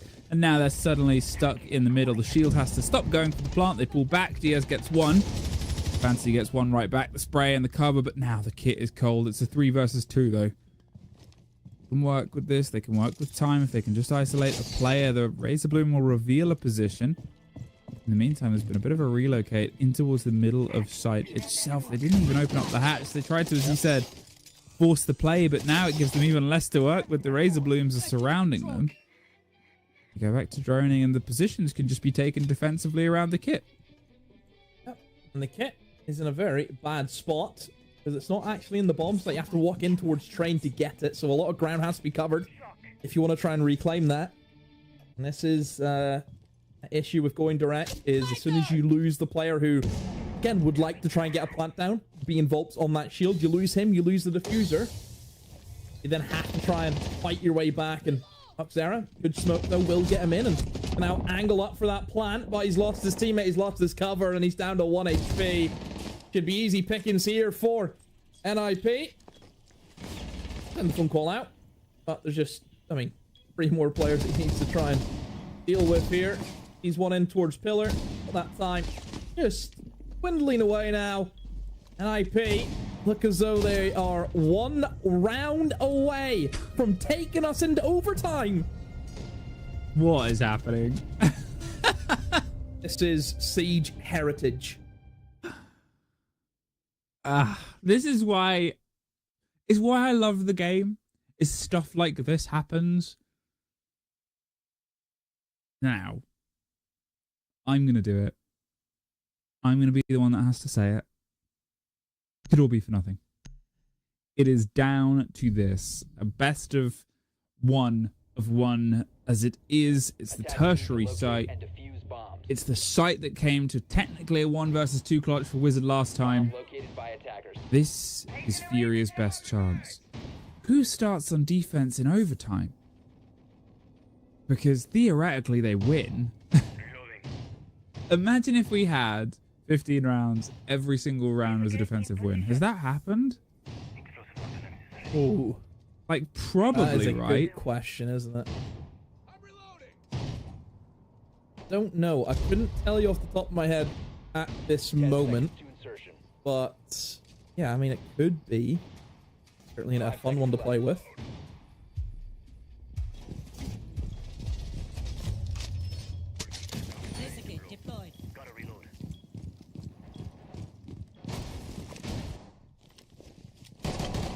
Oh, look at where we go to. Into our kitchen site, into the basement. And what do we have in store for us here? What are Furia going to do? It seems to be a very fast approach as already Boxera is in towards that top floor, so seems to be the vertical take is what they want to go for. I mean, last time the real struggle that they had was kind of taking in towards VIP because it didn't have the util to deal with players in those positions, and that's where they faltered. I mean, look at the lineup this time. They've brought in the Sense. So there is a minor change, but really the only thing the Sense is going to do is just try and ignore the player instead of VIP, where you're going to fire up the Sense wall to then safely drop through the hatch and try and formulate a plant in towards default, which, again, it's just a way of ignoring the player in towards VIP rather than trying to go and kill them. So just keep in mind what Volts has at his disposal. Getting themselves the angle, the pressure that they can apply downward. As I said, this is NIP's chance to put this one to bed. They do not want to have to try and, you know, build this up again. They can try and keep this drive. In the meantime, Furia, you worry for them being the ones that get in towards the overtime. I wonder if they're going to start on their attack. You assume so. Here's the pressure. As it starts to filter their way around, Herds have slipped themselves off. Nobody has been caught just yet. Might be the first time we get into the final minute with every single player still standing. Otherwise, the kill game, I mean, long since passed at this point, and it is. As they drop down in towards the split. They've got a bit of a hold on Freezer. The roll of the Sense gadget will cut off some of the route, some of the rotation, but it doesn't seem like NIP want to lean back in just yet. They're sort of saying, look, you can have it. We've got the cover. The Razor Bloom goes off. The first one is baited. We're back.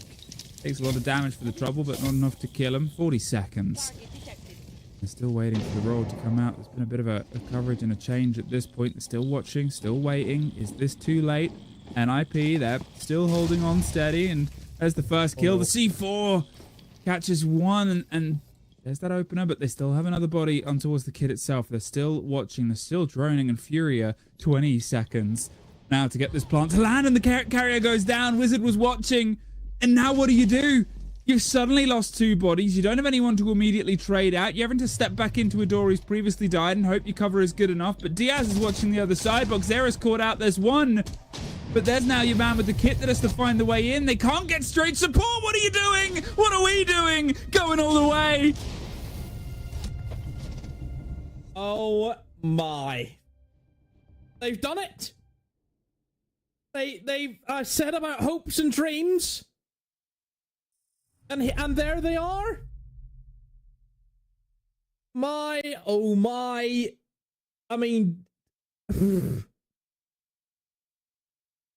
6-0 to 6-6.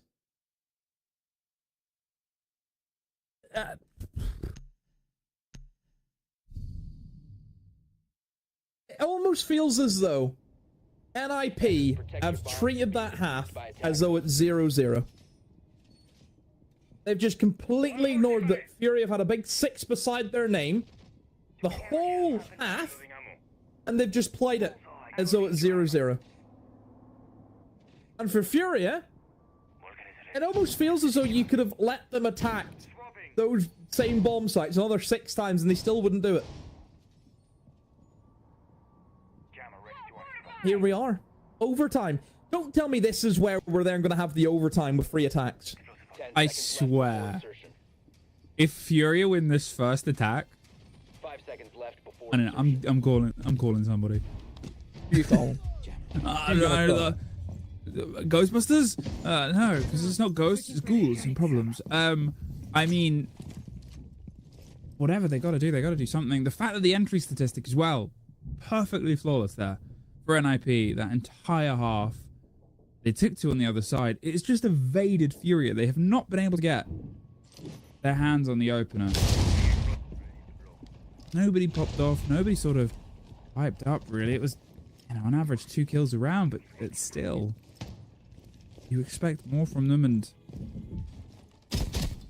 NIP, there's also the element now of if it does go away from NIP, with what momentum they've built up, that's going to be a bit devastating. Yep.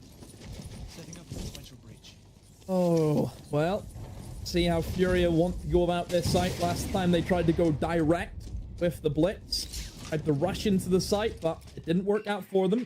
It's time for Furia. A little bit more of a slow and steady pace. Still wanting to take control of top floor. Got the Ram in there for a reason. You've got the Gridlock for the flanks. Hold on. I have intel on the enemy.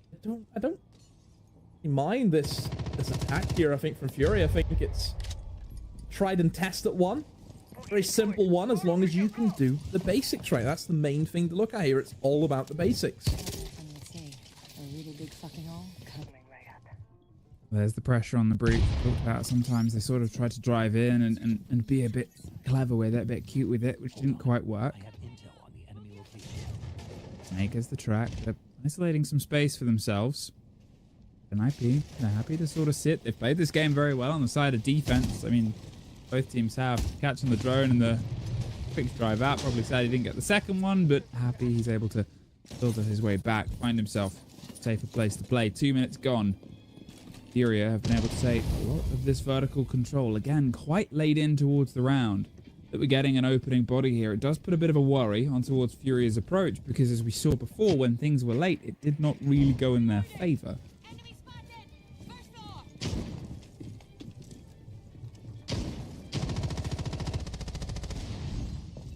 Well, this is where NIP, it's just holding on. I mean, the time is very much with them, and nobody's died yet. There's 30 seconds remaining. Still no opening kill. Furia, he Volps with the diffuser in hand. It's just gonna have to be a hatch drop. Oh no! Oh no! Fantasy all the way down under, being able to find Volps.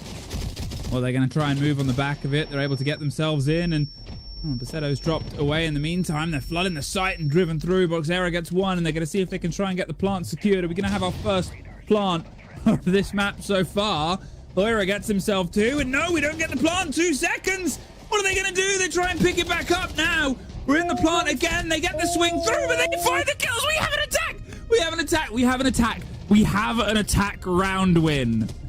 Are you kidding me? In that fashion? Oh, Hates has no idea how close he was. If he had just aimed just 2 inches down, he would have killed the planter.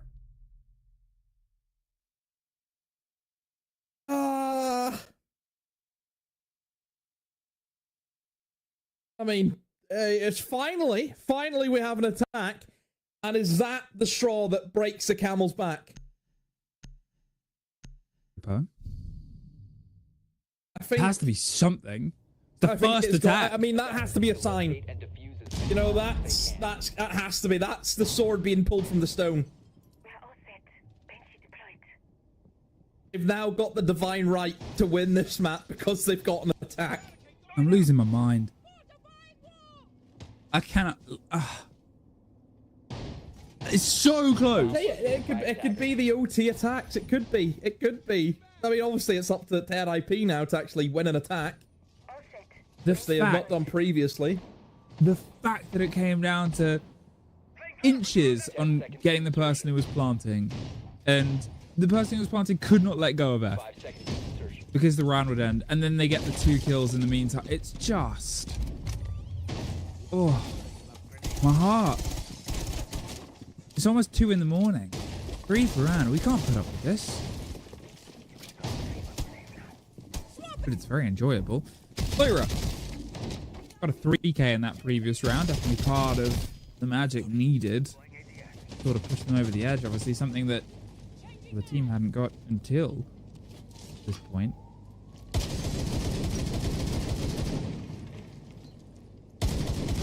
(7-6). Can NIP now do what seemed impossible? Can they be the ones to win an attack? Will it be the attack swap round? We're back to reading room and fireplace. It was, you know, a sort of double lockdown, as pretty much every site was for defenders previously. Furia learnt their lessons and remembered them, or have NIP learnt that maybe attacks are possible and dreams can be true? Might be bedtime for you the way you're thinking. You want dreams and stuff. Waifu buff activated. Yeah, I don't even want to know. I clocked that. You mentioned it. I didn't want to mention it. I didn't want to acknowledge it. Here we are. Well, if the attack loses, the waifu buff is What skin is this? Where would you apply That's something elevate. like this? It's elevate. I'm asking for a friend. It's elevate. This is okay. I'll have to look into it. Lyra gets one. Lyra looked into getting Kino. I'm sure that grenade was to covered, but well, it was fun. They're able to put the pressure on. It's the first time they've gotten the opening kill since round 5. Actually, it's really been something that's avoided them. Can they try and double it down at this point? If you go off or not, you've got to hope that maybe she shows up and supports the team a little bit, because charge comes across the top. The Clash meets them perfectly. They have a player on the window, a shield on the other side. They're sort of trying to breathe and fight their way out, and the Clash can just do that. Save the player, save the pace, pulls it back. Fox gets one more, and well, now there's at least the cover. They didn't quite know about that player tucked behind, but they find one on the trouble. No Nomad, the flankers are dangerous. No Lion, the flankers are dangerous. Should be an easy cleanup now for Furia. You've got the Clash up. Sit behind. Safety. Haven't even thrown down Diaz. Should be a freebie for him. And it will be. Down goes the Blitz. Down goes another. And Furia look as though they're finally gonna win out Cafe after having how many attempts? 6 attempts. They do it on their 7th. Wizards is going to be locked out of this round. Drops into Pillar. Lyra catches him with open arms. Furia did win the map, but my word, it took them a while. I cannot believe that that is how that map played out. I had a little bit of 2 a.m. delirium and disbelief, and damn, demo. Let's head to a break. Acho que eu faço todo dia, eu dou uma biscoitada lá. Beleza.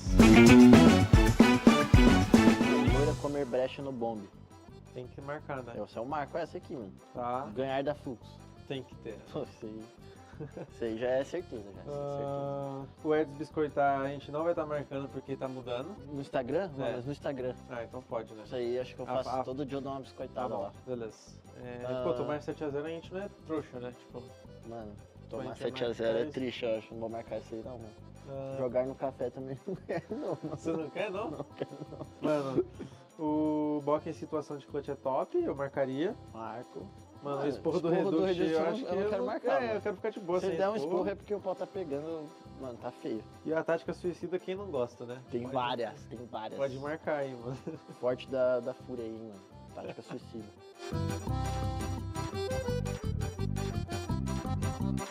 Um cara da Liquid que quer meu filhote. Tem alguém que vocês queiram da rede que não seja... Ah, eu quero em vários. Posso fazer meu hate pro JV? Que letra bonita. Mano, é um player, tipo, muito bobalhão. Ah, eu sabia que era pra esse. Cara, isso é muito legal, mano. Dá uma aula de trash pra essa galera aí, mano.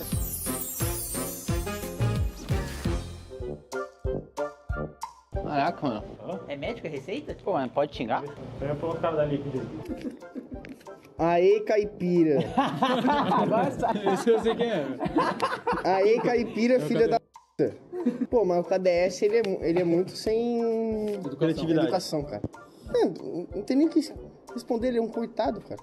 Nossa, essa aqui eu vou... Fala aquilo que tá aqui, ó. Quanto? Quantas kills? Pega aí, não, pega aí, vai. Vou pegar. Pro cara aqui. Qual que é a dica que você tem que mandar?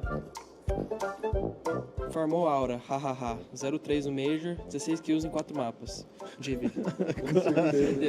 Tem cara mesmo. E se não foi ele também, vai tomar no c...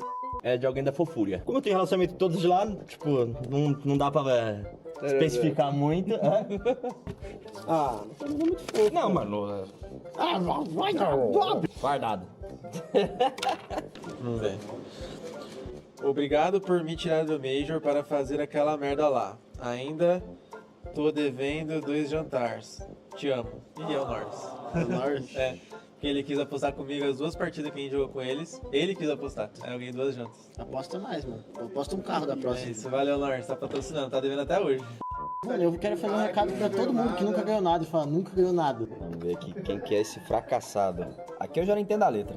Boa tarde, Mr. Aura. Cuidado que vou te buscar na base. Quero ver. Falar é fácil. Você é um bobalhão. Zagueiro. Rival de treino. Eu não sei nem o que responder isso aqui. A letra é feia. Eu não tenho ideia do porquê. Tem 6 anos, mano. Não sei quem é. Obrigado pela mensagem aí. Se eu descobrir quem é você, vai ter mais chat no treino. Então boa sorte aí. Querido STK, você é gente boa demais e deveria pensar em jogar um Forza. Isso aí já é fato, né? Isso aí é o paluzão, né? Foca gigantesca aí.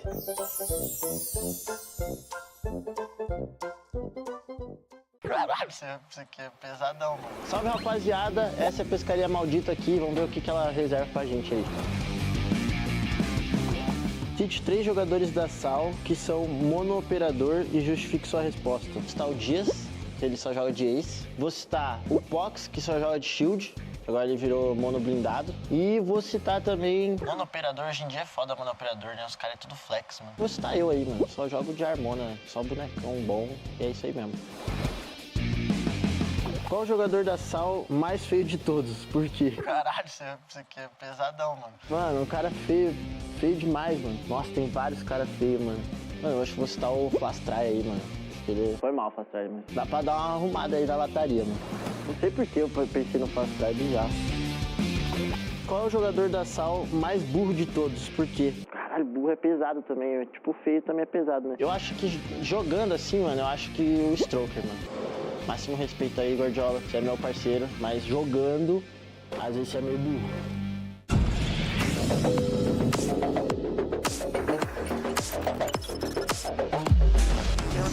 Out of piano room as Zig's going to be on yellow stairs. He gets a nice frag there over through the barbed wire, and that's going to go for a peek. That's going to be a wonderful shot by cameraman. Could he clutch this? He's on forward.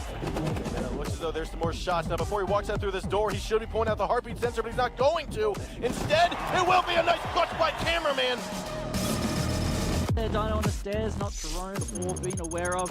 Nice frag coming up. Oh. Nico again, he's just on point with these nades. Would this be the money? This could be huge right now. The nade comes over the top and drops Stiggs as well. What a nutty round from him. He gets 2 grenade kills and a nice peek and closes it out. No way! No way! The clutch! That's a 1 versus 5 clutch! Rise from the ashes to claim the hammer at the 6th Invitational 2021. Cameraman's going to complete. Biggie T finds a huge 4K in Gitbo. Forward and do whatever you can there. Try to get the diffuser down. They will be unsuccessful as Virtue goes absolutely wild with the shotgun. And that is 3 huge kills for him. Laying on though, Yeti will find Fox and after being dispatched by the MP5K. Laxi will now get into an engagement, and Yeti is just an absolute Yeti with 4 kills. Goddess who just has a tiny bit of health, and Yeti will get the ace. There's both Coded and Katsang watching from this angle. Kansan, are you a miracle worker? You only need one more, and there it is! One of the best plays that we've seen at this tournament. They're often known as the best team in the world, never having that distinction until today. Penta are your world champion.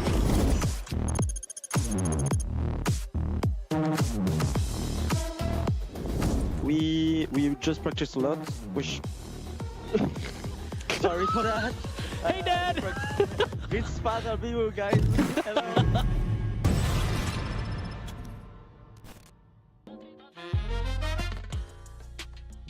Well, I'm glad we had a bit of a break there to recollect our thoughts, because what have we just witnessed here on the first map of this series? Two flawless defensive halves. And it takes one round into overtime for Furia to finally win an attacking round. I mean, I have no idea what's going on. They then close out the series there as well in defense. Again, that's like the fourth 8-6 loss for NIP in a row now. Like, something has to be going on there. I tried really hard, Foxy, but can you make sense of anything that you just saw there, especially in that second half? Because so many defenses.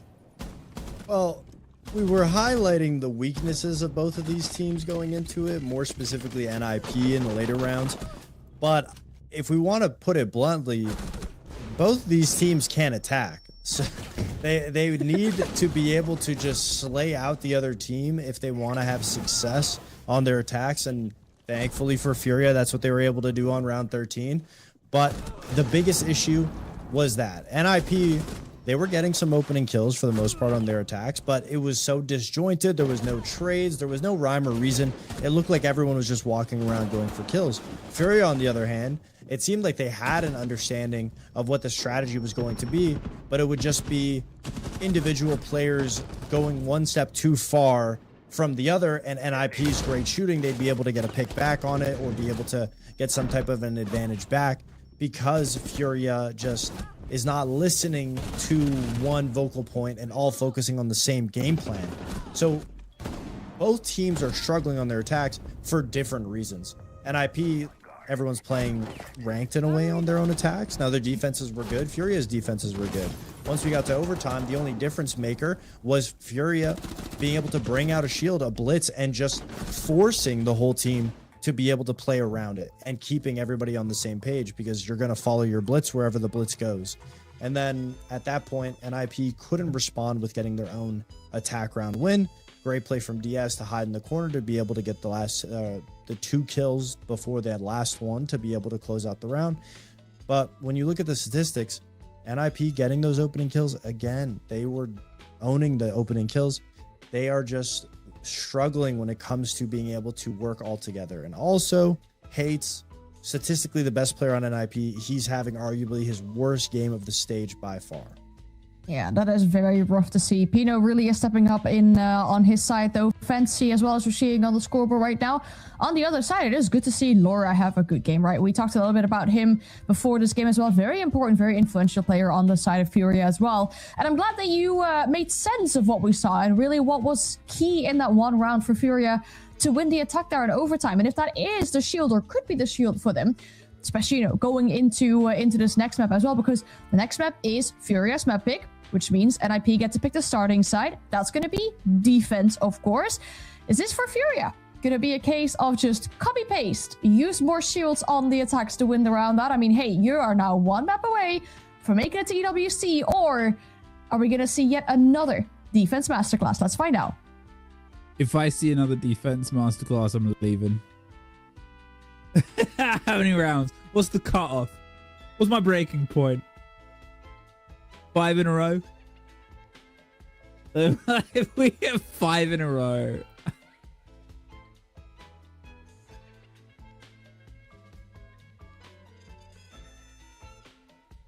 Yeah, there's like a secret, there's a hidden camera in my room. And it's watching me lose my mind. Right. I just realized I was muted. Nobody heard my funny joke. Damn it. Okay, now I sound even crazy. Now you sound crazy. Again, that's all part of the prank, isn't it? It's all part of the prank. Basically, guys, I said that NIP and Fury are on my payroll, and I've paid them to do this. All right. So, here we are, back again. Double hard breach ban, electric ban even. Yes, makes sense. Monty Demos, yes, makes sense. These are 4 very familiar bans towards this map. It means this top site's going to be a bit tricky. No mirror tricking immediately. They've obviously got them already pre-placed. They're not going to try and catch out the hard breach as they go to it. But also, I mean, I look towards the bottom left and I say, what hard breach? you'd also be correct in that understanding. They've put one mirror window for the exterior breach and the other one over towards tables. So again, pretty standard of a setup here from NIP. Nothing too crazy, but like you've noticed, no hard breach. What's wrong? Why ban electrics? Why demo? Why ban double electrics? Not bring hard breach. Now you see, that is a great question, and that's something that I'm not privy to, because guess what? I'm not in Furia. What is going on? I agree with you. Don't worry. You're not insane. Don't worry. We support you. But they're just going to try and just rush into the site. All right, well, they're in. The Janker's doing their best to hold them off, and it was actually the smoke that gets one of Vassetto and Vassetto.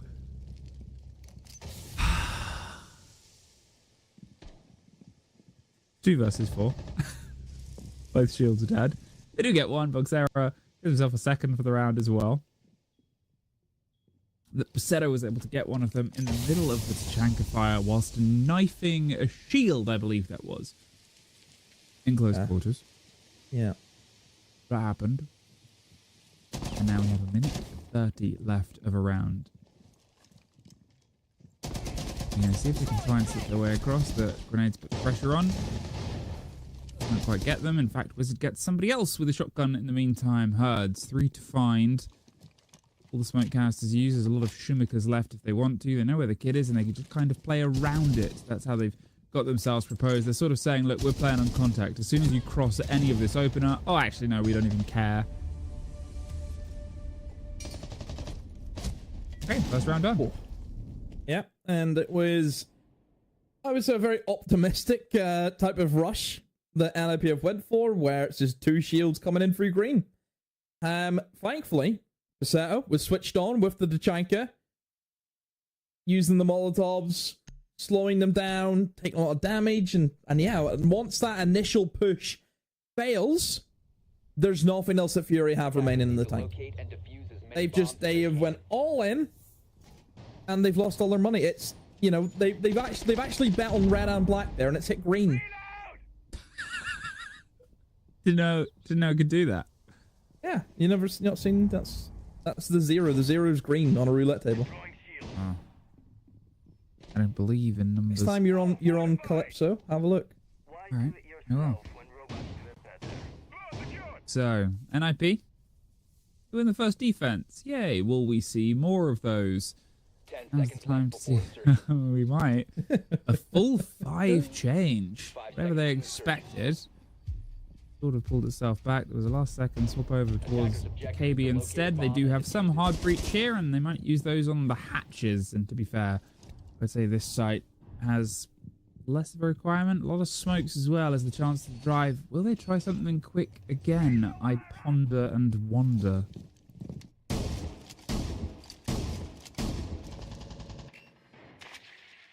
They're going to have a good go now on this bottom floor site. And Fury have got a pretty default looking lineup. You've got operators to deal with the roamers. You've got the blitz, combo that with the Dokkaebi and the solid snake. And you've got a really good system for hunting these players in towards that mid floor. But you look at the side of NIP, not really interested in holding that mid floor. More than happy to give Fury a command of that side, as they're going to try and play into the benefit of having an Echo. Vassetto picking up that operator, so they do have plant denial on that form. And oh, down goes the Dokkaebi, who is the only counter to set Echo. So without Herds now, will make things a little bit more difficult, but still for Furia, you can still get in and start ripping open this flooring. You're going to do that with the Ram. So Boxera should be able to start seeing if he can play those angles and start finding some picks. Hatch being opened up too. I mean, everything bar the C4. It's going well for Furia. Well, they've got themselves that obvious sort of step up, as I said. Hatch is open. They have the angle. They have a minute 20, and they've lost that opening body. The worry is obviously the Echo drones can just filter information forward if need be. They can sort of step back and get the read through. There's the shield here on the back. They'll just slip their way around. There's a chance at getting a grenade round to deal with this position. Instead, it's going to be the smoke to cover movement across. lay it out. Bit of explosives, and there's the movement across, goes across the divide, forces them back. Less than a minute. Oh no! Fantasy caught sleeping. Just the shield drove all the way in. Lawyer is able to now sneak up and, man, a bit of a rare misstep. Wizard steps back in and then caught out by the blitz on the shoulder, and Volps is doing everything to keep them fighting, Demo. And this is the power of the blitz in these close range engagements. And for Volps, his HP is crucial. He's got all of it, so he can challenge players without having to worry about getting shot in the foot and just dying from that. You know, looking at the retake here, and you better make a move. And now that the player on the hatch is clear, they have the full top floor control. They can play on the hatch, they can play on the verticality, but they're not on the right bomb site to play off that hatch. Volps instead are going to try and go for the plant. The SAL has hopped on an Echo Cam. Is it going to be enough? Yes, it is. But Boxera, oh, he fights both of them. Oh my word, Boxera, just in the nick of time, comes to the safety of his side. I mean, right place, right time. Gets himself to. We're not going to have another defense win in a row. The curse has been broken. But it was close. Closer than ever, right? Playing on the idea of the Echo drone, him just getting that sort of first stop, the movement. And Boxera. I mean, perfect place to strike here. One apiece, and they're going to keep the sights rotating round. At this point, I wonder if it's going to be a bit of a vertical hold here instead. Still the opening kill. Something that has really just evaded Furia today, right? ADS deployed and ready to go. Whoa, fortified! Deploying ADS. 10 seconds left.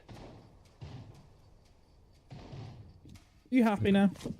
Am I happy? Yeah. I'm not entirely. That first round, I was ready to walk. I was ready to just leave you. I'm glad you didn't. I'm getting it. Yeah, I mean, probably. There might still be 3 maps. Well, two maps including this one. No, there was just a lot of silliness going on, you know. But opening 2 rounds, like 2 clutches back and forth. Silliness. I do. I very much do. I am an enjoyer of sort of bits, goofs and gags. I've been known to enjoy a spot of whimsy in my life. I didn't know that's something you can enjoy. A spot off. A spot of whimsy, just a little. Spot. No more than a spot. No more than a spot. A little. How much is a spot? What kind of spot are we talking about? What size is a spot? Are we talking Dalmatian here, or what are we saying? We're talking an oil spill amount of whimsy, and a quick bit of pressure. I can see if they can try and make some motion behind this. I think they're just gonna go for it, aren't they? I mean, they've got everything in place. You've got the sense. You've got the Thatcher 2 to disable the Solus. So it is certainly on, and yeah, also disable the Warden. So I've got ways around this. It just depends if they're going to go for it or not. There goes the Solus. He's now looking for the next one, and the plant's going to go down. A C4. That's not going to work, is it? No, it's not. Volps on such no HP, but he gets the plant down. That's the important thing. He does die, yes, but he still gets the diffuser right where they want it. I mean, just the perfect sort of little narrow angle they found to make it land. There's Pasetto getting one, but someone else has been able to slip through. They're drawing as much attention as possible, but now it's just Boxera left. He's able to find one, can't get the second. And they will have time to get this one. A great retake there for the side of NIP. So we are being suddenly gifted to everything that we did not really get on the first map. That is the first plant of all the rounds so far. And the first defuse. I mean, it is the bomb site, which you would expect to be more plant-orientated than the others, just because of you can do tricks like that. Yeah, I think it was a good round there from Furia, the way that they used the Thatcher above to disable the operators who want to deny the plant, being the Warden, being the Solus. You have the sense walls.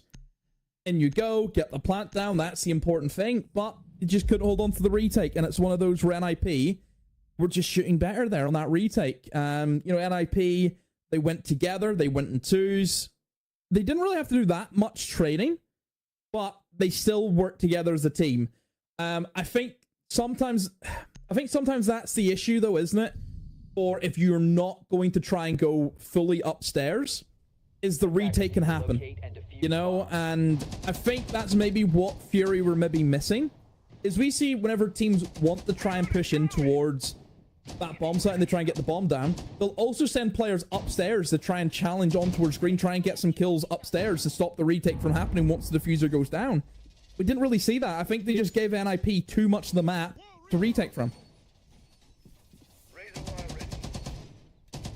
Well, we've now had pretty much everything that we missed out, but what else could there be, potentially? A chance at a return on towards this. Now the mirror gone.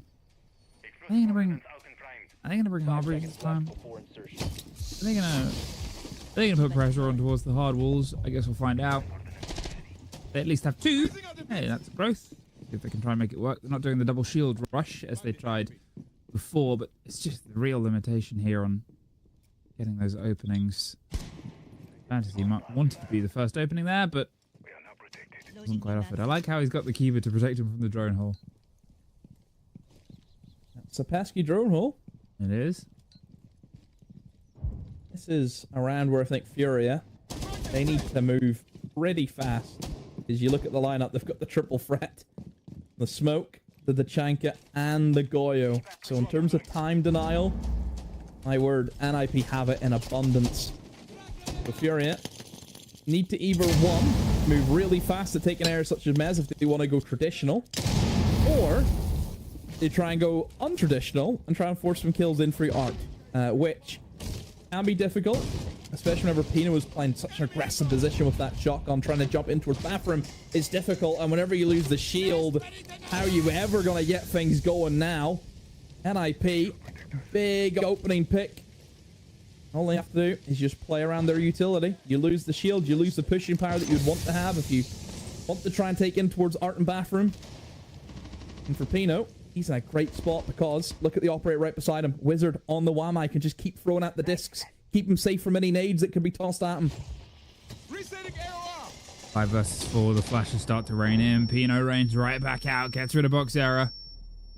Now that leaves them still dumping utility and still not really netting a reward for it, hoping to go for the swing on towards this, but at this point they're just kinda hoping, right? Let's see if they can try and pull a body out. The Candos will pop in and oh, they just pop up! I was sort of waiting for it. Do it. Now, oh, he wants to do it, but he knows that there's somebody downed out there, right? And he knows that they're There's a trying leg, there's a foot. Hello? Oh, he missed it. Oh, and he missed that. Well, that's not going to be a flawless. Might be able to get his friend up. Gonna try. 4 versus 2, 40 seconds. Problem is, demo. Well, they have 2 hard breach charges. That's about it. Reloading. Yeah, it's not looking healthy on the old util lineup here for Furia. IP. Just have to sit back and relax. Not much to worry about. Jumps. Lyra gonna take the deep plunge in towards bathroom, but 15 seconds. I mean, this round is done and dusted. Diaz walks to his demise. Lyra should be up next, and NIP, well, it's pretty simple siege. Just playing around. Mezzanine, working together. I like the addition of the Wamai there. Just burns away that utility. Yeah. I mean, overall, I think for NIP, it's going as planned. But for Furia, quite the opposite. They haven't really been able to formulate an attack on that top floor. No, you know, the fact that obviously that second round, the attack that did go through, fell in the way that it did, come down to the box 0 triple kill, and here we're having it rotate around. The bans haven't affected anyone. 3-1. It may as well be a 4-0. It very much could be. They did get the plant down in the 3rd round, but again, it didn't go into their way, right? It's the tertiary site. They want to get themselves 2 attacks. You know, they have 2 more opportunities to try and cement something. There's, you know, a maybe chance on this. So what's the conversation? How do they build behind what Boxera was able to push over the line last time? Still the entry statistic. not gone into their favor. What, over the sort of, how many rounds are we up to now? 18 rounds played? Has it only gone into the favor of Furia 5 times? Really not been, you know, less than a third. And it wasn't always a sort of horrible statistic for them, but here it is. There's also been a really low amount of trades on that opening kill as well. It's been pretty dominated overall. NIP are just on that with the opening kills, opening deaths. Yeah, it's not been favorable at all. So, Furia, let's hope the timeout 10 seconds left is going to give them a little bit of a morale boost. I think on the bright side, though, for Furia, it's the bomb site that they last won, albeit it was a very close round. It was down the box there going pretty crazy. Still, they get another opportunity of attacking that. Last time they wanted to go for the top-down clear. And it looks to be pretty much the same lineup, except instead of the Dokkaebi, they've got the Blackpierce. That double shield rears its ugly head once more. But I don't really... Did they need a second shield to win this round the last time? Like, I don't know if that was a necessity for them. I think the Dokkaebi just kind of got blown up straight away, so we maybe didn't see the full value of it. It's certainly a conversation to be had about bringing the 2 shields. Maybe you want nades? I don't know. And, okay, well... I mean, come on. Now it's 1 shield. Honestly, he went through flames and fire and everything to get back home. And they haven't been able to net anything for it. It's obviously the second smoke canister. You would have heard the chunking of the shield and sort of played it ready for it. They've still got a lot of work to do, but I mean, now they don't have VODs. They don't have that point, man. And the other worry is, you look across, obviously, the 4 remaining players. Boxera, half of his kills came the last time they were here on a clutch. Otherwise, the rest of the 3 remaining players have 2 kills between the 3 of them.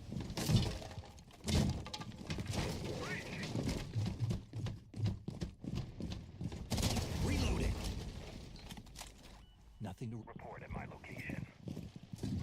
Well, Snake, it's best to find out some information, but now for NIP, the fact that they just know they've got the opening pick, you look at the time, you look at operators they still have, they still got the Echo that they can utilize, they got a few C4s, they've got ways of slowing down the timer even more so, and more importantly, stopping that plant from happening. That's going to be a difficult task here for Fury, especially whenever they've shifted now in towards a direct take. They're going to try and force their way in through Toxin using the other shield. Herds has the diffuser in hand. Don't forget. Oh, but the yokai drone stuns them out. And yeah, there's the landslide of NIP, as was expected. Furia in the 2v5. Diaz and Boxera. You just don't see anything coming off this. The weird thing is, as this round reaches a natural flawless conclusion, is they played the Echo there last time. They surely would have expected it potentially to be played again, and their response was to try and bring a second shield and use those as the points of swing, and it's just like, well, you're being hard counted. And I don't know. 4-1.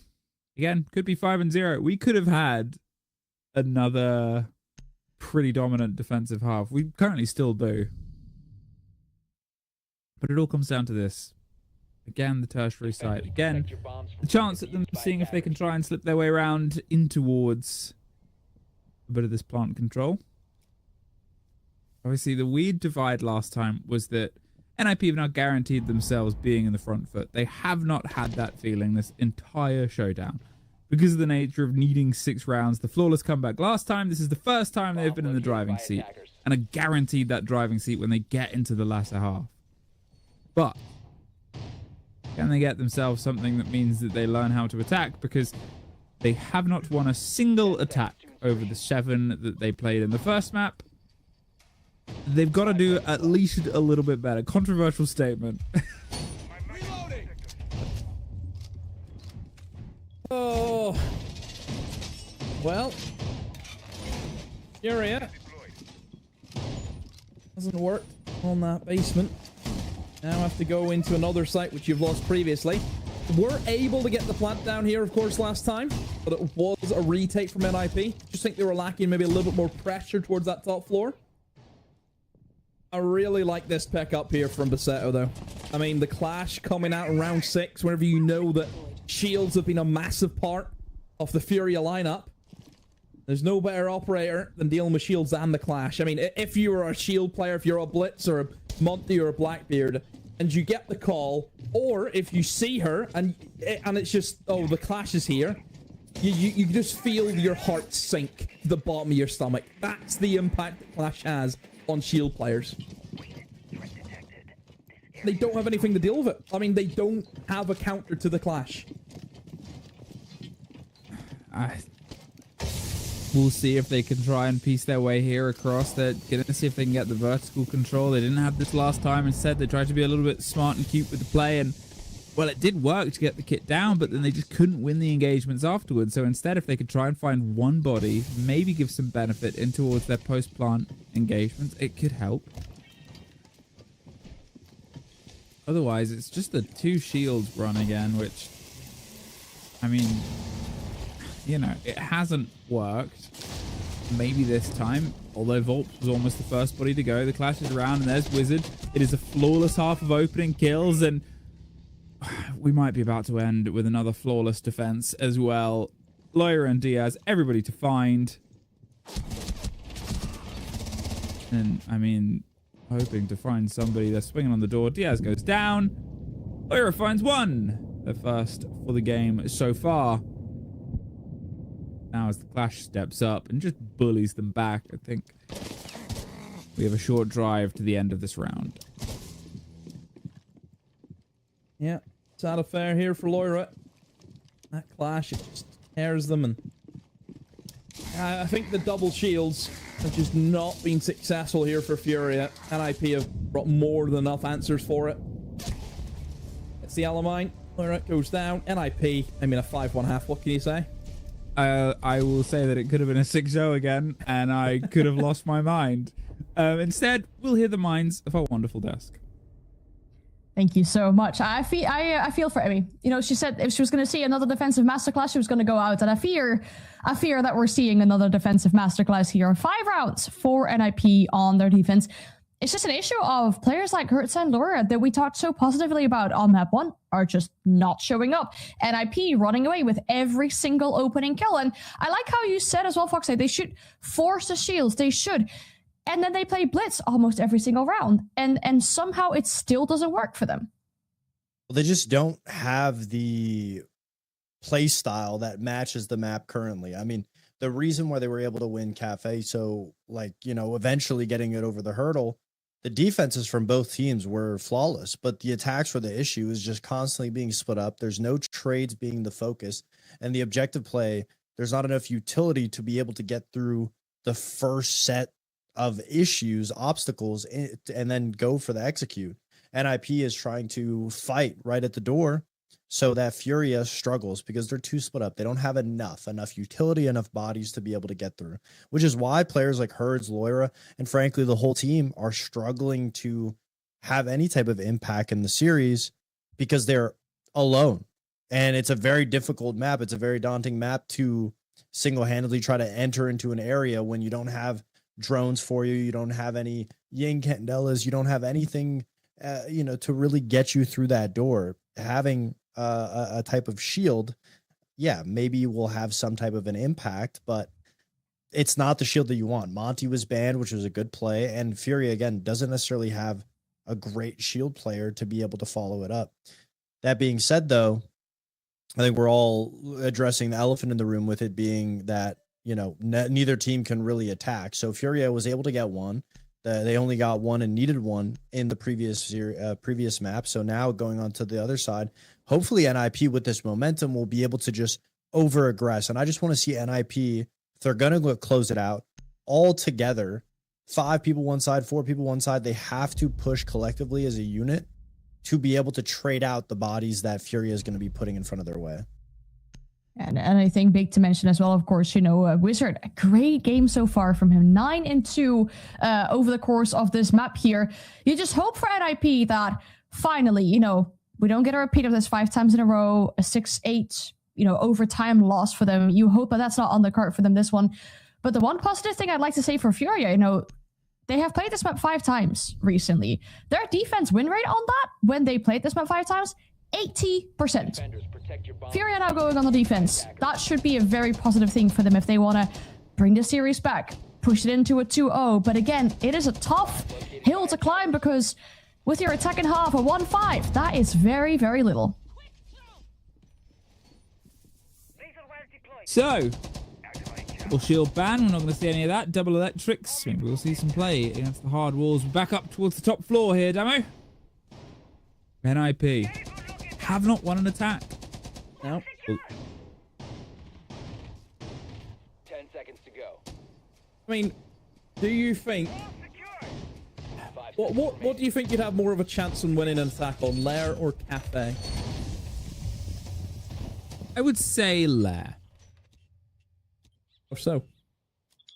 Because I think that you can structure something externally into internally with less steps on some of the sites. I think Cafe, it requires a lot of sort of faith on occasion of entering, and well, talking of faith, there's some pressure that's going through, but I think here you don't have to do as wide amount of work.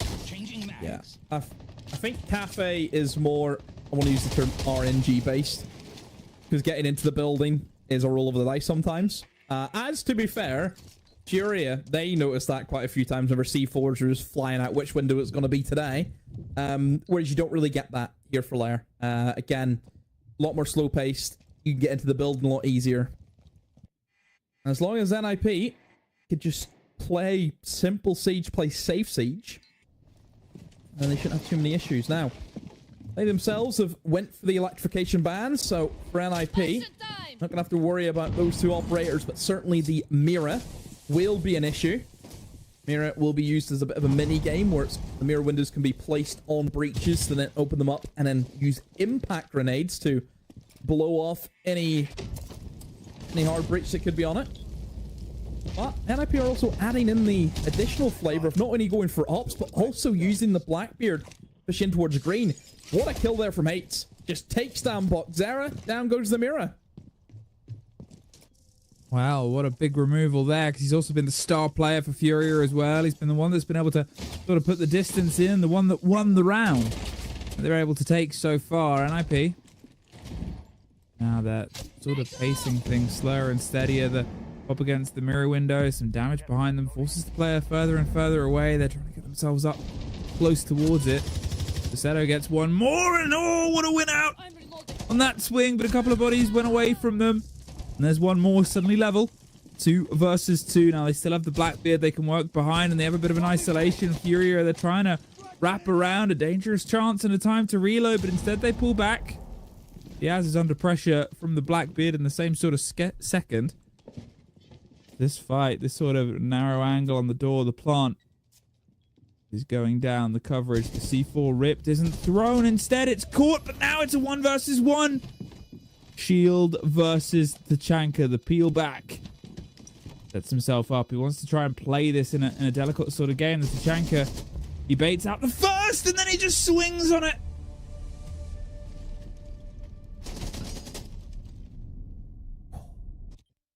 That's a tough one. That is a tough one for Diaz. Did a lot of work in that round. It will be a free K for him, but he doesn't win the all-important 1v1. Yeah, the Blackbeard just peels away, plays the long angle. Here's an argument where maybe could use more of the Molotov cocktails in that scenario, but then I think you pull out that launcher. What stopped the Blackbeard just rushing at you whenever you don't have a gun in your hand? It is possible, so just had to play gun up and hope that he could try and win the engagement, but it wasn't the case. NIP match point.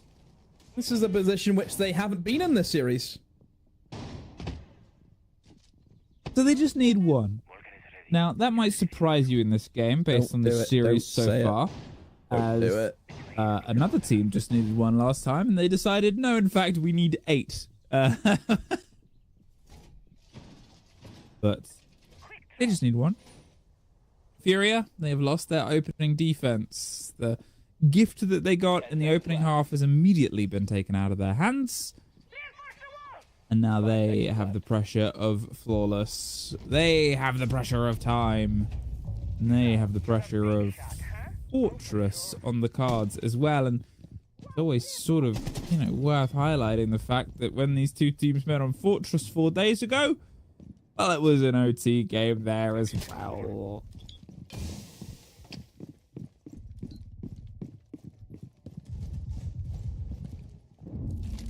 We have 3 OTs. I mean, I wouldn't be opposed. Do you? No, but I think it's Anne's fault. There's a conspiracy that Anna's come to SAL and... Anything to say for yourself, Anne? Anne was saying it herself earlier. Came to SAL and everything became overtimes. Disgusting. Now I just bring on saying in siege. You know what, bestie? You're right. Yeah, you're right. I take it back. Oh, it is Changing mags. tense. Well, They got an opening kill. Yeah, I was going to say, it's finally a little bit of something there that Furia can be happy about. Down goes Wizard. Down goes the Dokkaebi. No more calls this round, so it's a good start overall from Furia. Opening pick. Haven't been traded back. And an important operator, and that's the falling gadget's going to do a bit of damage towards Pino, but he doesn't care.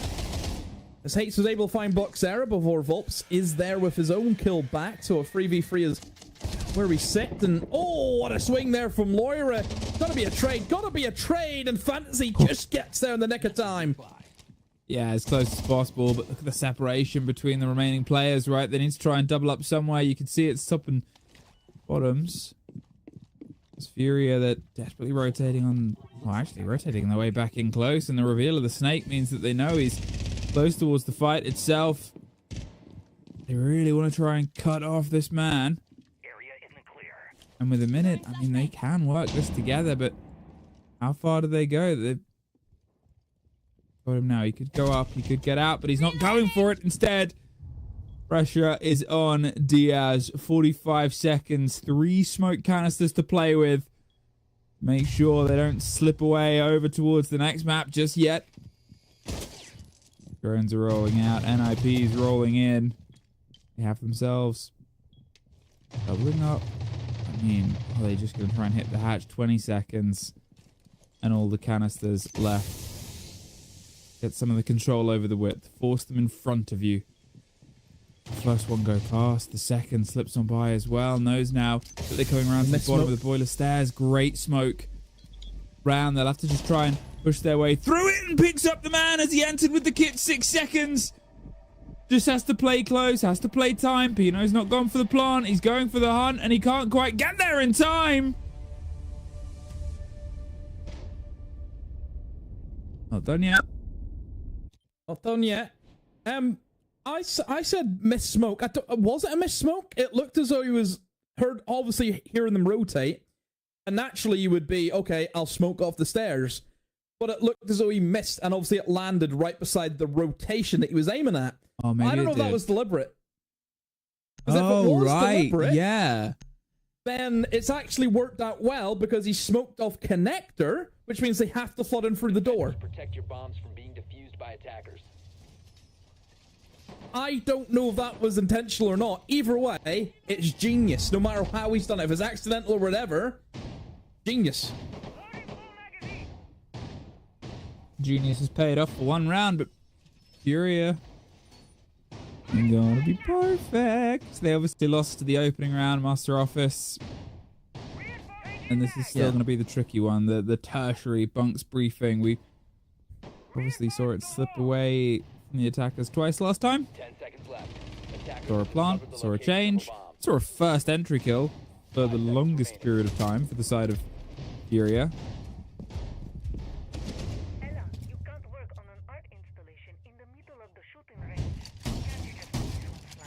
It's unfortunately for being sort of a lot more present in the first map.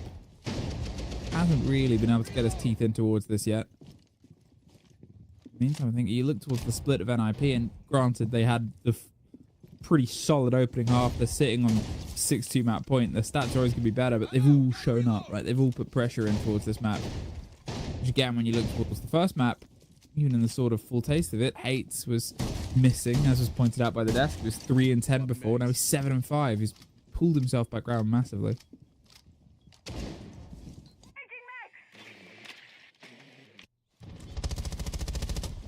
Loading new mag.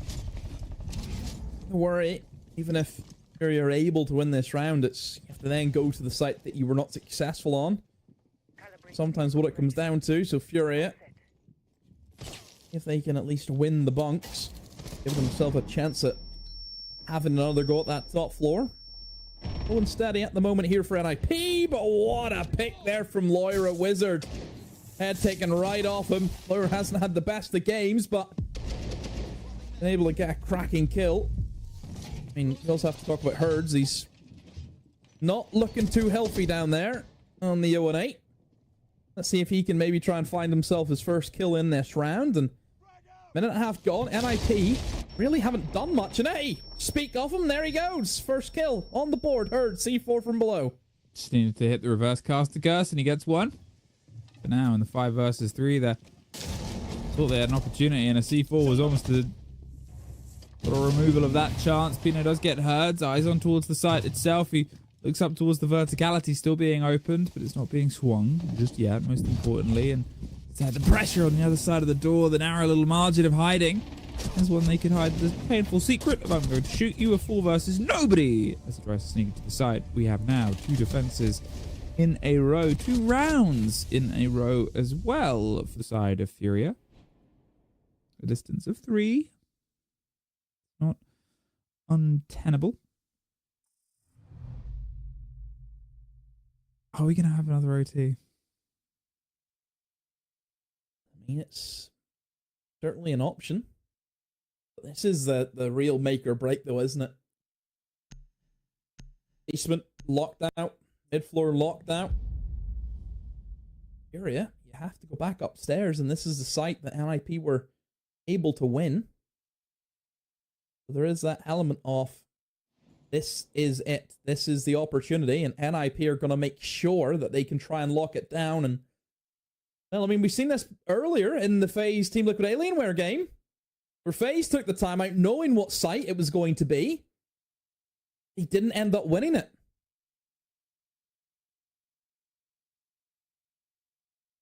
NIP timeout. I think there's that sort of split on it as well, right? They just need to land it twice, right? They just need to find that home for it twice. It was a good effort. Comes down to a 1 versus 1. They built themselves up with the shield. They've had 2 sites slip away, but it's the benefit of the 6 versus whatever. Regardless of how far they've come, as long as you are still 1 round away, unless it's a 6 versus 6 and things get reset, you just need 1, and that could be the timeout. That could be the conversation. We've done this site before. We have an idea of how they hold it. We've done our prep. What do we bring in? What do we change? Well, they changed. They've got the Clash on towards the board. The Castle as well. Stretch out and slow down that approach potentially. Otherwise, I'm curious to see what sort of sticks around. The Flores and the Sophia, both great counters for the Clash. You can just put the pressure on and force the further and further back. And that was one of the things you said was sort of missing when the Clash was brought against Furia's attack. I do like this, though. Diaz, you can see as well, hiding the Clash. 10 seconds to go. Try and that out of the vision of NIP. As we know, if you don't have a great counter to the Clash, she can be an absolute nightmare. And yeah, look at the lineup. NIP, all they have is really the Sophia to try and hopefully stun, but it's not Nomad. That's the ideal operator that you want to have. So, NIP, how do you go up against this Clash? What's going to be the idea? What's going to be the plan? I mean, you've sacked off a shield. Instead, you've almost tried to shore things up a little bit more in the hard breach department by bringing in a Thermite. Again, best operator to open up the walls. Big hole coming right up. Oh dear. And that'll be the only big hole coming right up. Well, that is maybe the worst possible way for this one to start here for the side of NIP. At this point, we might be hurtling towards another extension. Volps getting that opening kill. Getting rid of the thermite, getting rid of the whiff. They still have a lot of hard breaches. It's not my round one sort of meant to be. Look at the aggressive stance they've taken inside ops. You might be able to punish just a little aspect of this. If they can hit, as I said, the clash. There's the destruction, and whoa! Do you want a demonstration of what a new Zafir can do, Demo? Because we just got it. My word. Yeah, I did want to mention this as well. With the free impacts along with the free concussions, I mean, if you can nail all three, you can do that. Yeah. Because I think they do like in around like 60 damage if they hit you. Yeah. So you just go bang, bang, bang.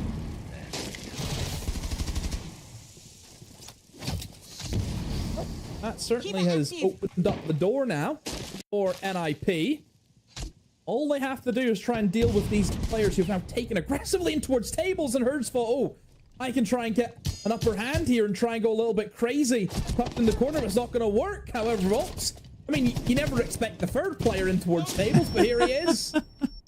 Doing his best to sort of hold them out, but now the pressure comes around. They've obviously forced their way in.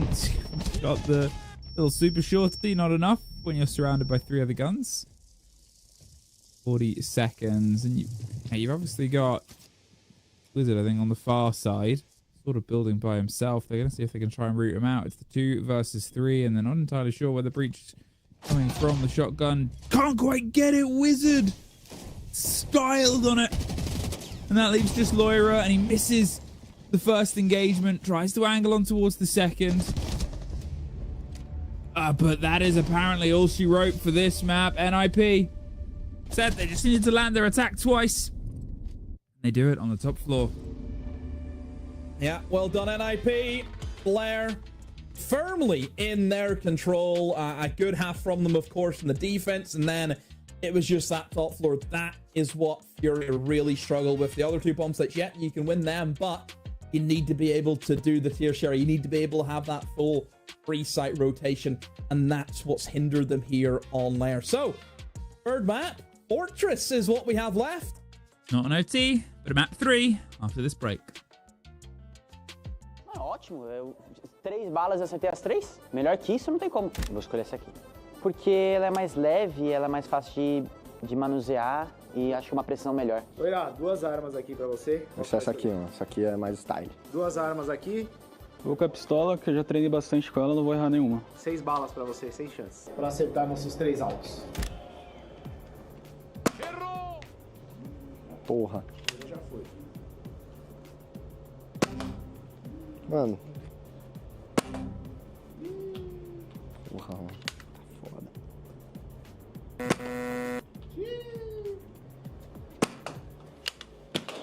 Porra!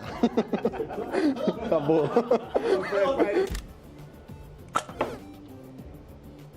Errou! Olha aí. A mira mais embaixo. Olha onde vai. Aê. Uma de 3. E aí, é mais fácil dentro do server? É bem mais fácil dentro do server. Puta que pariu. Pô, mas também corta a primeira lá. A primeira foi teste. Errou! Oh, mas isso aí... Oh, as balas tá fazendo curva, pô. As balas tá fazendo curva, pô. Já é o melhor. É a última, eu vou acertar. É que é difícil manusear a arma. Mais uma chance porque a primeira não valeu, tá? A arma é difícil de ficar parada. 2 hours later. Não, peraí, pô. Peraí, pô. Você tá acionando um dos piores. Agora já tá aumentando. Aí, pronto. Corta. Tudo que eu errei, corta. Só bota as 3 que eu acertei. Para não prejudicar aqueles que não prestaram atenção ao lance, vamos mostrá-lo novamente com a magia do replay imediato. Mano, ótimo. 3 balas eu acertei as 3. Melhor que isso não tem como.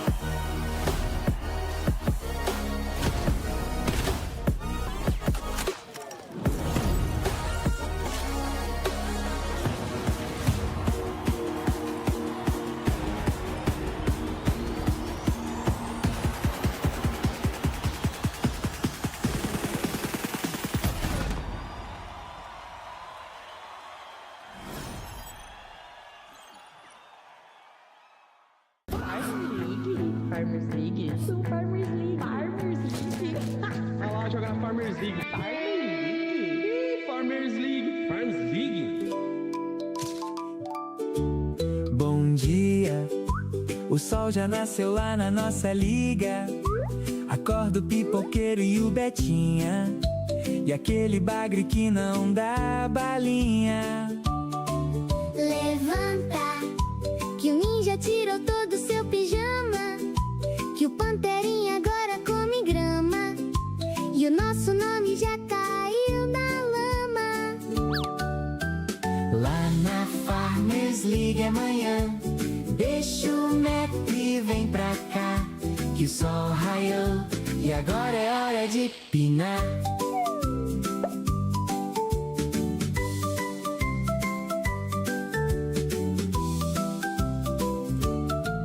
Que drama, só mete hate, mas sei que me ama. Parece que apagou a nossa chama. O Invi desse ano não valeu a fama. Perdoa, tem gente que se queima à toa. Na internet qualquer gata é leoa. Se a nossa liga é ruim, imagine a boa. lá na Farmers League amanhã, deixa o map e vem pra cá, que o sol raiou e agora só vai começar.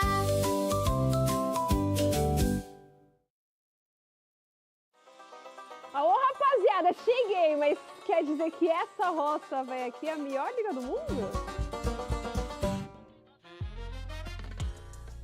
We have a game on our hands because NIP win the second map here 7-3. And that is the first time we've seen Furia lose this map in a long time. We talked about them having a 5-0 record on this. Furia is now the one to take that away from them. I mean, I think the confidence mainly dragged over us all. We talked about that being a big thing on this first half, really helping NIP get these rounds on the boards. We're seeing people run around with a Solid Snake scanner in their hands for like minutes, seconds on end, trying to get the information there as well. I nearly thought that with the DS 1v2 clutch that we saw in round 8, you know, we're gonna get equalized, you know, we're gonna see this pattern again where NIP build up this big lead for themselves and then they lose it. But I'm really glad to see them lock it out, because before this we saw 4 maps go the way of overtime, 8-6 losses for NIP. This must be a big confidence boost from this map going into the third. Of course. I mean, starting out on defense and just having the role that they were able to have. I mean, I agree. I thought Furia was going to be able to bring it back. I thought the attacks were going to be a struggle for NIP, but once you're up 5-1 on your defenses, that's all that really needs to be said. I mean, for NIP getting 8 opening kills, again, they're consistently doing the difficult part. They're getting those first kills.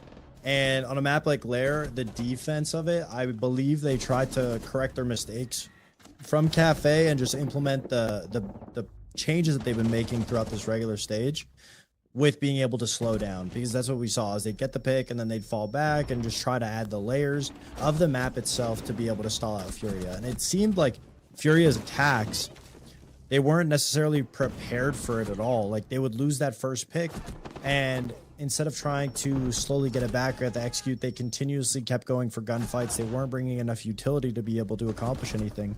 And then once the side swap, again, they just seemed like they were a little bit too lackluster, whereas NIP, they were doing what they needed to do, which is just making sure that they're getting the trades. It makes things easier when they get that initial first pick, and then they just play off of each other. And if they can continue to do that, then sky's the limit on map 3. I would have thought that the pressure, NIP being a team that struggles under the pressure, we saw how it was on map 1. I thought we were going to see that in the map 2, but they've just let loose of that pressure. And so they're really going to map 3 with their best foot forward.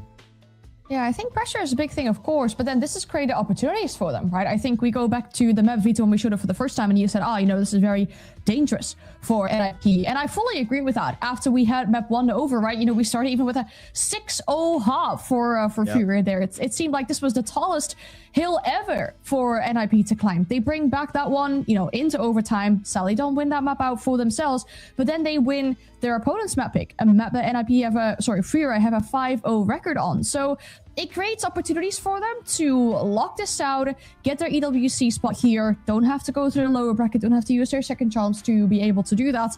And then moving into Fortress, as that is our final map here of the series, we've seen that map a lot between these two. Of course, you know, when they played the grand final of the kickoff against each other, it was the map that was selected for the best of one when they played literally just 4 days ago against each other. That map went 8-6 in favor of Furia just last Sunday. We talk about best of threes and like, hey, you know, when you lose that best of one against a team, you learn from your mistakes. You're very likely to then win it in, you know, when you bring it out again in, for example, a best of three. But who realistically, in your opinion, has the better chances of locking out Fortress? I mean, if we look at specifically the game that they played 4 days ago, everyone, even just looking at the statistics, watching the map, you would have thought NIP was going to win. They got every single opening kill out of the full 15 rounds, besides 2. They should have been able to win. Fantasy had 17 kills. They had a really good way of being able to get those first picks against Furia because it's similar to the way Lair plays, where it's very spread out, and Furia was not playing on Lair together at all. So if we going into it, I would argue and say Furia should be the team that takes it out on top. But after how Lair went, if Furia doesn't change anything in their play of being more together, maybe you're trying to play behind those shields that they tried to run, the Blitz or the Blackbeard, then they could do a lot better. The only saving grace the last time these two teams played on Fortress was Herds dropping 17 kills. And in this match, I believe he only had like 1 or 2, something of the sort. Yeah. So it's not looking great if the player that was able to carry out and clutch a lot of those rounds up isn't doing great, you know, bouncing into map 3. Yeah, he was 1 in 10 on that last map there. And just to add another factor to it, if we feel like Furia's issues are with their attacks and them not being able to coordinate with shields and stuff, given that this is a best of 3 and the NIP have the advantage when it comes to round difference, they get to pick the starting side. That means they pick defense going into Fortress, which I feel like makes a lot of sense, but that would put even more pressure on the shoulders of Furia if they have to go for yet another attacking half here. I honestly think it would put more pressure on NIP because they're on the favorable side. They can't make any mistakes. They have to make sure that they are defending and hopefully getting another 5-1, at the bare minimum another 4-2 split. That being said, if you're Furia, you don't have to necessarily worry about it too much. You know, if you get as many rounds as you possibly can, attacking Fortress when they played against them was their strong suit. So if they're able to just get a couple of rounds under their belt, they'll have no pressure on their shoulders swapping over to defense. Well, it's the good news that it's just this map that sends between these two teams, and one of them locking in their slot for EWC. And if this is anything to go by from what we saw last week, look at demo, we're in for a long one. Yeah, I mean, I guess, hey, at least we know it has to end at some point between these two teams. Will it be another OT? Will it be another OT tonight? Will it be a bit of a surprise? Because to be fair, we've been kind of surprised so far. We've had flawless halves, we've had flawless entries, we've had plants and diffusers, we've had all sorts. What's Fortress going to give us? It's been a hot minute since we've cast at a Fortress. Yeah. I can't even think off the top of my head when's the last time we actually did cast a Fortress. Probably G2. Probably G2. Probably. Yeah, so it's a map which I enjoy. I think it's hit the ground running very well since it's been introduced this year. I think it's found its way into the meta where you have got, again, I think it does tend to see more clearing from one side of the map to the other, working your way through the bomb site. But we've also seen direct takes, we've seen cheese takes work also very, very well in this map. So you do have a lot of different options in terms of how you want to play the map. So we'll see what Fury want to go for. I mean, immediately, you look at the lineup, you see a Ying, you see a Grim. You're expecting a little bit of util dump probably in towards Horse is the usual suspect.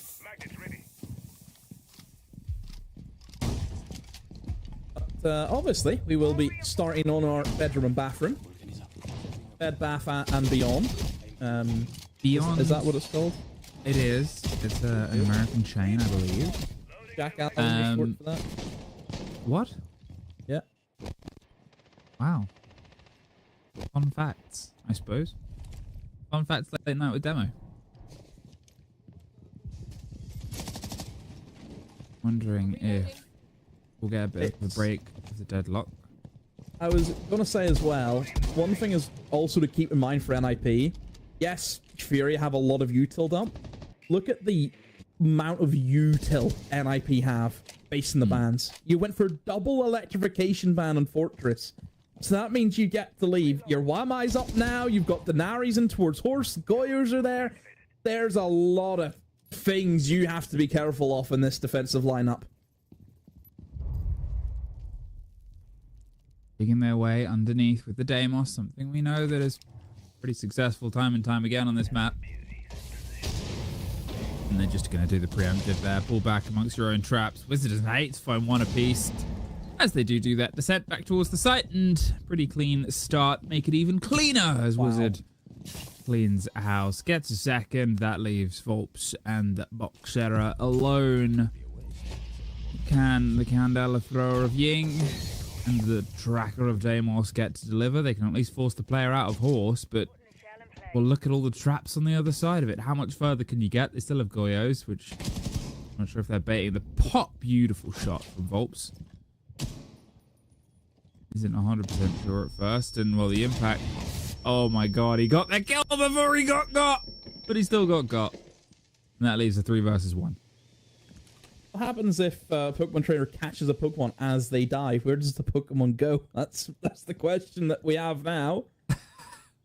But yeah, it's one of those rounds for Furia where it hasn't worked for them.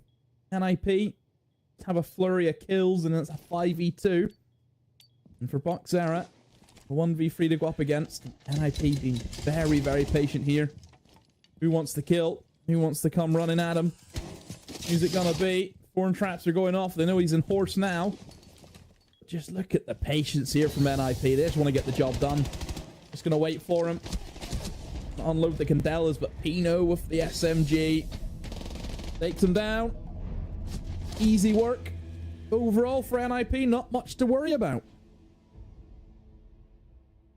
Pretty standard, pretty sort of balanced in the lock-in. They, got themselves those opening kills, and they just built from that. They made sure that they were in a position to trade out. They made sure they were in a position to sort of respond to each other. It's everything you want. As you said, it's a complicated map. You've got to clear your way across. You've got to have that sort of confidence on it.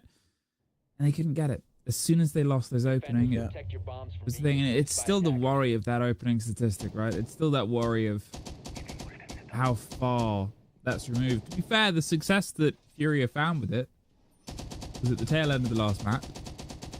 They got 3 in a row. Even if they couldn't quite get the map itself, it's still growth. It's still somewhere to go with it. Well, we'll see if they can trade it out. They obviously flip over to the other floor site. See if they can try and just do pretty much what they did, but backwards. 10 seconds left. I'm surprised that they didn't bring the shield in for the first round. I think Fortress is a very good shield map. Whenever you are dealing with a lot of utility, the direct takes, being able to clear roamers, a lot of different ways you can play the shields, very, very potent. That's why you can see that NIP have went for 2 shield bans, but Blackbeard's up.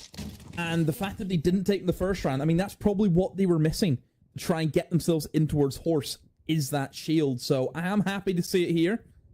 So I think for Volts, this will be a good pickup, and hopefully they'll be able to themselves on the board. C4, I mean, those have been a nightmare, it feels like, this evening for Furia. Those early C4s that NIP have lined up for them. However, that one's not going to do a lick of damage to anyone.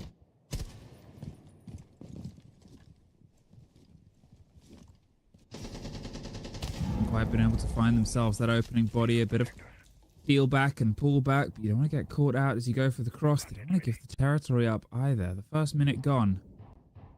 Fury have at least been able to get themselves up towards the top of the sort of marble stairs, but the pressure comes on towards the site. How much of NIP will be forced further and further back? The play with the impact might have had an impact on the Selmas. The hard breach isn't the issue this time round. Furia extend the break, lead with the shield. It's been a very shield-heavy showdown between these two teams we've found so far. Grenades start to roll their way down towards the corridor, and down towards that pinch position. They're still hoping to pinch the player, but I think it's done quite well here, Furia, to not get caught out in the game of keep away. Oh, do they know? Do they know? Oh. Yes! Okay. Shield. Shield. Oh, shield. Vault. Wins that out against Hates. I don't know how he's done that, but he has. Any more? Yes, more. Another one and a down onto Pino. What did I say? Bring the Blackbeard. Shields are really good in Fortress, and Volps is showing us why. Yeah, and I sort of made the comment as well that it's been a shield-centric day, and we've not seen the sort of biggest success. The Raridor! Oh, foursome round. I mean, they can try and swing on it. There's a man advantage. They're going to play on the back of it. Loira has the cross. The fire starts to kick in. They're just going to keep the pressure up with the Blackbeard, right? He knows he can't really take his eyes off him. Doesn't really matter. Furia. They respond to Plum. Take the round with the shield driving. And, well, I'm wondering if we'll get a Blackbeard ban after round 3. Oh, well, I think definitely the shield will be here to play for at least another round before we head into the ban phase you would expect. And again, I think it depends on what site we go to, and it is going to be a different site again. NIP, I go for a waiting room side now. I don't know how I feel about this, because, I mean, this is the bomb site which I try and stay away from. Just think it's very awkward to hold. Whenever you can just take above, have access to a hatch that drops into the site, you have verticality. As long as you can dump a lot of util in towards medical, and you take that part of the map, it's very easy then to formulate a plant. So can get pretty claustrophobic. That's why you'll see a lot of teams will extend and will try and stretch their legs here as roamers. So there is that pressure on roamers to do their job and do it well. That's why they bring the castle, just to reinforce different parts of the map that they want to try and hold. This, again, we're getting that element of growth. We're getting that sort of change in the waves of things. It was a late opening kill. It's down towards what is often a sort of touchy site. And I know that we've talked about it tonight, is the element of, do you double down on sites you lose? Do you try and keep momentum going? I think on this map, I mean, would you say that the drop-off of difficulty between this site and the one just before it of Dorm's Games, do you think there's changes there that you can make? Or would you keep rotating around on towards a ground floor site and sort of change everything fundamentally? I think teams just get into the habit, don't they, of just rotating around. That's usually coming from scrims, isn't it? Yep. Where whenever, again, if people don't know this, if this is not common knowledge, whenever professional teams scrim, you will always have 6 rounds on the attack, and you'll always have 6 rounds on the defense. That is always going to happen in scrims. It's not as though you're going to get 7-2'd, and you don't get chances at defenses. That's just the way it's going to be. Fury have just walked in and just killed everyone. Yeah, I didn't want to interrupt your point, but the round is done. How's the round done within a minute? They just walked in, put the pressure on. It was great play. The round got the first kill on the top floor, and from then on, they just sort of went, well, we can just apply pressure, and yeah, it worked really well. Well, we get a Blackbeard ban, 3 for 3 on the shields. Yes. And it's a timeout. That makes sense. Yeah. Yeah, I think the Blackbeard ban needed to come in. Needed to come in. Obviously, whenever you look at how the Blackbeard was used in that bomb site, which more than likely will appear again, being dorms and games. I think you need to get rid of that Blackbeard now, just restrict the shields, unless they want to whip out the Fuse Shield, which, I mean, you don't know. There could be a Fuse Shield and lock revolts. But no, a wise ban, but NIP just not happy with how things have went. And I mean, if you look at the Fortress stats for NIP, their defensive win rate is an even 50. and their attack win percentage is at 45. So defense is their more favored half. And then if you look at Furia's side, 46% win rate on the attacks and a 57 on the defense. Defenders, protect your bombs from being defused by attackers. It does sort of bring, obviously, the pressure on towards it when you know Furia are going to have a better time on the other half. You know Furia are going to be able to bring that difference, and you want to try and peel this one back in, right? 2-1, it's not the end of the world. You can still get 4. You can still lock in, and you struggle more in your attack. Everybody has today. It's been a nightmare. But on that, you also don't want Furia to regain momentum, because if you think about the grandest scheme of things, right? The first map, NIP, 6 rounds in a row, and they lost 2 at the very end. They lost just that little bit of momentum. They absolutely dominated the middle map. And then here, if they suffer the other side of it, if they're the ones that have to once again go back into the hell mines of we have to make a massive comeback, it's going to be tougher to sort of pull from the reserves. Because they did that before, and they almost did it, and they didn't. That's not easy.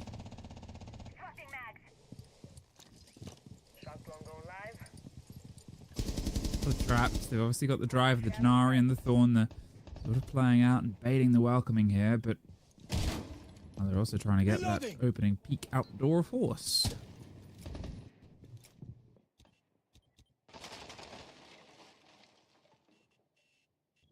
Here we go. NIP. This is your favored site. You would expect to see a good hold from them. They will be extending in depth in towards Funks and Games right now, and plenty of attackers that they have to deal with. This is where the main force of Furia is going to come in from. That shield. Close and personal. Should be a freebie here for Hates, and it will be. Lawyer goes down. What did he expect, that nobody's on the shield? I don't know, but loses life because of that. Thankfully, though, Herds on the other side, able to win his engagement against Fantasy. Oh, here's the surround, though. Hates. He's under a lot of pressure. He's got to go back to the shield he was watching on before, but now he knows that his door is cut off. He cannot leave his post at this point because he'll get found unless... Oh, Pino! Where was the swing? The timing was too little too late. They've caught him on Volps on the swing and the watch as well. Perfectly pinched from the side of Furia. A shotgun locked on the door puts us in and nobody left. I mean, it was just so well held there by Furia. They knew exactly where they needed to look at the right time. Yeah, and basically for NIP, they just kept trying to flood men back into the offsite position. They were more than happy to try and fight against Furia, but at some points, maybe you just think, let it go. Just try and play in towards the site, because we just didn't really see any site action whatsoever. Attackers need to locate. So yeah, NIP have blundered the site, which they looked good on in that first round, and now Furia have taken a very healthy lead, especially after the timeout. So NIP, they're just going to keep the rotation. They're going to go back into dorms and games. Now, this is where the Blackbeard ran riot against them. But that's being banned away. They don't have the shield anymore, Furia. They can't utilize that unless... I see Volps pull out a few shields. Is that a potential for him? But at the moment, it doesn't look to be the case. They're going to stick with the lineup that they have. 5 seconds left. Oh, hang on a minute. Whoa, whoa. Hanging on a minute. Hanging on a minute. He's got it. He's got the few shield. There's no way. What's it like having the gift of prophecy? I love few shield as of late. Hmm. Okay. He's using, in my opinion, the wrong pistol, though. Right. That's the GSH, which has, yes, about 10 more bullets. However, TMM deals 60 damage per hit, so you just 2-tap people. It's very fun. Volps baited the swing there and pulled their way back round. He doesn't quite get dropped off. He's trying not to be the first body dropped off here. They've pinned on the player behind the bed itself. There's the catch of the razor bloom, but it's actually Hates that finds Herds. And gets themselves the opening body. They're back down towards the top floor site, but this time they're not giving up the ground. Remember last time they sort of fell back bit by bit procedurally. They tried to elongate the round. Here they're not. And it's working much better, Demo. Yeah. NIP They fought against it. Loira looking for a backstab. There's a guy right to your left. There is a player right to your left. Thank you. 2. Yes. Ooh, that's a down. Loira has just made this round a lot more interesting as it's doable now for him and Diaz. Holding on to that rotate. Should know he's in bathroom, and they do. Pino able to take him down. Loira, good attempt, but for Diaz, it's going to be a 1v4 for himself. How many kills he can pick off, but you would expect by now that NIP are just going to sit in their hands, play around the util that they still have left, and just trade each other when needed. Even the Dachanka is going to get active now, too. Goes for the shotgun. Basato is there. Wall being opened up right beside him. Is he going to swing? He's going to have to. And Diaz will pick up a freebie. So essentially a 1v2 because there ain't no way Fantasy is going to get picked up anytime soon. So a minute left. I mean, is it doable? I mean, you can see if you can try and pull it together, but it's still a 1 versus 2, and you still got a lot of fire in the Shimmick launcher. Finally, Fantasy is put to bed. How are they going to play it? It's a bit of an awkward shape on the site here for anyone that wants to enter, and he's sort of baiting the motion, but he can't quite get it out. I mean, that is his own little fort. He could watch the approach on. NIP get themselves their second attack. Second defense even, could try and level things up and have an even half. Yeah, that's good. From NIP, it gets them the round that they needed over towards Dorms, and obviously they lost it the last time that they played there. The site that they've chosen has also been a site which they've lost. That is, go back over towards office and bathroom. Now for Furia, I don't think there's much to worry about yet. I wouldn't be hitting that big panic button at the moment. Last time, NIP just put up a lot of fight towards that extension over towards Storms and Games, which you can see them doing pretty much the same thing. In terms of lineup, exact same from the attackers. They're not even an inch now. As for the defenders, 5 seconds remaining. Again, it's to be the exact same lineup, so it's just going to be a straight run it back. Is that really a priority right now? This Furia could get themselves off to such a good, sort of strong, arguing position in the latter half of this game. We've seen how well they can play on their defenses. We've seen how well there could be a back and forth, and well, we saw when it didn't quite net themselves the result previously. Obviously, they got themselves 2 defenses in a row. That was it last time. Here, when you have the sort of compared history, right, when you look towards the previous showdown of these two teams, when they found themselves on and found themselves in towards OT, it was even halves. It was 3 threes. And it was actually sort of similar patterns, but at this point the pattern hasn't quite repeated. We've maybe broken our way around the cycle if Furia can just get this one locked in. We're on that lurk. If he can get the opening pick, he's primed and ready. And oh, what an opening pick, 8. Oh, and a second Fantasy joins him. Loira, that's why they brought him over. I mean, that guy is just electric. One of my favorite players, and that's why. I mean, just a beautiful 2-piece, right? Just a sort of quick transfer. How many times has Loira been that bite back in, that fight, that respond to form for this team? Well, he wasn't last time. He was 4-13 when these two teams met on this map not too long ago. He was the lowest rated player in the server, and currently he's making amends for that.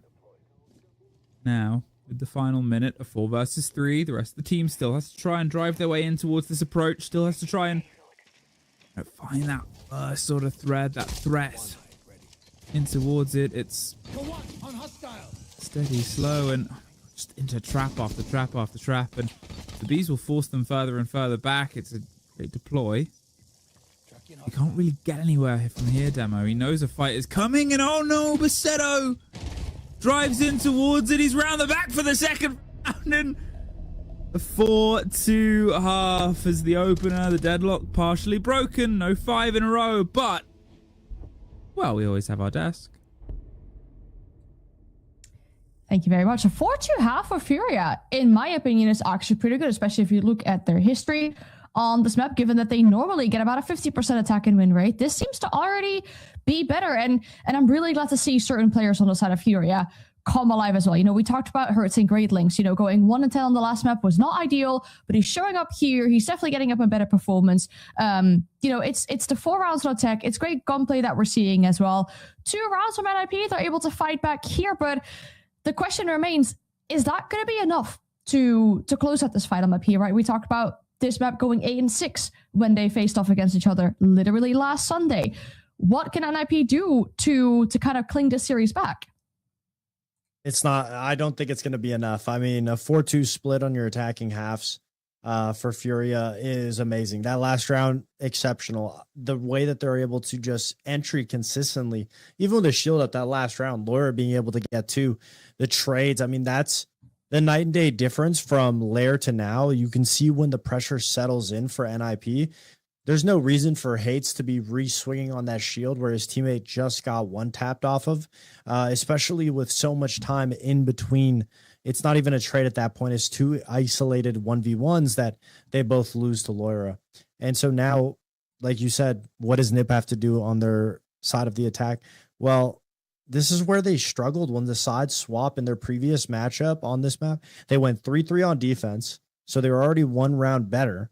But then on their attacks, it was just another 3-3 split. Now Furia has a little bit of an edge, and they also have that confidence at the fact that they are going into the more favorable side. NIP has to, one, the players need to wake up individually. Fantasy needs to wake up. He needs to be getting those entries. He was the biggest reason on why they kept it competitive that first time they played. He had 5 opening kills himself, 17 kills.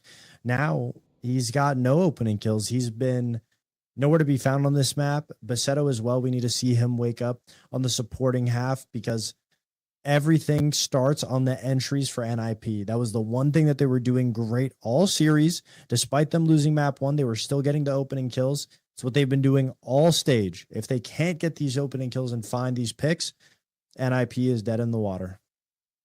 And that's something that we saw on this initial matchup as well, right? Like from the 14 rounds, 12 of the entries went in the way of NIP. So we need them to step up in that department. I went and looked back at the match as well and saw what kind of operators they were playing on the attack here, just to get an idea of what Furia might take away from them going into the second half. There's a lot of glass, like an abnormal amount of glass. 4 rounds in total we saw from NIP on the attacking half.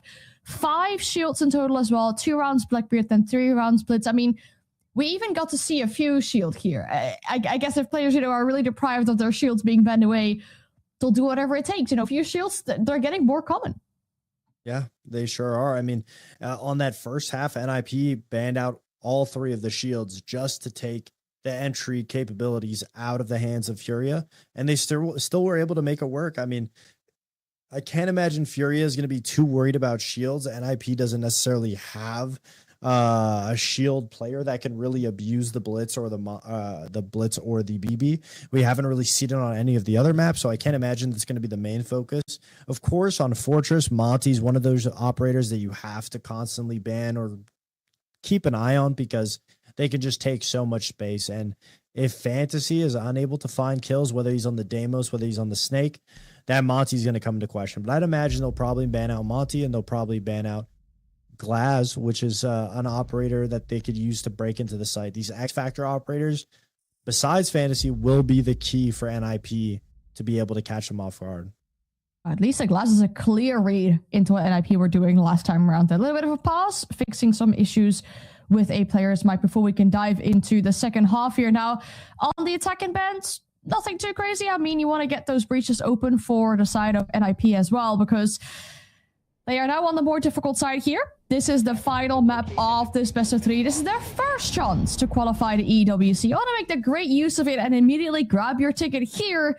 You don't have to rely on your second chance gonna have to go up eventually against Lowe's here. But as this final half on the final map continues, we'll see who gets their ticket to EWC. Furious chance. Closer than it's been. Is it going to be everything that they could try and get things locked in? Obviously, we have had a peculiar evening. But what we need to have and what we need to sort of get set up at this point is the chance at a big statement demo. Because arguably, there's still Siege to play after this. Obviously, not today, but across the course, there's still a chance to qualify. But whoever drops out now, whether it's NIP or Furia, down towards the lower bracket, I mean, there's definitely been lessons that can both be learned and punished. And you kind of just want to see a big blowout, back and forth final half. Well, I think this is a very important round. It's obviously the first round of the half for Furia. He could go 5-2 up, but for NIP to pull it back and just around reach. Very, very important. So, what's the play from NIP? Seems to be hitting basically all of the map. Not only have got pressure towards forms and games, but also using the Flores to remove utility in towards Eagle Stairs and also send Fantasy down there with the Demo shotgun. NIP just probing, seeing what avenues they can go for. Be more, yeah, in towards Old Tower, I suppose. Might be where they're going to try and go from. So, for NIP, just looking to see what they can spot out. For Furia, just want to try and play back on site now, considering that they did lose their smoke. So, in terms of time denial, all they have is the Goyo. Now, without that pressure, as you said, the time denial is going to throw itself in a bit more. You can see Fantasy is up on the motion behind. The Clash is peeled back. They don't really have the bodies to hold on towards this. They've got to leave the territory. Yeah, send some traces and some bullets through the breach itself. The quick flash in the motion, but instead, I mean, it's what, aggressively peeing onto Horse. You can see that the Snake is going to make an appearance on the other side. The Deimos is causing problems for the Clash underneath as well. And there's Pino getting on towards Volps. 3 versus 5. I gotta see if they can step back in. He can't quite get his revenge, but it does draw the focus elsewhere, and that's quite important. Diaz finishes off Pino. 45 seconds. What's the Clash, though? That's the issue. How do you work around this shield that can just sit inside a bathroom, deny the crossover towards Horse? Moira also in a position where, oh, he's just creeped forward, thinking he could try and find somebody, but Hates has just sat waiting for him, and, well, that was a 2v4. Really, it's up to her to try and play off the information that Diaz is going to supply to him. And, well, able to find one. There's the shield, and somehow they've made the cross Hates. Needs to try and get with him and go for the plant, but no, Fantasy's been taken down. Ursa went for the big long rotate in towards bedroom now. Hates is trying to stick the defuse. Wizard is there, but oh, Herds! Oh. He went for the rotate, and he catches them by surprise.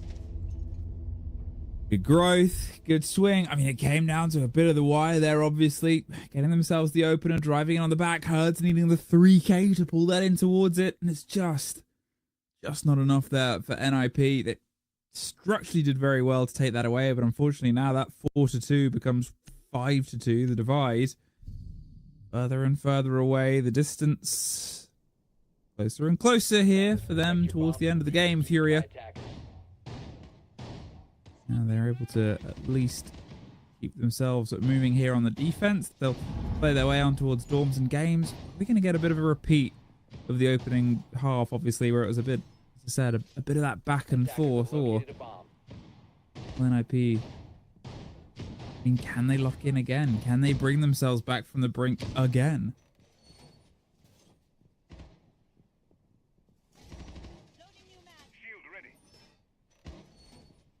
10 seconds left before insertion. Well, this is a big half now for NIP that they have to try and battle back from. At least the bedroom and office is going to be locked out now. Fury, they won't be able to go back there for at least another 2 rounds. So dorms and games is where we head, and who knows, maybe you can have a similar thing with what happened to NIP and their defense. They won Office and Bathroom, but then they went on to lose the next 3 rounds. Who knows, that can maybe happen here, but have to start off with dorms and games. And for Furia, I'm not going to shy away from hitting the extension. You can see Boxer with this aggressive shield over towards bedroom door and courtyard door. Let's be careful of the window in behind him, but he is a Thorn. Should have plenty of traps to keep himself safe.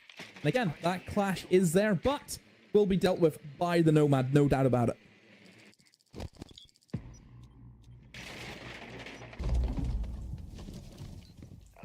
Looking for their cross here. They're driving their way up round towards Horse, on towards the back of the side itself, and Wizard takes the head off of Herds. Clash suddenly lost his friend, turns around and has to peel back. Worried about being circled on.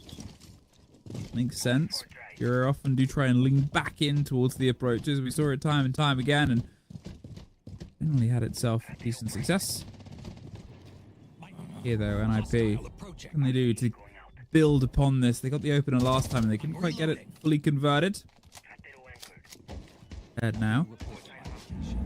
Pulling their way around on towards the corner, and E1D goes, the drive, this constant sort of harass of information.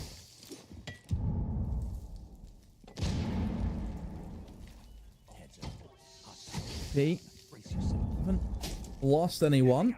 Are slowly getting themselves in a position where they can just try and collapse in the 3-2-1, but the issue here for Fury is that 3 of them are kind of stacked up amongst each other, and oh yeah, it just leaves the other site completely free, and it was just a 3-2-1 go, and NIP with a lot of kills on the board. Furia just kind of backed themselves into a corner, and NIP were able to take all that ground. There's the timeout. Furia. Time to have the talk, time to have the conversation, time to slow the game back down. They do not want to suffer similar things that have been done to them, and why not, right?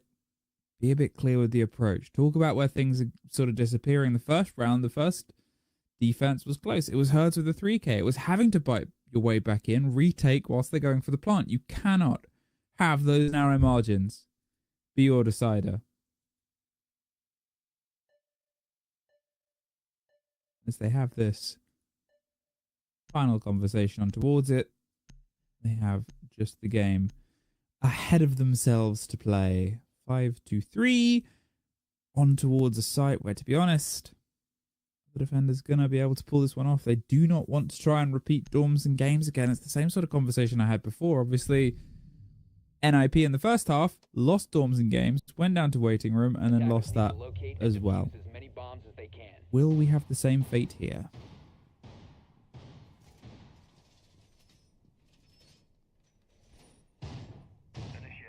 This is big round now. And look, we know Furia, they will get Office and Bathroom back in their control after this round, but don't want to be in a position where you can only win one site. That could be the case here if NIP are able to win this cafe and waiting room defense. So see what idea that Furia want to go for. Now, look, whenever we've seen NIP defend this, 5 seconds left before they just kind of spread themselves very thin across that first floor. And then Furia just kind of walked in within a minute and killed everyone. There wasn't much method to it. There wasn't really, I think, any intent from Furia where they were eyeing up a plant. They just killed everyone. Now, I don't think that'll probably be the same in this circumstance. I think Furia have kind of shown that they'll drop back and play on site if needed, but sometimes when he backs themselves into a worse position than where they started. But for NIP, I mean, they've shown they can play plant-oriented at Siege, even though we haven't seen it here yet on this map. I think it's one of the things, obviously, that was entirely distant in the first map as well. Obviously, the defenders won every single round. We had 2 plants in the middle of last time. One of them successful, one of them not, and one of them from the side of NIP. So as he said, it might be something that we get a bit of a taste of here. They get themselves to drop onto the back of the tower and try and reclaim territory. Now there's the bit of the destruction on utility, but it doesn't look like anyone is directly contesting the top floor, at least over on this game's side. Instead, they're slightly closer towards the opposite end. The stairs on the far side, they can try and rotate and loop their way down if need be and just get out of there, but has it really slowed anything down here? No enemies detected nearby. In the case, NIP, very precise in how they're clearing this map. I think they're using Hates and the Solid Snake extremely well. You see Herd's got pinged out and has to leave now on that potential flank opportunity. Everyone from Furia on the first floor. For NIP, where do they want to pivot now? What's going to be their next target? It's going to be towards Infirmary now, which again it's expected. This is the position that kind of gives away the bomb site if you take it. And Buckzera, what a great shot onto Fantasy. However, the blitz is in. Oh, but is a little bit closer than he was, and because that Pasetto able to take him down. A 3v4 though, still advantage for Furia. Yeah, right. That's the sort of problem of it. They've lost one more on the split there. They're trying to fight their way back round at this point. NIP, one body short, 30 seconds. They have a shield that they can try and build behind, and they do get Loira inside. Okay, things are a little bit level. The smoke canister start to pop. One more smoke, one more C4. They have things that they can arms reach play with here. Instead, the flash goes deep on towards a man who drifts a bit wide, but doesn't get caught or punished on the back of it. Pasetto, in the meantime, is going for the plant.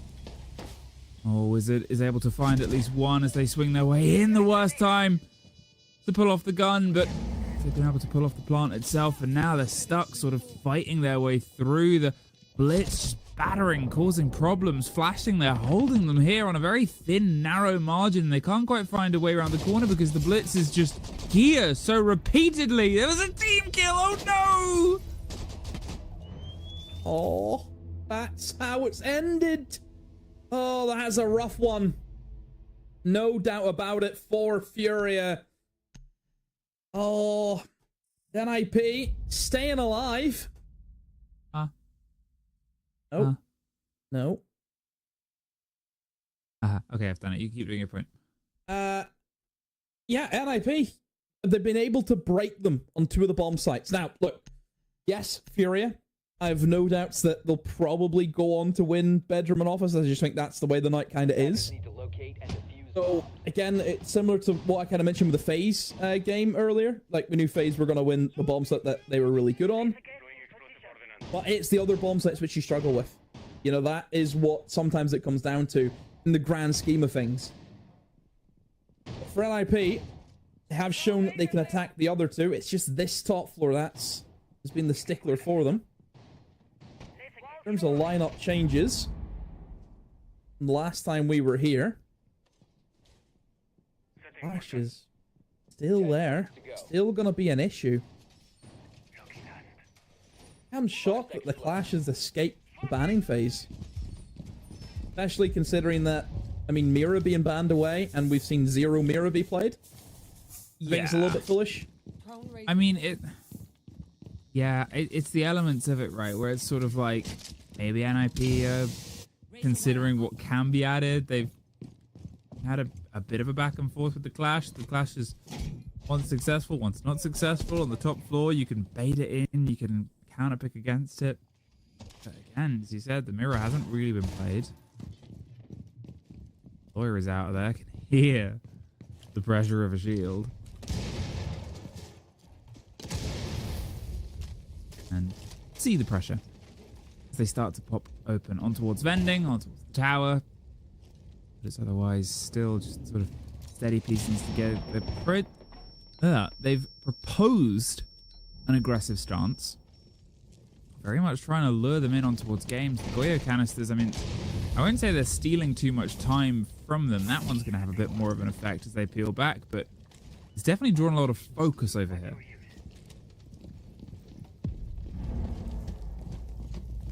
Have the shield last time, NIP. So Pasetto able to make good headway on that operator. One thing as well that I will mention about this series is that the 2 best players for NIP this stage have been Fantasy and Hate. Both of them have been the two lowest rated players in the series so far. It has been Pino and Wizard who have been really running the show for their side, which hasn't really been the case this stage. So it is a bit of an anomaly that we're seeing this game where it's not the players you expect to turn up are turning up. Speaking of Pino, he's just been killed. Yeah, that's not the best way to lead in when you get sort of bigged up and your ace gets knocked right down. They're trying to hold on towards the line. You can see the Deimos is drawing them, shepherded them back, but Loira gets themselves a second. The Blackbeard is gone. Doesn't really matter how far you push the Clash back at this point. She is not just surplus, she's the addition. They can set themselves up either side and still hit you with the 2 versus 1. Loira is at least caught out. A tricky divide to cross. I mean, Loira was out fishing quite far away. They've got themselves ready on towards the breach. They're just going to swing around and hit the pre-fire. How he's got there, I don't know, but he didn't get much further. That leaves 20 seconds. There's at least another trade out. Wizard alone with the kit, hoping to find a friend, but with the Clash just sort of saying, hello, mate, I'm here. Well, they know everything he's doing. Yep. Furia. No real struggles that time. Actually a better hold from Furia compared to the first time they were there. First time, don't forget, it was a 2v4 that Fury had to win. But that time, a lot easier. I think the opening pick always helps out, and they were able to convert that. Loira onto Pino, you take out the heavy hitter. NIP struggling there just to get anything on the board, even with bringing in that shield. But, as I mentioned, we're now at the same position where top floor's locked out, and Furia have to win one out of the next 2 sites, which both of the sites that they could go to have been lost by them. So this is big decision making now for Furia. They're gonna go with Cafe. That's the site that they're gonna go with. I mean, fair enough. Technically, they performed better on it, but you wonder what they're going to change, right? They didn't really contest above. They didn't try and set themselves up for the fight there. They did get the opener, but it was generically later on, and you know, NIP had time to build in response to it. And you can maybe look towards, I guess, decision to the bans, but the same way, I guess, you talk about how, you know, the mirror ban, it's not really a big factor. It's not really been a big drive. It's the same with the Monty, right? It's not been a factor for their attacks. This was very much removal of comfort. Herd's a little bit too late to the catch. Yeah, this is the game I sort of talked about. Going above. Well, he doesn't want to do it.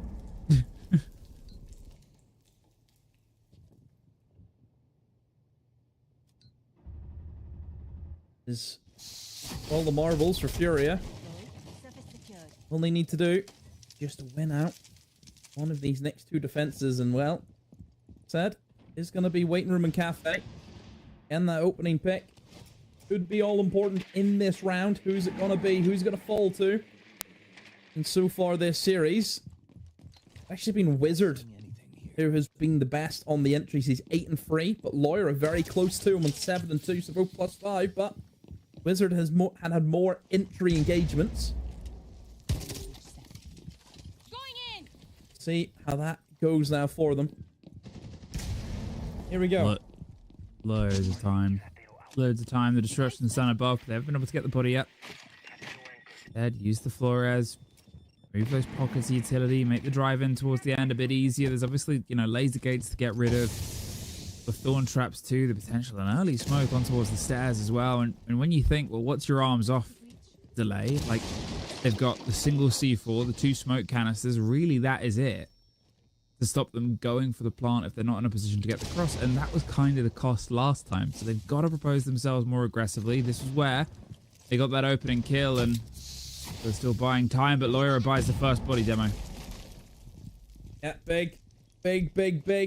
Furia, man advantage. Does he take down the Solid Snake? Here comes the Blitz, but it's failed. Oh, a big round for Boxer. That's the engagement that he failed on the last time, and the Deagle to cement his position in Infirmary. And speaking of infirmary, I think NIP needs some assistance, some medical assistance, as they have a 5v2 to deal with. They get rid of Lyra, maybe. He's down, but he's not entirely out. He can creep his way across, and just walking in through Barb is going to give the game away. 3 for Boxera, and only 1 left. Can't get the double stack up. Wizard. Unfortunately, the spell has been cast against him. Furia. They know the way to the major. They know the way through, and they'll stay on the upper bracket. NIP, unfortunately, the only way they know, Demo, down to the lower bracket. Yeah, close series, no doubt about it. Could have went either which way. I mean, obviously, the cafe was the highlight for me. Seeing 12 rounds for the defense. I mean, that doesn't happen, but overall, I think that was a really good Fortress, but Furia just nicking it in the end. But I think it does come down to that first half for NIP. It just should have been a little bit better to give them a good chance in that second half. I mean, it's sort of the tough element of it all, right? It's that sort of continued back and forth that we've had. We had everything in this showdown. All the defensive rounds, all the attack rounds, everything that needed to be done put together. But at this point, unfortunately, only one of these 2 teams can be the ones that progress. And for you and I, well, we'll progress on towards the next day, but not everybody, as we go back to our wonderful desk one more time. Thank you very much. A big congratulations to Furia for making it to EWC. I feel like this is the expected result, of course, if you look at this matchup. I mean, you already talked about it. You know, this is looking dangerous for NIP, but I feel like NIP need to be proud of themselves regardless, because they put up a really good fight throughout this entire series. Yeah, they sure did. I mean, it's situations like this where you're able to learn from, especially, you know, scrims practice is one thing, but having game day repetition, it's great. I think there's a lot to look back at for NIP. I mean, specifically the cafe, you know, them having their struggles at that point, them being able to get the first pick, but then not transitioning. I mean, I know they've made huge strides in being able to slow things down, play to the man advantage that they're able to constantly acquire. And we saw that down on Lair. So a little bit more practice, a little bit more review, especially after this one, will put them in good form as they go down and play against Los. Yeah, it's going to be the next matchup for them on the table here. Of course, for NIP, when they eventually go up against a team like Los, I'm checking their previous result. That was a 7-3. So that should be maybe an easier matchup for them. I mean, we talked about the differences between, or the past results, rather, between these 2 teams and how it has really been going in favor of Furia. We're seeing that here once again as well. In the second half as well, you know, I think Furia were getting a lot better on their entry, something we've been talking about for this map here, but also the fact they were able to use the clash so well, and that the clash came through that second ban phase where you get to ban like another defender. That felt incredible to me as well. It seems like they were getting so much information with it, blocking up areas, and while we talked a lot about shield pressure on the attack, maybe it was key for them on defense here as well. Yeah, absolutely. It was key for them on defense. I mean, we saw that the only shield that Furia was banning was Monty after the 3rd round. So they were allowing the shields to be up. So they were very prepared. They bring the clash to be able to stall them out, which is something that you don't see all the time. So it was very smart from them preparation wise to know that, hey, NIP, if they're not able to find their entries, which out of all the maps, this was probably the one that they were struggling with the most. Let's bring a clash just in case, and then we're able to take out the Glaz, the Twitch, things that were hindering them in that best of one that they played 4 days ago. So instant auto correction from that matchup 4 days ago that Furia won versus NIP into taking it today to Fortress. And that's also something that a lot of teams don't really think of in a best of 3. Not only did Furia slowly progress and get better throughout the series, but it's something that NIP probably wasn't taking into account was, hey, we've played these guys on Fortress before. What if they have counter straps going into this 3rd map? That's an element of surprise that absolutely caught NIP off guard. But again, I think what takes the cake for me is Furia's attacking half. I mean, they were consistently able to find those kills. Laura being able to rat around and find openings. That was so impressive to me to see done, because they were struggling to do it on Lair. Fortress is similar in vein, and they were finding immediate success after going to a map 3. And we saw that in the results too, right? Them getting one more round than they did in the initial matchup between these 2. Now, looking at the MVP, glad to see Diaz in this position here. I feel like consistently fragging throughout the match as well has been a really important thing. And especially since the series went on for so long, right? You win that first map, it's it's a big overtime. You then lose that second map after you were kind of expecting to lock that one in, given your recent history on it. To then have to come back here, it really tests the stamina of these two teams. And I feel like it's a deserved result for Furia to be making it to EWC. Yeah, well deserved, especially since, you know, we didn't get to see Furia at Salt Lake City, so I might be confusing them with Liquid. My bad. No, so it's really good to see Furia be able to find success here, especially since they have just been slowly improving throughout the stage. Again, there was some games in the earlier side of the stage where we were scared for Furia in a way, but it looks like they really came in, they put their best foot forward, and they showed why in best of threes, they're still the same confident team with amazing players that are able to just shut teams down that don't have that same level of experience. And I'm also glad we get to speak to our MVP. We should have him on the line to ask him a few questions after this thrilling game. Speaking to DS, congratulations on making it to EWC. You must be feeling very happy right now. Yep, for sure. Happy to be back. I didn't hear you at first, but I hear you now. Foxy, go ahead. Yeah, I can hear you. Foxy, go ahead. What's your question? We hear you now. Well, Diaz, I wanted to know, just quickly, so obviously you guys had played these guys on Fortress 4 days ago. We saw a lot of Clash play. You guys banned out Glass, Twitch, things that they used in that matchup. Was the Clash play in preparation because you guys didn't ban the shields? You assumed they were going to be running shields, so it was a direct counter? Our counter was honestly to use the Clash to play step by step, so basically like start very forward and then step back and play safer in sight. That was mainly the idea with the Clash, just to help like fortify sight when we fall back. Could you kind of explain how the team was moving through the series? Because you end up losing Lair, which is a map that you have a 5-0 record on, and then to come back into here, what kind of was a team talk in between these two maps? Yeah, so first map we started off flying 6-0, and then we couldn't win an attack to save our lives, and that gave them the momentum. So going to second map, it was very, very hard to stop them, and they just had our phone number. It was hard to do everything, to be honest, and they kind of countered us because we scrimmed them in the past, but we didn't really care. We went to Fortress. We knew that we were going to beat them because we beat them last week when we had a very, very good plan for the third map, and yeah, everything worked out. Now, with a team like NIP, of course, they're really good at getting those opening kills. That's their strong suit, is being able to get in there, find the opening frags. After losing a map like Lair or throughout the whole series, how do you guys limit that against such an early aggressive team? I think it goes with the plan as well. Like our main plan was to try to fall back on most defenses without dying and playing like the late round. So we just told the team to not play so aggressive in the beginning because they're good at getting those entry picks, and we're pretty good at giving them if we don't put the boys on like a leash. So yeah, just the prep and yeah. Awesome. Now your next matchup is going to be against your former organization. Going to play against Team Liquid. Anything you want to say about that? Nope. All right, cool. Sounds very good to you. Thank you so much for your time, and once again, a big congratulations on making it to EWC. Thank you.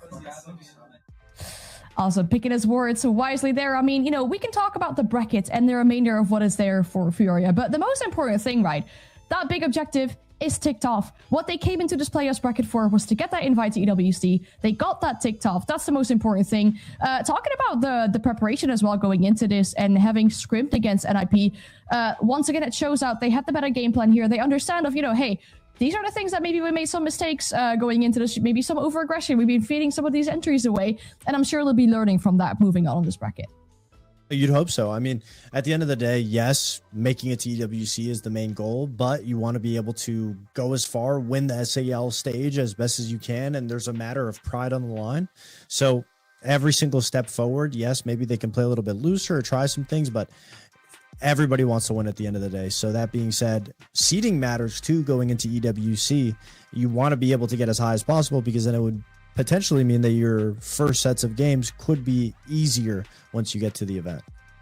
Yeah, and even besides the EWC seeding, there's so much more to play for in the upper bracket. I mean, being in top 4 already gives you like 200 SI points. You could double that to 420 by winning out the stage. And given that we have seen teams miss SI before on, 5 points, 50 points, those points in the final run could end up being really important. But looking at our schedule for tomorrow, because that is eventually what is the most important thing for us for now, is these lower bracket matches. Our teams have dropped down to the lower bracket. FaZe have dropped down with their loss today. NIP have dropped down with their loss today. And that means they're going to be using their final chance to qualify to EWC. And I mean, looking at that, do you think Loud, we're anticipating having to go up against FaZe tomorrow?